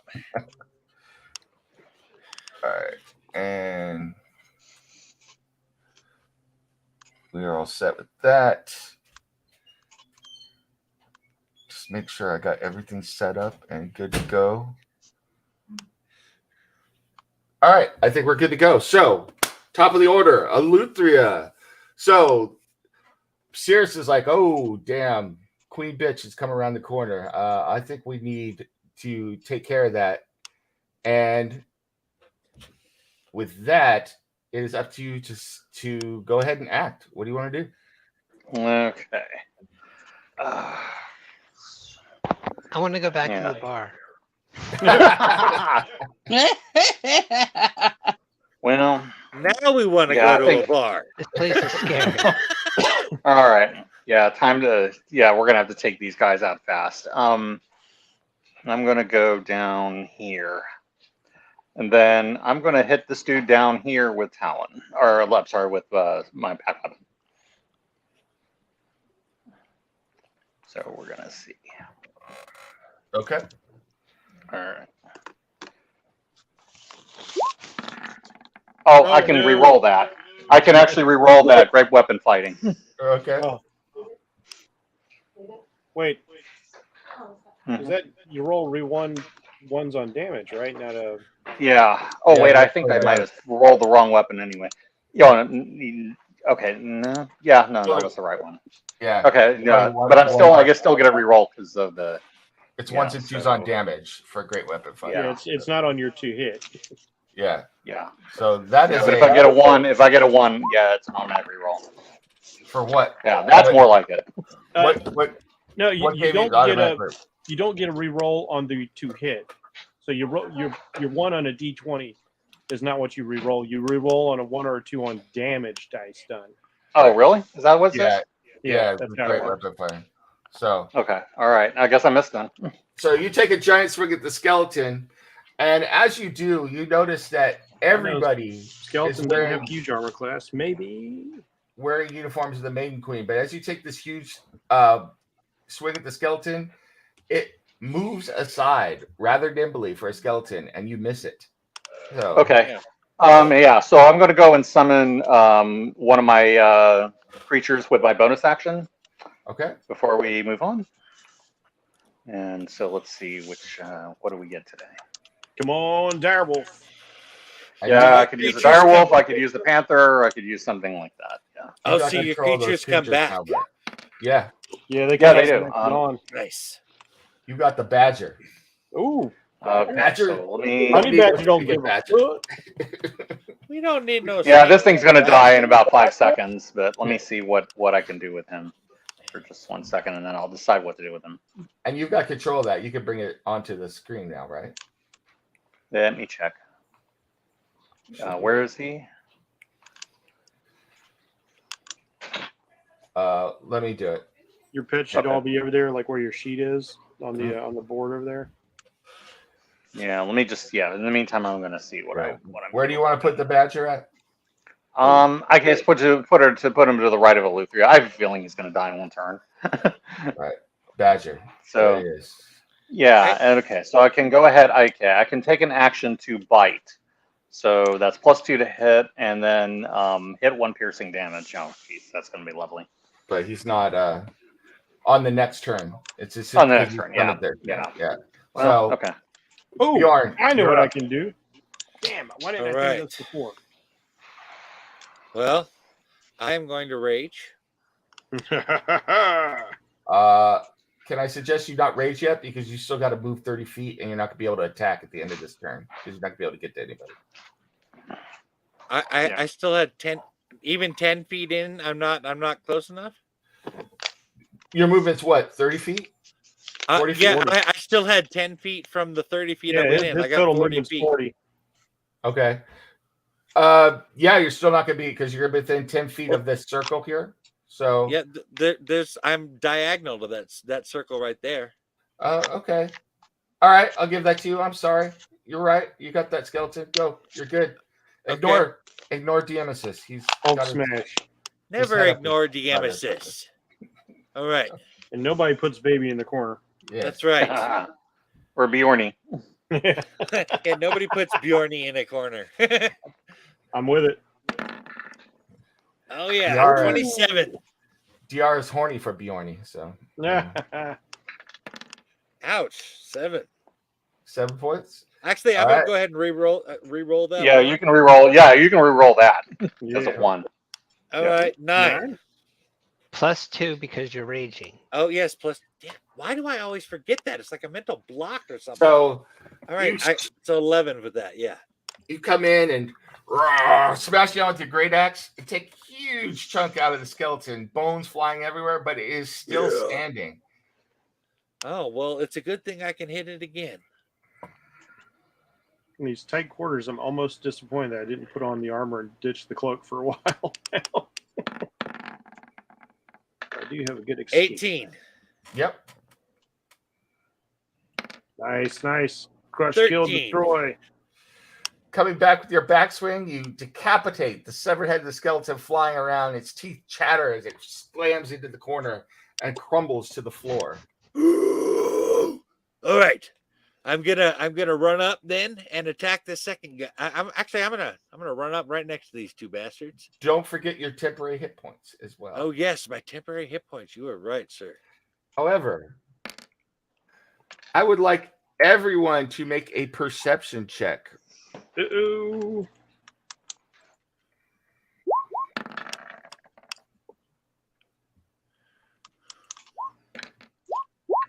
Oh yeah. Is Sorry perception. about that. I've got to take the advantage off. Okay. I got 8. If you rolled over a 15, you notice the skeleton's bones beginning to move back towards each other. Oh shit balls. Okay. It seems that we are going to have to take out Big Boss Lady, or these things will just keep coming back on us. Okay. Let's see. I guess I don't know where the Big Boss Lady is. She's behind the big thingy in the middle of the room. You're psychic. Okay. Bjorn, you were making a second attack? Yes. Okay. I am so taking chill touch when I get my sorcerer level. Bring it. 16. Who are you hitting? The guy right in front, right to my left. That looks like a different guy than a skeleton. Looks like I don't know, like a Looks ghost like a ghoul or a ghast. Yeah. That is a ghast. You have encountered a ghast before. You hit. Okay. And 9. +2. So 11. Yep. You still raging. You swing your battle dex down and you do a huge wound in this ghast, and it kind of stumbles a little bit and then looks up at you and hisses in anger and frustration and swings back at you. He hisses at me. I go right back at it.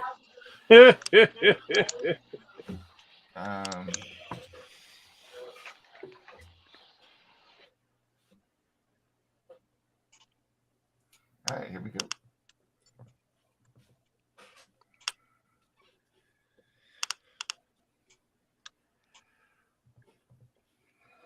And I think that's a hit. Yes, it is. So you take 9 points of damage, and I need a Constitution save, please, from Bjorn. Okay. Hold on, Which means you're going to take 4 points of damage because you're raging. Oh, okay. Well, then that leaves me with 1 temporary hit point. Okay. Okay, and then you need a Constitution check. Yep. 17. So you feel the gas comes in and claws across your chest, not doing a whole lot of damage. The magic of your great axe protecting you and preventing you from taking any real wounds. But you do feel the poison of the gas enter your system, but you are able to shake it off, your rage and your desire for battle, making you push through it. Next, it should be Cirrus that goes before this lady. So Cirrus, go ahead and go. All right, I'll just throw at whatever that is I can see in front of me by Eleuthera. Okay. That is a skeleton.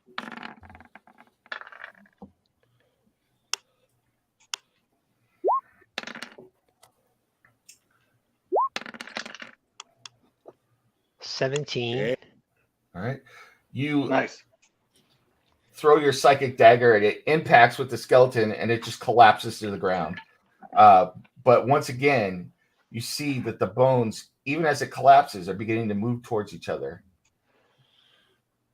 Bjorn hits like little boy next to Cirrus. They're going to come together in full Voltron. Yes. Yeah. Cirrus, do you have a second attack or is that it? Yeah, I can throw at the one past him. Mm-hmm.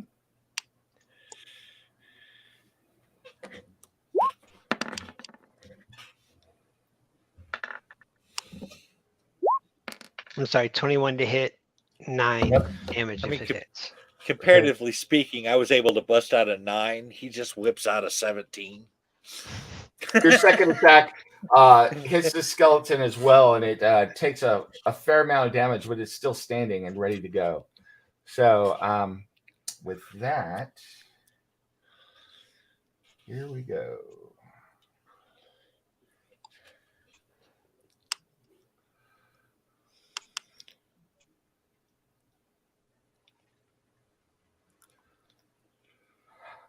You feel each step 5 feet, you feel the ground shaking, and this large female character comes around.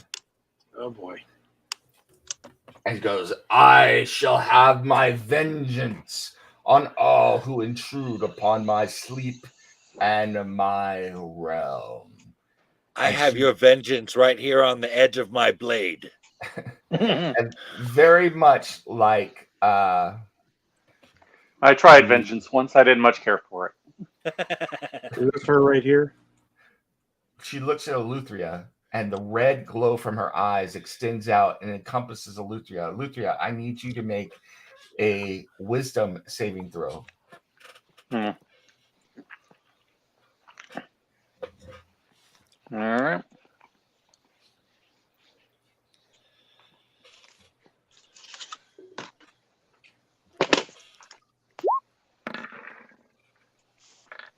Okay, you're fine. You feel a cold grip of terror surround you, and for a moment you feel like you're not even going to be able to move anymore, but you're able to barely control your emotions and continue on with the fight.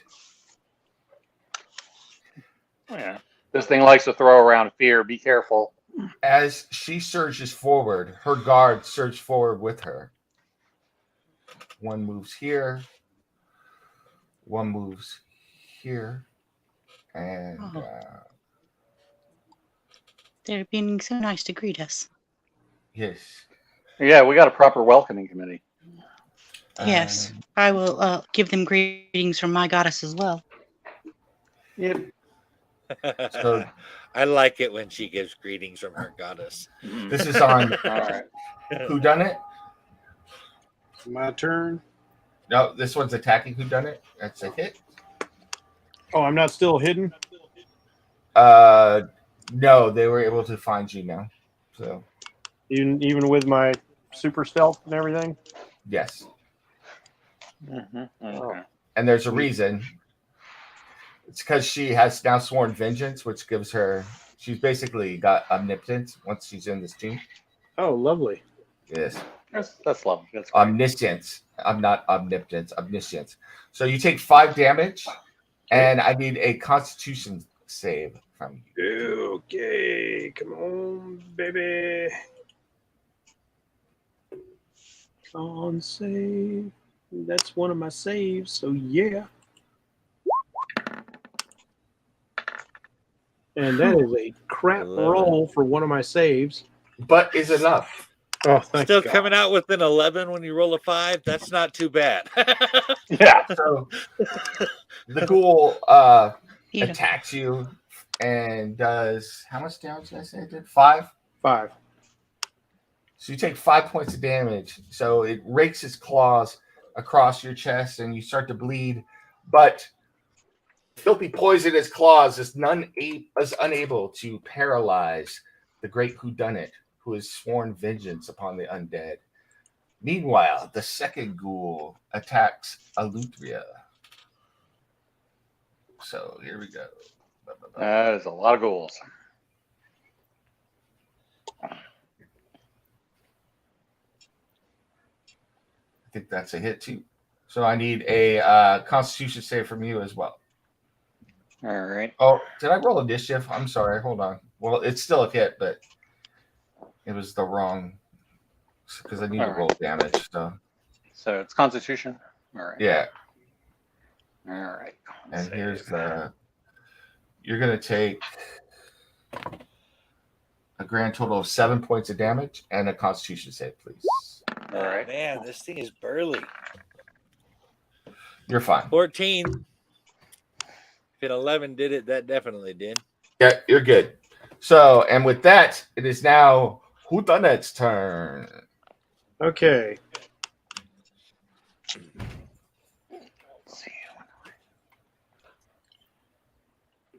All right. Should I get this thing out of my face first? First of all, this big black area in front of me, is that a solid object? Yes, it is. Okay. It is 15 feet tall. You could get up on top of it. It looks like it's a mausoleum of some sort. All right. First things first, I need to get this thing out of my face so I don't have to take an opportunity attack. So let's start pummeling it. All right. So let's start with Mr. Bang.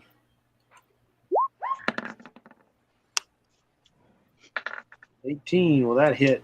Yes, that is a hit. Yeah. All right. Nice hit, actually. You will take 12 points of damage and be pushed 5 feet away from me. Okay. Nice. So Mr. Bang lowers his weapon. Bang, bang. Mr. Bang, bang. Kiss, kiss, bang, bang. Hits the ghoul and pushes it backwards.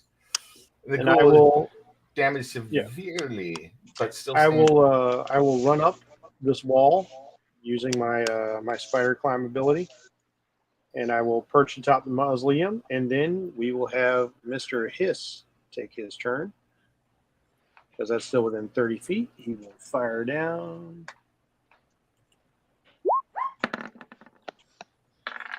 Oh, 17. Yep, that's a hit. Not big damage, but I'll take it. 4. Okay. And then I will launch 2 Eldritch Blasts at him. Oh, hell yeah. Lay the smackdown, dude. I need to. There's something I wanted to do first, but this guy got in my face, so like he's got to pay. Oh, you don't get in Whodunit's face. So let's do the blasting. I feel like Roger warning people not to push rigs. It's like you think you're terrible things, but you have no idea the forces I am connected to. Let me show you what truly goes bump in the night as I unleash my power. I'm guessing the 8 won't hit. No, the 8 does not hit. However, the other blast will do max damage. All right. So Yeah. between Mr. Hiss, Mr. Bang, and then a Eldritch Blast, you hit the ghoul, pushing it back 5 feet, and then rendering it dead once more as it hits the ground. You notice that the ghouls do not appear to be putting themselves back together again. So there's only the bony ones. Only the bony ones are trying to come back together. The flesh and blood we can destroy. Well, flesh. Yes. Yeah. And Icar, probably. Flesh and Icar, yes. We'll go with that. Boja, you are up. I touch my holy symbol, and I touch my amulet of the devout, and I'm like, Saren Ray, Dawnbringer, I have found the darkness you wish to dispel. Greet them with your light. And I cast Radiance of the Dawn. Oh yeah, baby. So You I like am Yep. not familiar with that spell. I got to check it out.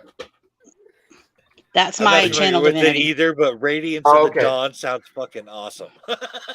That's not fucking awesome. What's the Let Radiance me of the see Dawn where gonna that's do? at. Yeah, I'm looking It at it is right now. 30. I'm guessing. Yep. Tons of radiant damage is my guess. Oh, dealt radiant damage. Okay. Yep. So 30 feet and any creatures exposed to light are dealt radiant damage. Okay. You light up my life. 1, 2.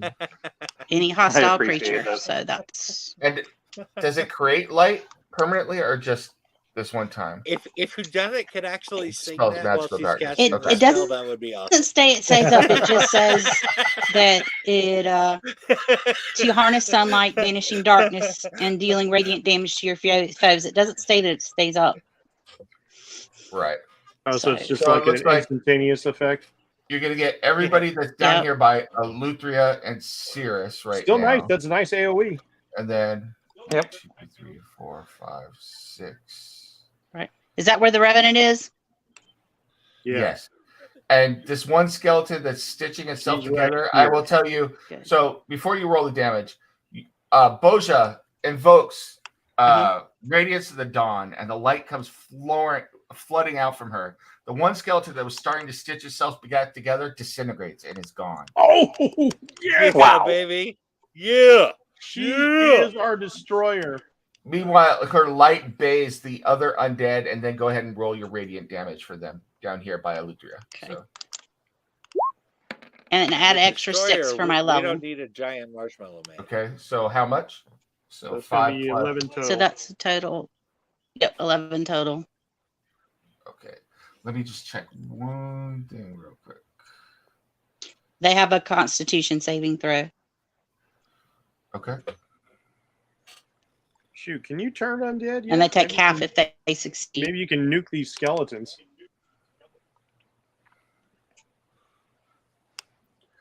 Okay, so here's the Constitution saving throw for the Revenant.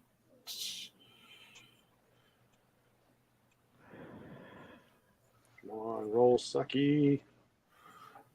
And what is the DC? 17. 16? 17? No. Oh yeah. 17. Yeah, so I'm not Good gonna luck get with that it. one. I'm pretty sure none of them are gonna get it, but let's see. A custom crappy roll. The power of Saren Ray compels you. That's right. Oh, the skeleton's got it. Wow. So Sturdier than I thought, apparently. they're gonna take half. So half of 11. So 5. So another skeleton down here in the corner crumbles into dust. hmm Yeah, And baby. this one takes As my bonus action. 8. Hold on, I gotta roll for the ghoul real quick, and then we will. All right. And this one crumbles into dust. So you had 2 skeletons down there, and then let me roll for the ghoul.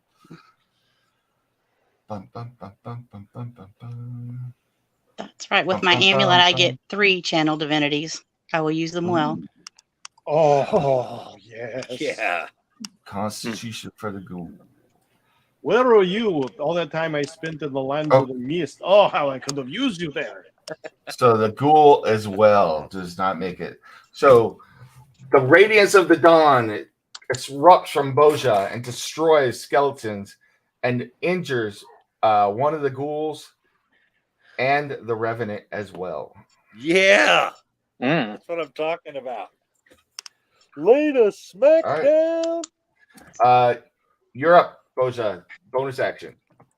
Yep, as bonus action, spiritual weapon on the Revenant. Okay.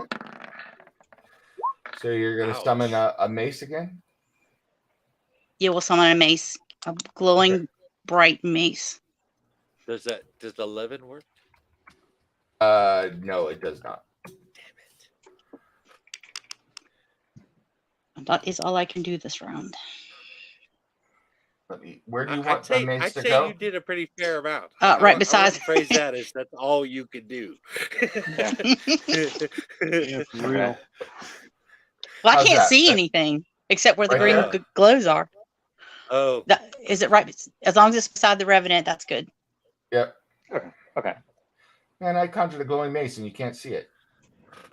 Yeah. Okay. Okay. So,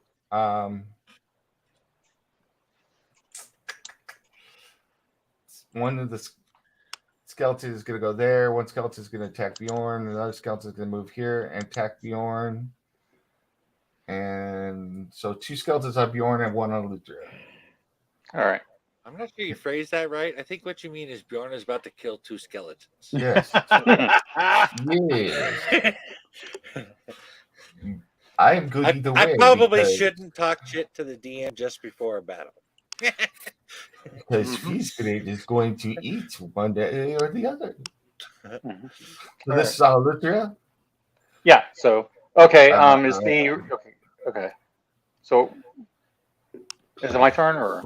No, I'm attacking you. So 21. Oh, okay. That should hit for 5 points of damage. All right. So you should be at 43 now. Okay.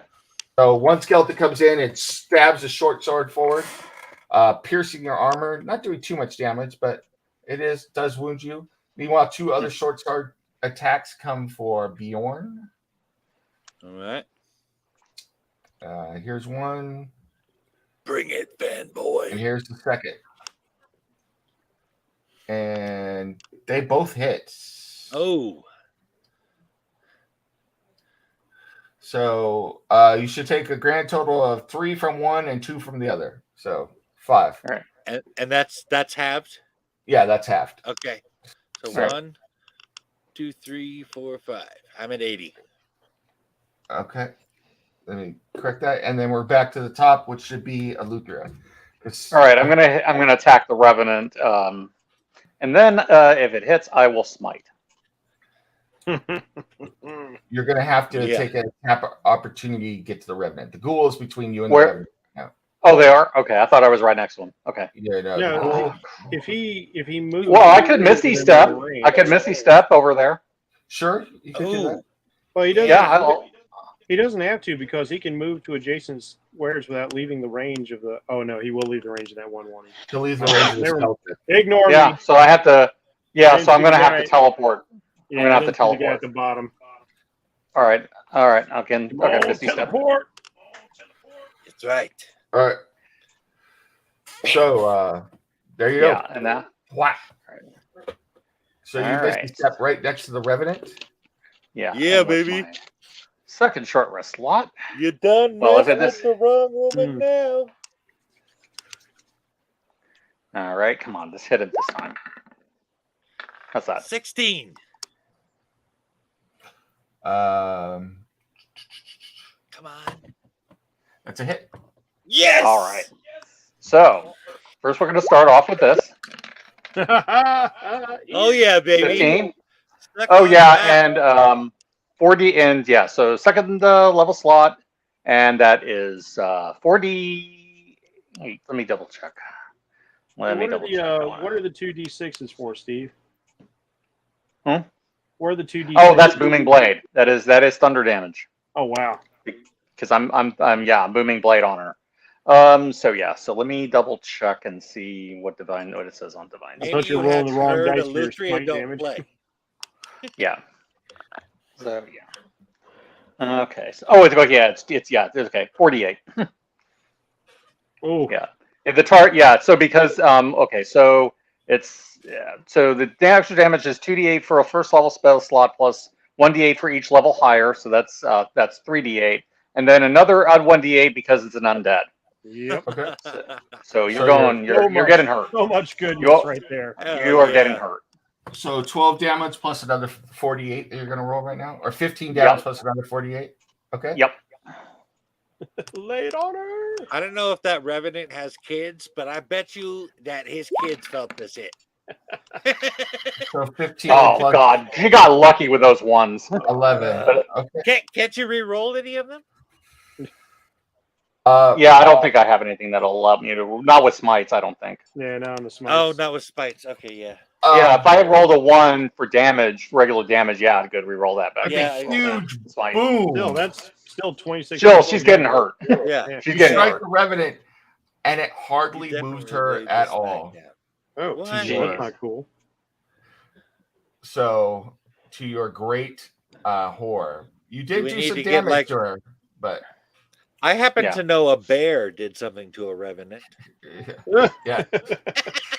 Wasn't a cocaine bear though. That was a good one. That was really good. Was it a prophecy bear? So, Bjorn, before your turn or as your turn starts, I need you to give me a DC 15 Constitution check, please. Okay. Just right off the bat, huh? Yes. All right. The stench coming off this gas threatens to overwhelm you, Damn, that reeks. 20, baby. but you don't I care can handle the because smell. your nose is so used to bars and other places that you don't care. So you're immune to her stench. Is the stench of this gas for 24 hours. All right, your turn. You're up. Yeah, baby. That's right. I've been around Carlsruhe. You can't stench me with smells. That's right. All right. Shabam. 24. Who are you That's attacking? again with the ghast in to the left. That's it. That's a hit. All right. And 10. Okay. So your All first attack severs one of the gas arms and it falls to the floor, but it's still moving around, the arm wriggling down below as well. Let's see if we can make you wiggle just a little bit more. Wiggle it just a little bit. bit. All right. Oh yeah, baby. 25. That's a hit. Oh, I'm re-rolling that. Yep. 10 damage on that one. All right. 12. Yeah, so 12. we forgot to add the 2 before, so We did. total of God, 14. I'm cursed. I'm never gonna remember my rage damage. The gas Hey, is man, you ought to make a special weapon in your weapon dock that just says rage, and it's your whatever you're using, and you just add the +2 onto it. you have Yeah. Right. shredded this thing, but it is still standing. Oh Still my moving. gosh. Tough booger. With that, we will go to Cirrus. Cirrus will throw at this evil clown-looking thing to the south of the spiritual mace. Okay. Oh, Steve, you Luther, forgot to you have your forgot badger your- do something. You forgot your badger. Yeah. You forgot your badger. Totally forgot Oh to yeah, yeah. Yeah, I couldn't use it with my bonus action because I used it to teleport. Ah, All right. Oh, so wait, So- I get to control the badger. Yes, you do. Are you gonna The be badger- badgering the witness? This is terrible. You're on fire. The badger runs over here and begins gnawing on this body over here. So Okay. All right. All right. Nice. That actually might be the smartest thing for him to do. Cirrus, go. Steady aim, throwing at the whatever that weird clown thing is south of the spiritual mace. It's a ghoul. So Okay. weird clown thing.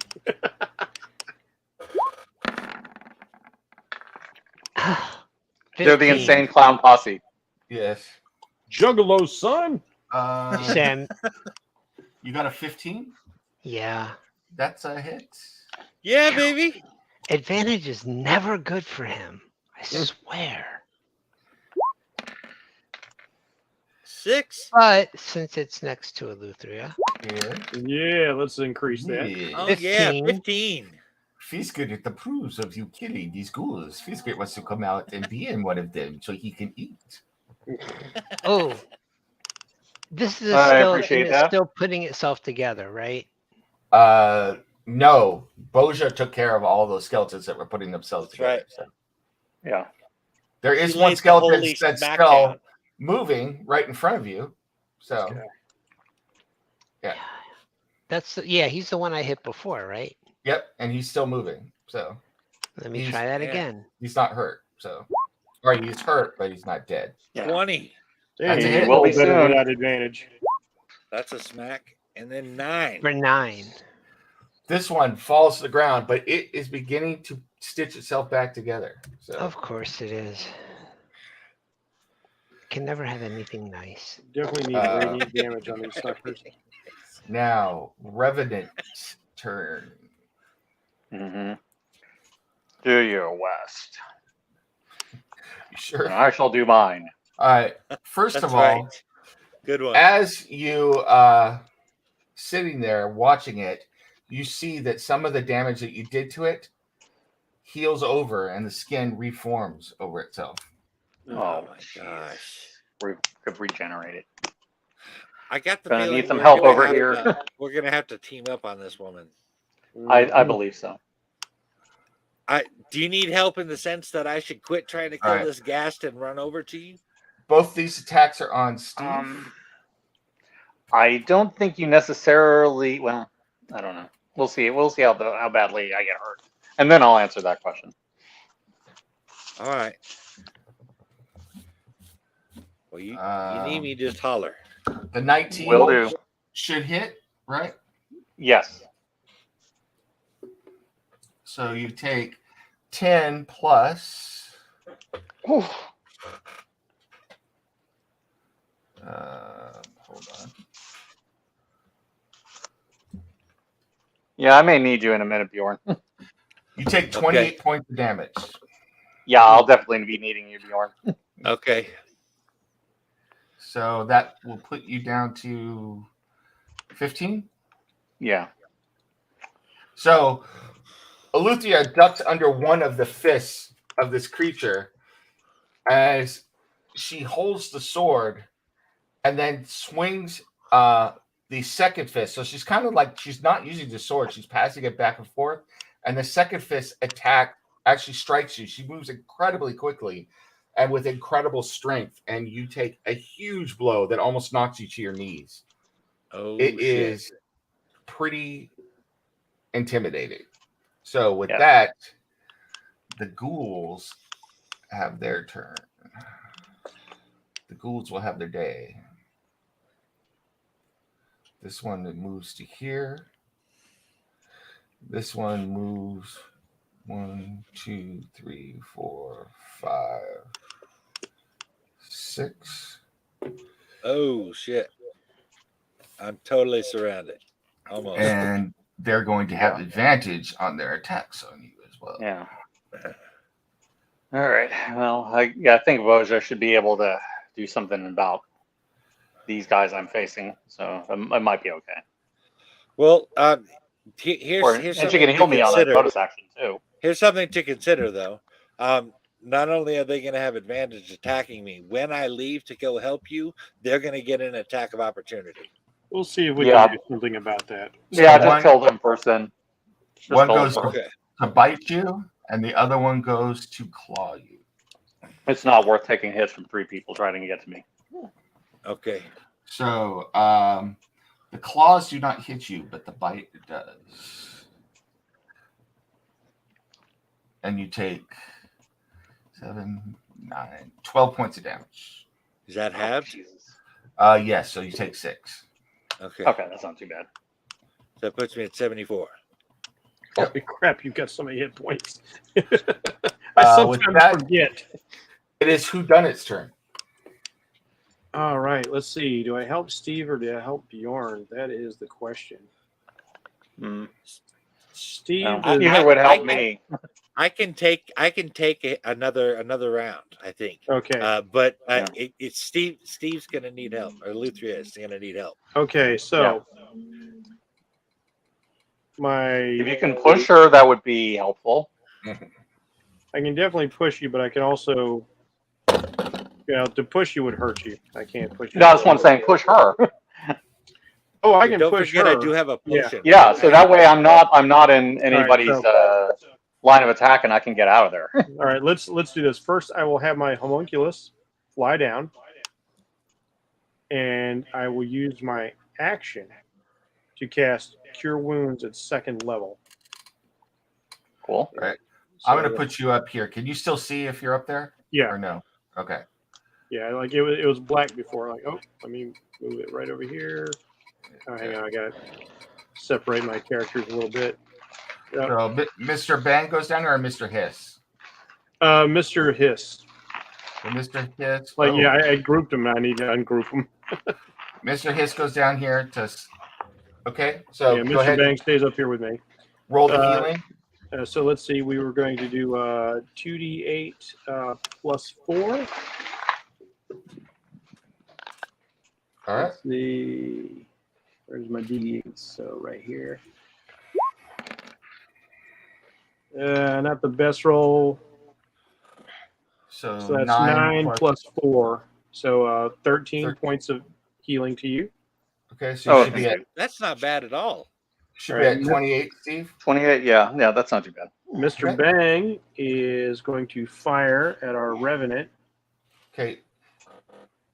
And If you push him, you're going to push him into the same square as the skeleton right now. So, well, that skeleton's dead, so it doesn't matter. Never mind.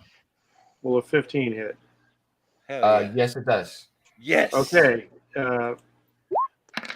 You will take this much damage, and 14, you will be pushed 5 feet away from Eleutheria. Okay. Nice move. Did a little healing, Let's played a little see. smackdown. Good shit. That's basically my action, reaction, and bonus action. All right. So I am effectively done. The body of the skeleton goes flying over there. So, but it's still. Hey guys, like I'm like the king of support players right now. And the Revenant gets yeah. pushed to there, which brings us to Boja the Blessed. Oh yeah. So I love since it when she it's is right Boja's there, turn. Oh, I'll tell you what. I'll also have I'll have Mr. Hiss finish up his turn by getting out of the range of danger because he's got the movement for it.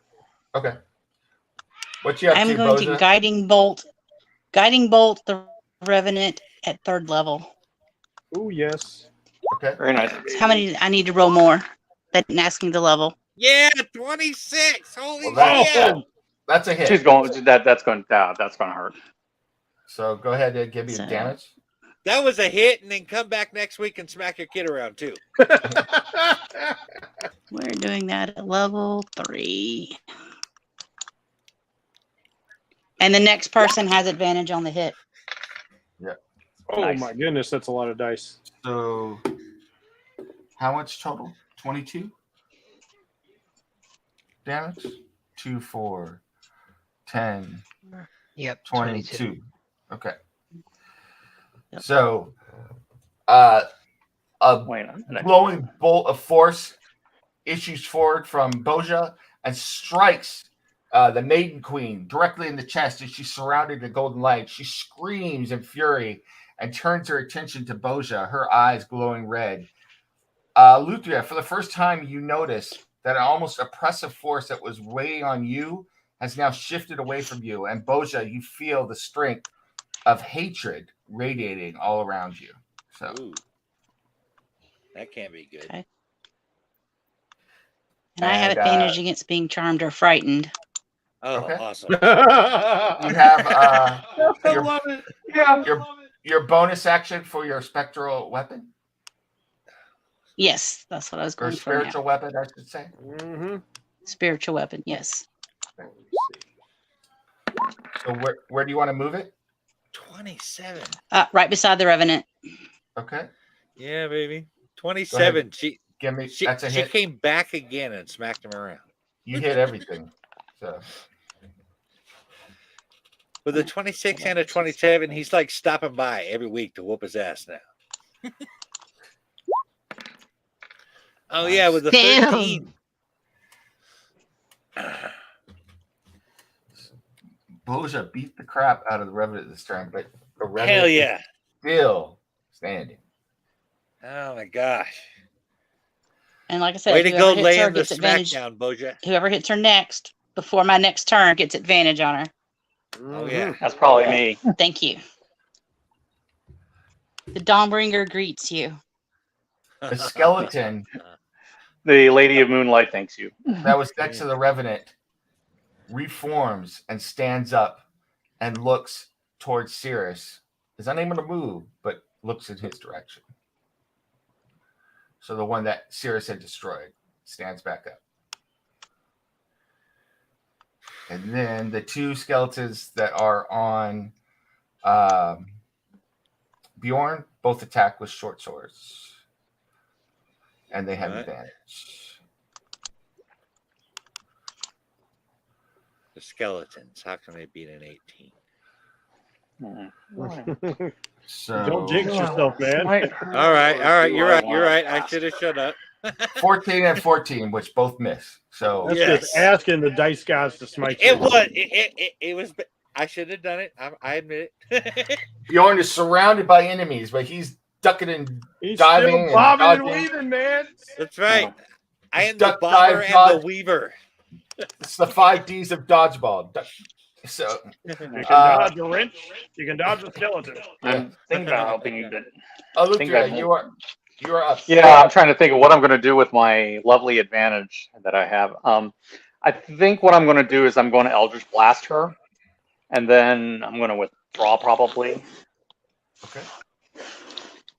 And it's like I would like to help you, Bjorn, but I think the way to help you is by killing this thing. That sounds like a good idea. Okay. And I have advantage. Okay. Do I get advantage on both my blasts or one of them?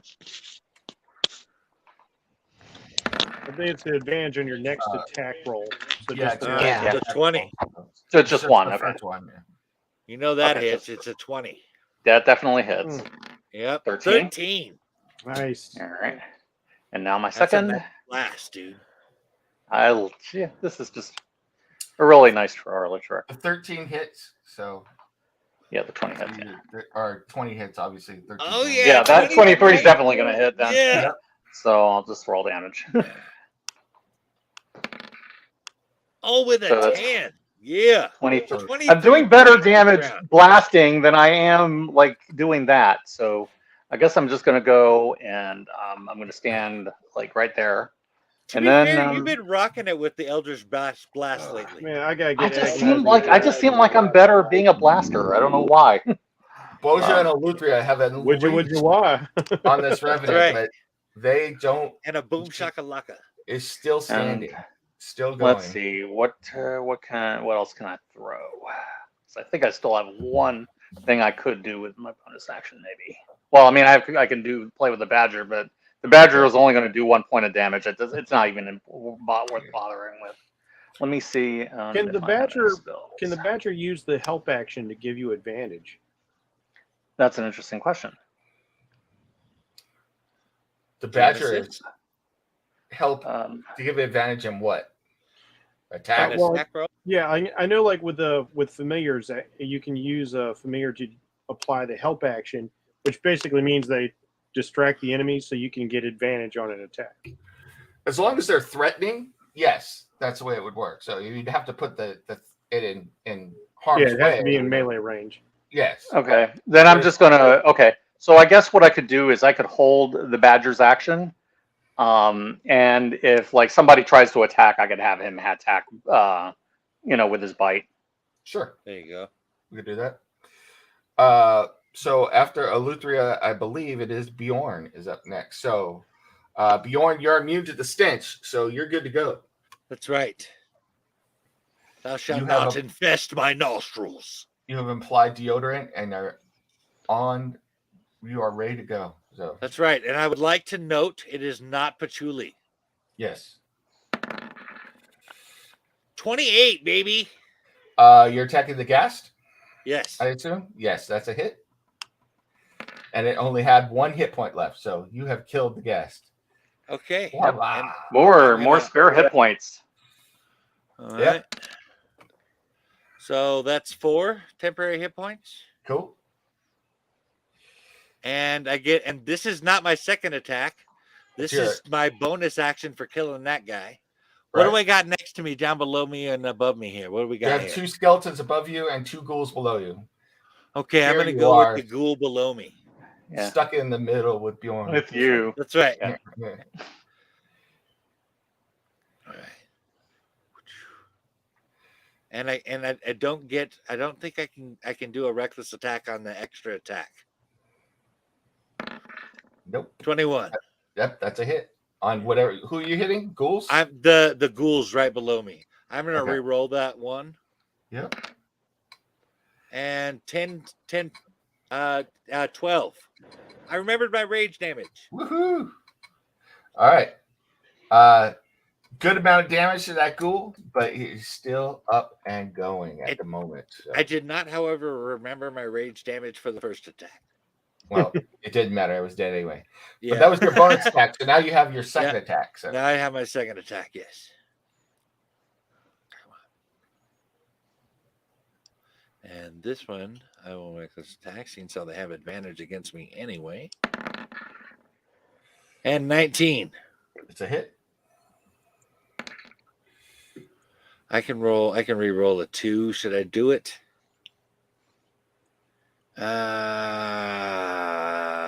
Sure. Yes, 11.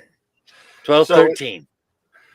Striking twice on the gas, you took it on the gas and then the school. You then come back with your patented backhanded swing and decapitate this ghoul as well, reducing the enemies facing you by 2. Nice. So I actually That is a patented bitch slap. The Bjorn bitch slap. That's right. Right. So now, how do I get another attack because I killed somebody?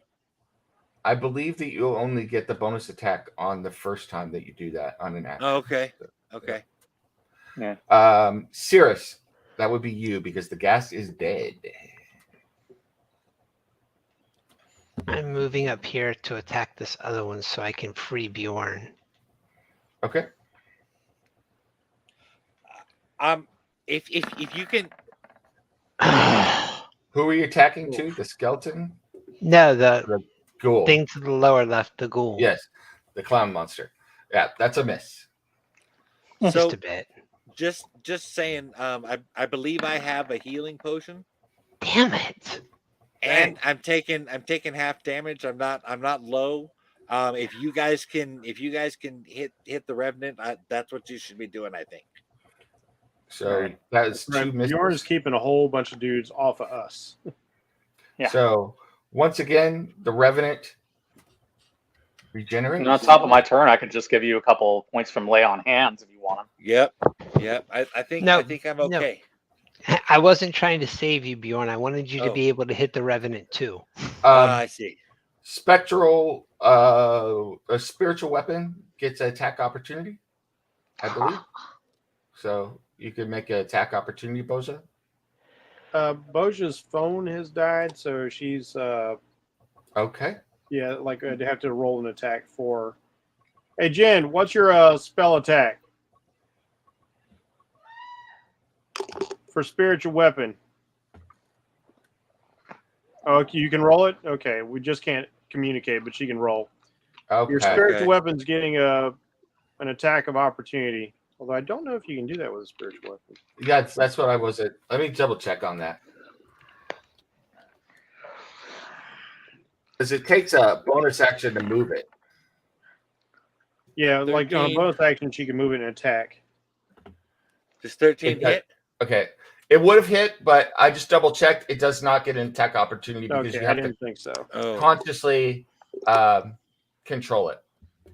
So, meanwhile, the Revenant is making 2 attacks on Boja, sensing a threat. Yeah.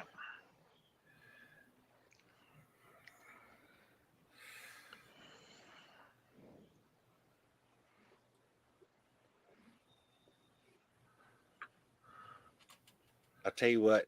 I will call fire or something if I feel like I need help. Call fire, and I've got your Band-Aid ready. No, yeah. No, you seem to be doing okay so far. Yeah. I can give you a little bit of healing if you need it, but I don't think you do. No, I'm totally fine. I really think we need to kill this revenant. My rolls. I think killing the revenant is the key to this. So Yeah. Right. I agree with you. And then the ghoul will attack Bior. My rolls are not good at all. This isn't a bad thing. Yeah, we're happy with that. Yes. Go and laugh at puny ghoul. He's going to try and bite you. Oh, damn. And you take 5 damage, 5 piercing damage from the bite. That puts me at 73. All right. Bear totems are just so cool. Yeah. Who done it? You're up. All right. Looks like I have to move down the wall a bit so I can see better. Because I need to be able to see the revenant. Okay, there we go. Mm-hmm. All right. It was a movie with Leonardo DiCaprio, and it wasn't that great. The real story is pretty interesting, though. I Yeah. got to try something a little tricky here. Oh, hey. First, let's see if Hola. I can clear Boja again. I'm sorry, I didn't see you in there. Yeah, let me move him over here so I can see again.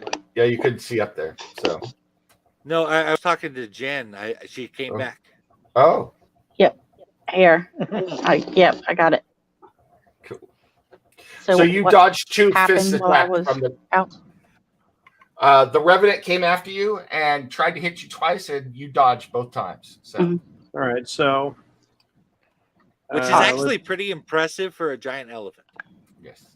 All right, so Mr. I don't know what it is about, like, our biggest party members seem to be evasion tanking the best. That's great. Right?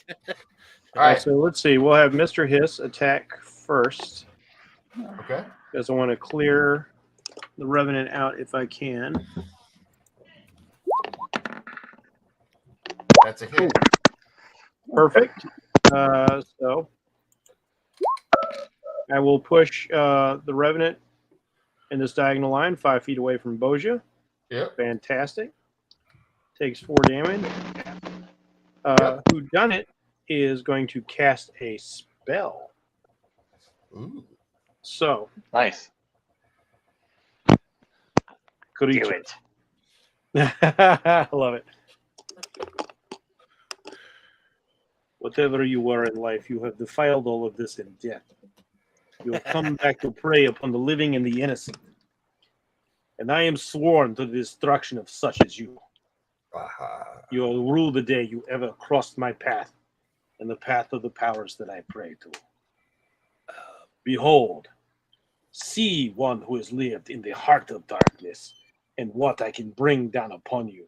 And I reach out and I cast Phantasmal Force. And a 10-foot square cage seems to crash down upon her. Wow. Locking. I'm trying to lock her down. So she has to actively try and disbelieve that she's just had a cage. Nobody else can see a cage. They can see her reacting to something. But she just got locked down by this cage. On her turn, she has to try and disbelieve it. Yeah. The DC to if she wants to investigate the cage, try and break the cage, whatever, will be a DC 15. And now Mr. Bang is going to light her ass up. Yeah. Come on, baby. Oh, 11? That's probably not going to do it.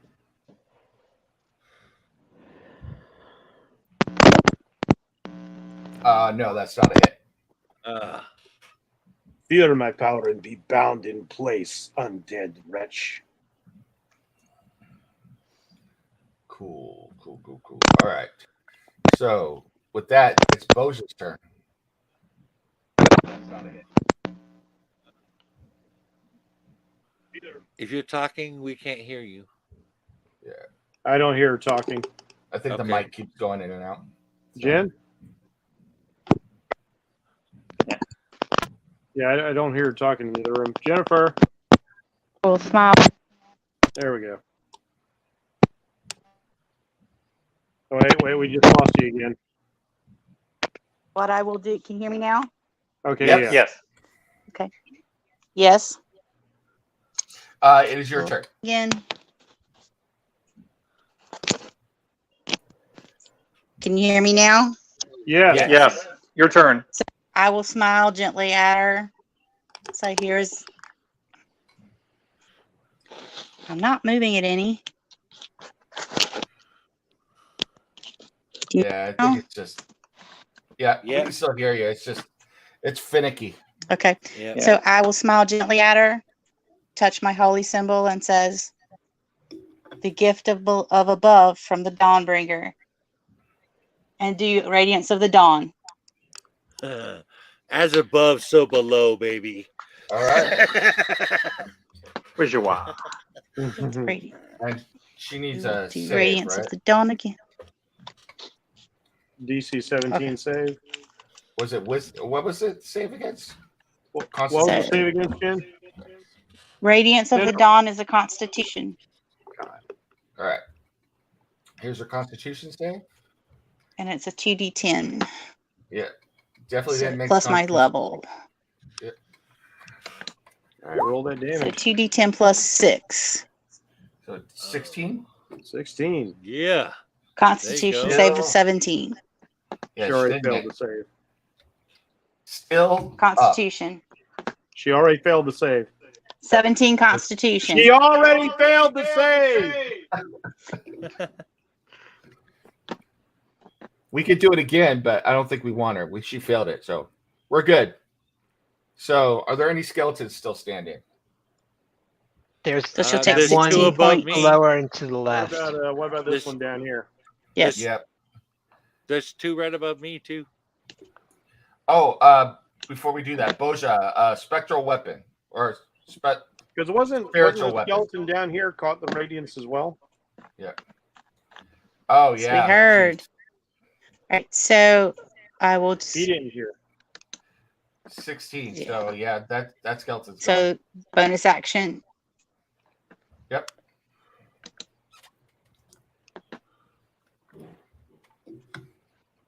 Now did that take her out?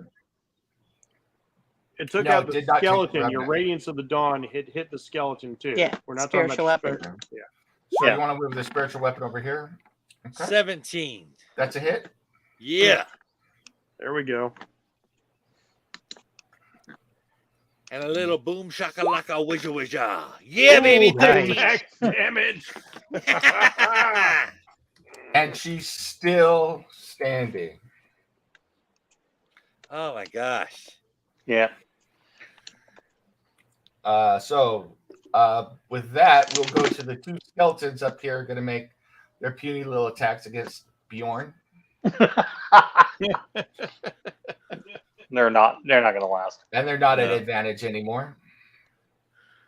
Yeah, baby. That's what I'm talking about. Nope, neither one of those hits. So we go right back to the top of Lutria. All right. Oh, yeah. Yeah, so yeah, I turned my attention to the Revenant, Like a and butterfly, sting yeah, like a tank. yeah.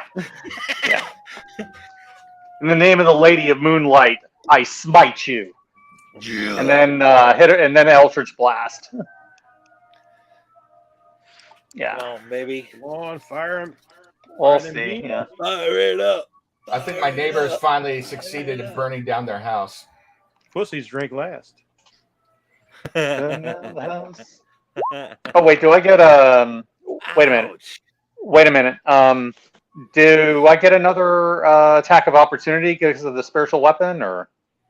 No, it doesn't work like No, that. not for No, Eldritch we Blast. decided it didn't work that way. That's melee attack. So Okay. Okay. I thought I got another one. Okay, that's fine. All right, that one missed. or Not throw unless weapon. not unless you got Warcaster. Not until next level. That one probably 18. did. That one will hit. Yep, that's a hit. Yeah, baby, 13. Oh no. Chipping away. And Chipping she's away. still up. All Like right. my erection. Yeah. Call me Priapus, the Destroyer. So with that, we're on Bjorn. Or no, you got a bonus action still. Yeah. I think I'm probably going to do with the Badger the same thing as before. Just hold his action. Okay. Okay. Actually, you know what I'm going to do? Let me move him. I don't think I can move him. I don't think I have control over him. Can you move him just above Boja? Right there. Yeah. All right. Yeah. That way you can use P.A.C.A. and help on both of us. Okay. Bjorn, your turn. Okay. So we're going with the ghoul below me. And So 28. That would be a hit. Yeah, I'd say so. boom. I'm going to re-roll that. Okay. It didn't help. Okay. 8. Plus. 2 is 10. Yes. Thank you. You're welcome. I need training. So your first attack does a good amount of damage to the ghoul, but it's still moving around. Okay. And the second attack, Yep. 27. Boom. And 11, 13. Nice. Oh, wiki witch. Bam. All right. All All right. right. And with my extra, hold on, I'm going to do my temporary hit points. So that's 4 temporary hit points. And then I'm going to use my extra attack to attack the skeleton right above me. Okay. Bring it. 16. Yep. That's a hit. Boom. And 11. 12, 13. Plus. Yep.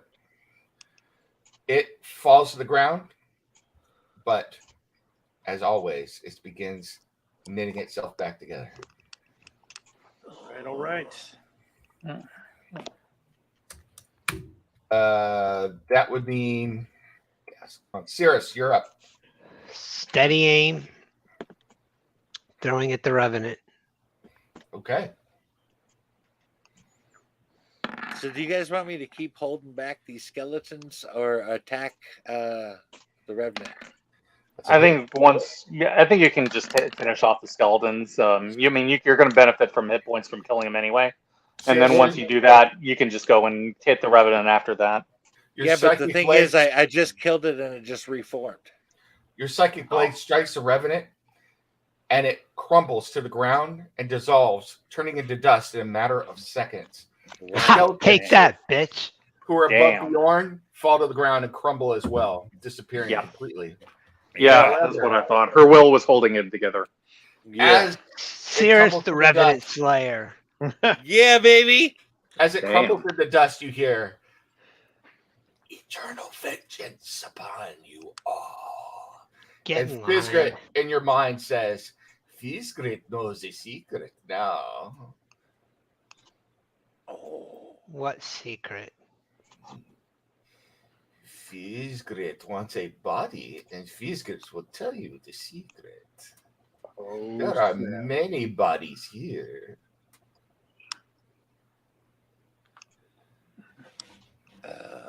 I'm not sure I like the idea of Fizgrit inhabiting an undead body. Yeah. That doesn't sound like a good Fizgrit, idea. I have my concerns, and I don't think this ring works that way anyway, so keep your secrets if they're that important to you. That's right. Just let me tell you, you will meet her again. Like I said, when she decried eternal vengeance, get in line. Yeah, we have a lot of people that want eternal vengeance on us. Yep. Okay. All right. So, I will tell you, before you see a party of, or a collection of dead corpses. There are 5 of them on the ground. in addition to a number of bones and it looks like other corpses of people who have gone in here. But the 5 most recent are obviously the adventurers who came down here. Looking at their equipment, it is very basic. These kids, and that's what they are as kids, had no business coming down here. They were inexperienced adventurers who got gobbled up and eaten. Yeah, I will still give them respects and prayer for their loss.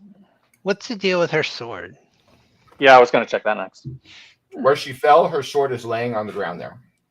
Yeah. If you have 10 minutes, I can find out much about it. Yeah, you can do that, and then in the meantime, we'll just look around a little bit and see what's here. So I will go over there to where the sword lays, and I will begin examining it, checking out the make, the quality of the runes, and I'll be basically casting Identify over the next 10 minutes. All right. Yeah, I'm actually going to cast light on my mace so I can see and explore. All right. That sounds good. And then let me add some light to you real quick. Damn. I suck at searching this room. There. Boom. Can you see, Boja? I feel like I got to do it again. You light up my life. Yes, I can see now. Awesome. Yeah, I was just going to try to cast here. All right. If you're waiting for the 10 minutes for the sword, I could tell you about the sword, or if you want to explore before that. Yeah, let's explore. Okay. So Whodunit is doing that. Yeah. You guys can move around if you would like. There's the 5 bodies. And you could gather up them and their equipment if you wish. Yep. And then go ahead and let's see what's here. Move where you want to move, and I will tell you what you see. All right.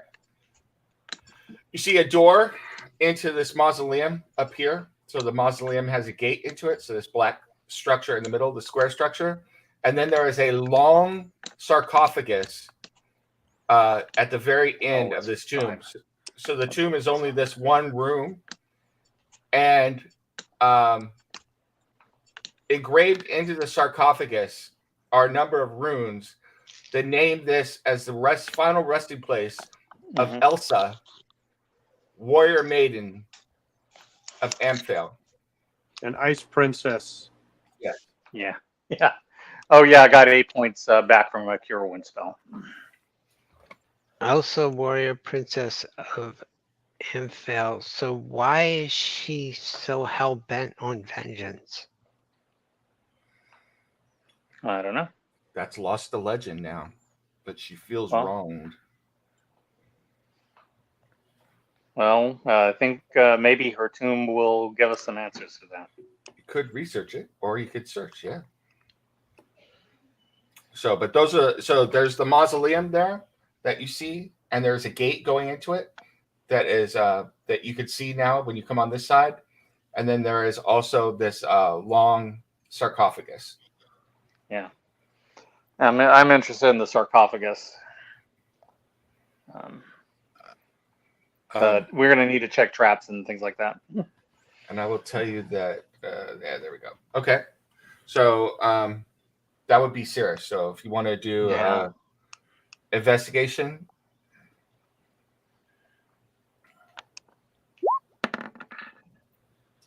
It is 11:30 for you guys. Is that a concern? No. I would like to not go much further, longer, Okay. whatever. Yeah. Okay. Yeah, I think we just need to find a decent stopping point. But right now, I think we're fine. You find a secret compartment at the foot of the sarcophagus. It swings open. It's not trapped. Inside, you find a number of items, including a set of full plate armor and a black book with a death's head on the top of it. And if you write somebody's name in it, they will die within the next hour. Mm-hmm. I'm going to bippity boppity boo with my detect magic wand. It is not magic. The book. Okay, what about the plate mail? The plate mail is magic. Okay. One more thing for whodunit to check. Okay. Is this where the gate was to the mausoleum? The gate is right across from you, so if you just move over to the mausoleum, you can open it. Mm-hmm. All right. So, and the gate opens without any problems. That wasn't locked or anything. Inside, there is a altar. Guess we need to check the altar. And Boja or Alutria need to give me a religion check. All right. I can check. Or you can both give me a religion check. Yeah, I could get. Yeah, I could help you, Boja, if you have a. I think you have a higher religion, right? Did we lose her again? And yeah. Oh wait, she's back. By the very nature of Alutria's faith, I'm going to give you an advantage on this religion check. So okay, I'll just go ahead and do it. I don't know when. I don't think that's going to help. I can check Boja, as you well. wanted to? Yeah, Yep. might as well go ahead. That's a little better. somebody want to throw her guidance there? I'm in the middle of a 10-minute ritual. Yep. You notice that there are a number of the same death's head symbols on it. Wait a minute. And let me think about this one. Yeah, let me check. I need to check something because I might have the spell. Knowing Alutria's background. Alutria? Yeah. When you were dedicated to Kellenvor, you remember hearing about the previous god of death and recognize this as an altar to Merkel. So this is an altar. Would seem that this is an altar to Merkel, who is one of the dead three, I believe. Died in a time of troubles. Yes. So this has been here a while. Yeah. So with that, there isn't. There's just the breastplate, and then the book, and nothing in the Merkel. But you could give me an investigation check inside the mausoleum. Sounds serious. Yeah. Serious. On either side of Merkel's altar, you find two small trap doors that could be depressed and pushed aside. However, your investigation found that both of them are trapped. Interesting. Oh, my God, I thought that was going to be a 1. You were able to disable the first one? There's one on the other side as well. Can't critically fail this. But it's only a 19. You're fine. You're able to disable both of them. The first one slides aside, and there is an intricate pattern. It almost looks arcane, but you don't, of black diamonds arranged there. On the other side is a number of rubies arranged there. There are 8 black diamonds, each of them worth 250 gold pieces. And there are 8 rubies, each of them worth 150 gold pieces. Yoink. Damn. And think I bought a gem, and here was everything I needed right here. Yeah. Well, yeah, but I mean, I think we needed Mr. Simeon in this fight. So. And on that note, I'm gonna let you guys know what the plate and the sword were, and then we will go ahead and call it for the night. Does that sound like a plan? Yep. Yeah, that sounds good. All right.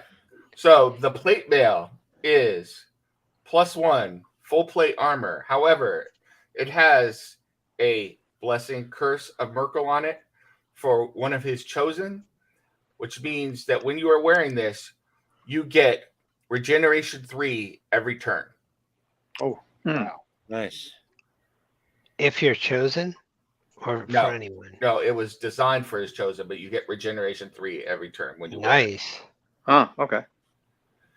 The weapon is a +2 greatsword. However, it has an enchantment on it so that anyone slain by the greatsword has a 50% chance to be raised as an undead of CR2 or lower within a week. yeah. Like I'm like studying the sword as I'm deciphering the runes and the build of it. I just look up and I look back to the group. We do not want to give this to anyone. We definitely don't. That's fine. I can work out something with the innkeeper. I just need a couple of these black diamonds to make him whole. Yeah, I'm not even sure I want it. The +2 is nice, but if I kill anybody with it, we are going to have to make sure it does not come up. We can't hang around for a week. And with that, No, but we can incinerate the body completely if we kill something with it. so, and Roll20 keeps freezing up on me, but we're not doing anything right now. We so. would have to be certain of this. I refuse to be responsible for more undead coming into this world. Yeah, I don't like the idea of having an undead creating sword either. I will not have what happened there happen here. And Yeah. if you want to bump up the reward from Lord, what's his name? You're gonna need pieces of these monsters. Yes. So let's see. The skeletons crumbled into dust, but we've got gassed heads, and we can take her head. Yeah.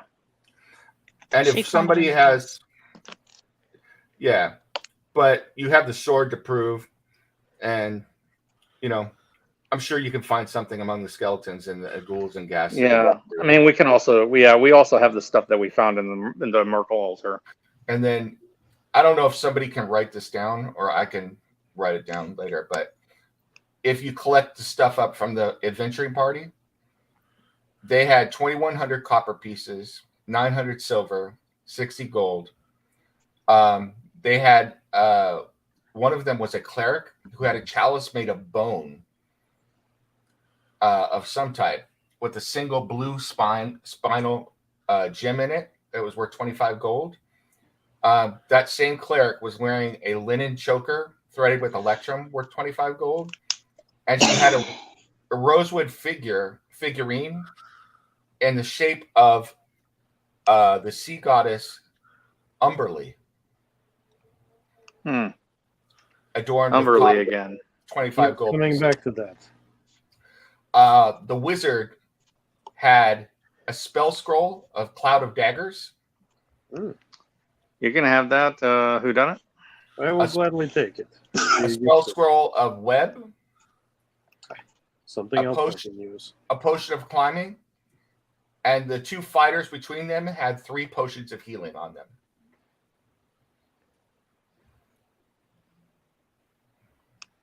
Yeah, we can divvy that up amongst you guys however you want. Yeah, I'm gonna Is that all the items? watch.